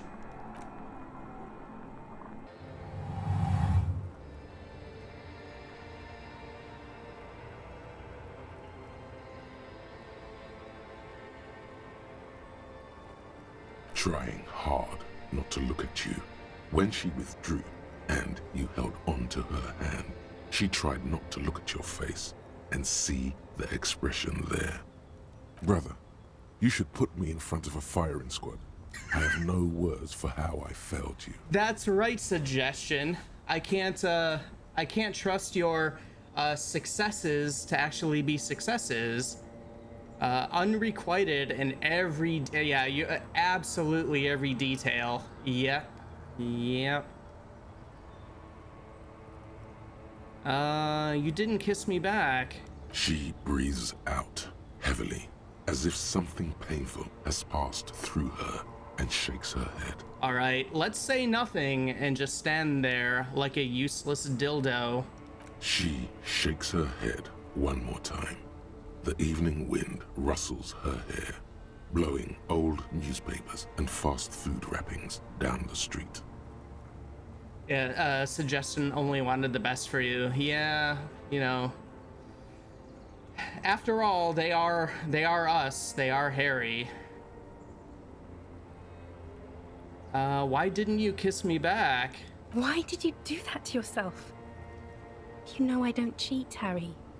I never cheated on you. All right, here we go. That's it then. No, Harry. Not yet. There is one more thing you have to see. She slides her hand on her chest and onto her lower stomach and smiles. I'm pregnant.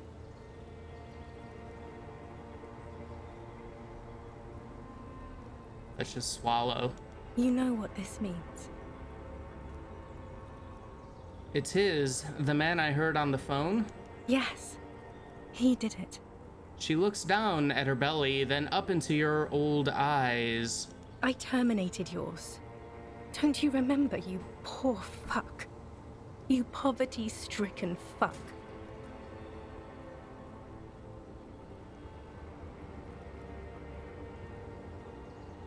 Now, go ahead. Ask me more questions. Let's talk about something else. No, this has to end. Do the last one. But you said I have a vast soul and you'll always come back to it. We both said a lot of things. We were very young. It was her. I can feel it. I can see it in her tender, long fingers, in her wrists. Her hand wrote it, said those things. Actually, you didn't say it. You wrote it in a letter, a handwritten letter. I kept it in my paperwork. Ah, yes, the one that made us pass out.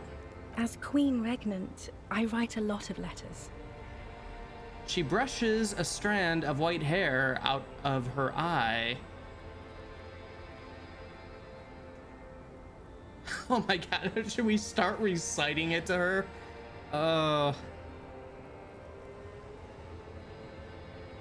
Pause bitterly.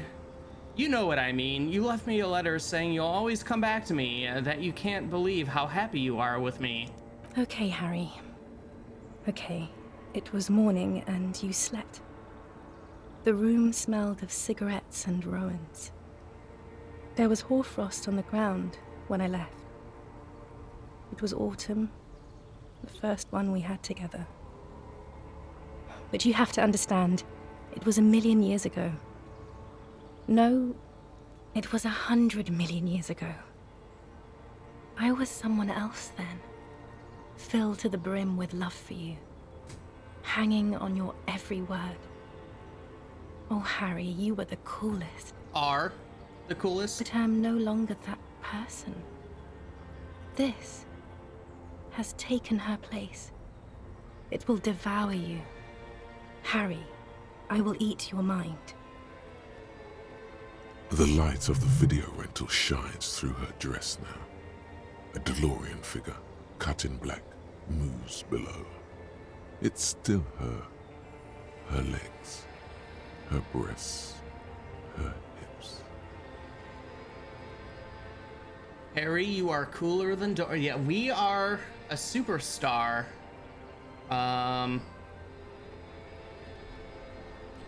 Just don't bring up how we failed to go to hyperspeed while we were succeeding at dancing. And then, of course, you know, failing to make Kim dance, which is probably why we failed at going hyperspeed. Voyager Road, I know that place. Where is it? It's here, Harry. We are on Voyager Road. At the end of it, 300 meters from the stop. We used to come here to rent videos. The house? There. You could not pay the electrical bill. It became a lightless tomb. The years you spent training for the militia, my parents' money, it was not good.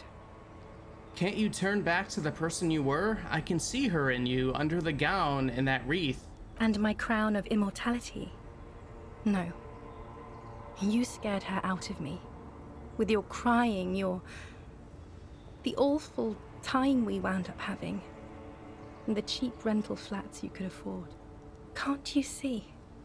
I can never think you're cool again. I can only think that way about new people.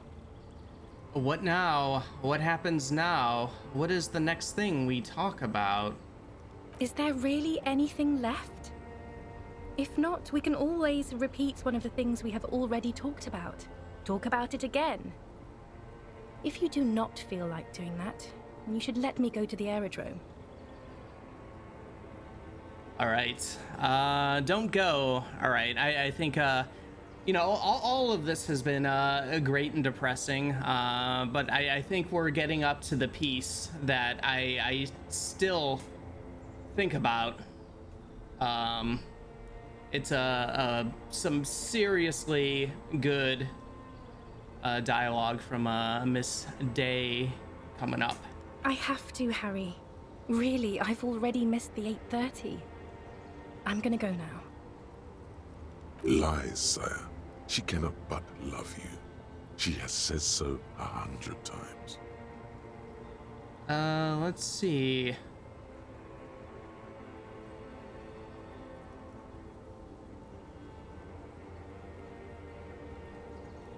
All right, I guess we can play Martyr.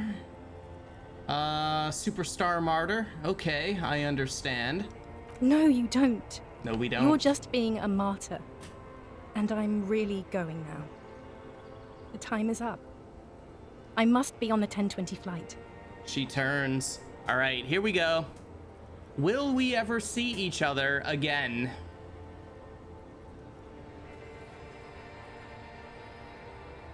I won't see you, but you will see me. How can that be? Oh, Harry. This is a dream. Can't you see? I'm already in Morova by now. Who knows how long ago this happened? A year? 2? 5 years ago? How will I see you again then? Right here, tomorrow night. Once this dream starts happening, it keeps happening. 3 times a week, at least. And Harry, it really, really looks like it started happening again. There's the video rental. I'm suffocatingly beautiful. And young. And I smell of tutti frutti chewing gum. Like I did that time when I asked you for forgiveness. After leaving you the first time. So long ago. But this is intolerably bad. Oh yes, this is real darkness. Here we go. It's not death or war or child molestation. Real darkness has love for a face. The first death is in the heart, Harry. See you tomorrow. That "see you tomorrow" always gets me. After that little bit of dialogue. Yeah. That "see you tomorrow" is the gut punch.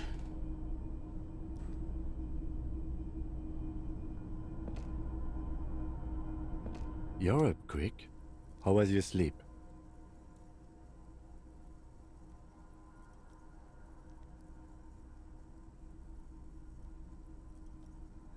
All right.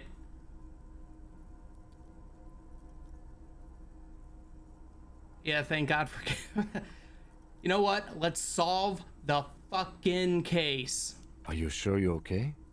You thrashed around and you bolted up, half covered in blood from your wound. All right, well, we can do the badass option also. Let's just spit out the blood and get back to work. We are a badass like that. Okay. He replies simply. All right. let's save the game. I think Dog Nozzle might murder me right now, but I think that's where we're gonna end the stream. Sorry. We're close, but it's very involved. What we're gonna do next, and then afterwards, is very involved and takes a good long time. But next stream, yeah, not the worst place to take a break. Done a lot. Yeah, I try not to dream of my ex something. Fortunately, I'm sure a lot of us have been through our own bad breakups. But thank God we don't have that hell dream, which we can piece together now. This is why we are a drunk alcoholic, a drug addict, and all of that. Why we've gone on this insane bender to forget. But yeah, so next time, I've got the usual few days off, so excuse me, Thursday 10 p.m. Eastern, we'll be back to finish this up. We're gonna solve the case, and we're gonna see how well we did. We'll see how that goes. I'm looking forward to that. And then it shouldn't be the whole stream. Then the next game, we're gonna switch over to something different. We are going to check out The Council, which is a narrative adventure game with very light RPG mechanics. It's a period piece in which we play a mama's boy searching for their mother in a secret society, and also George Washington is there.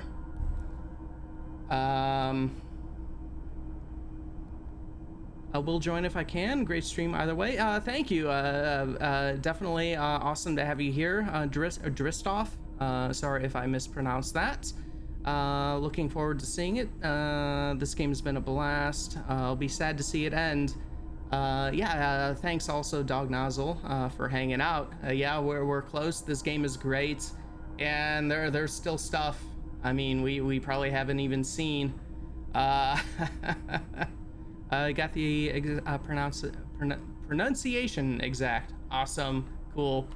All right. All right, that is it for tonight.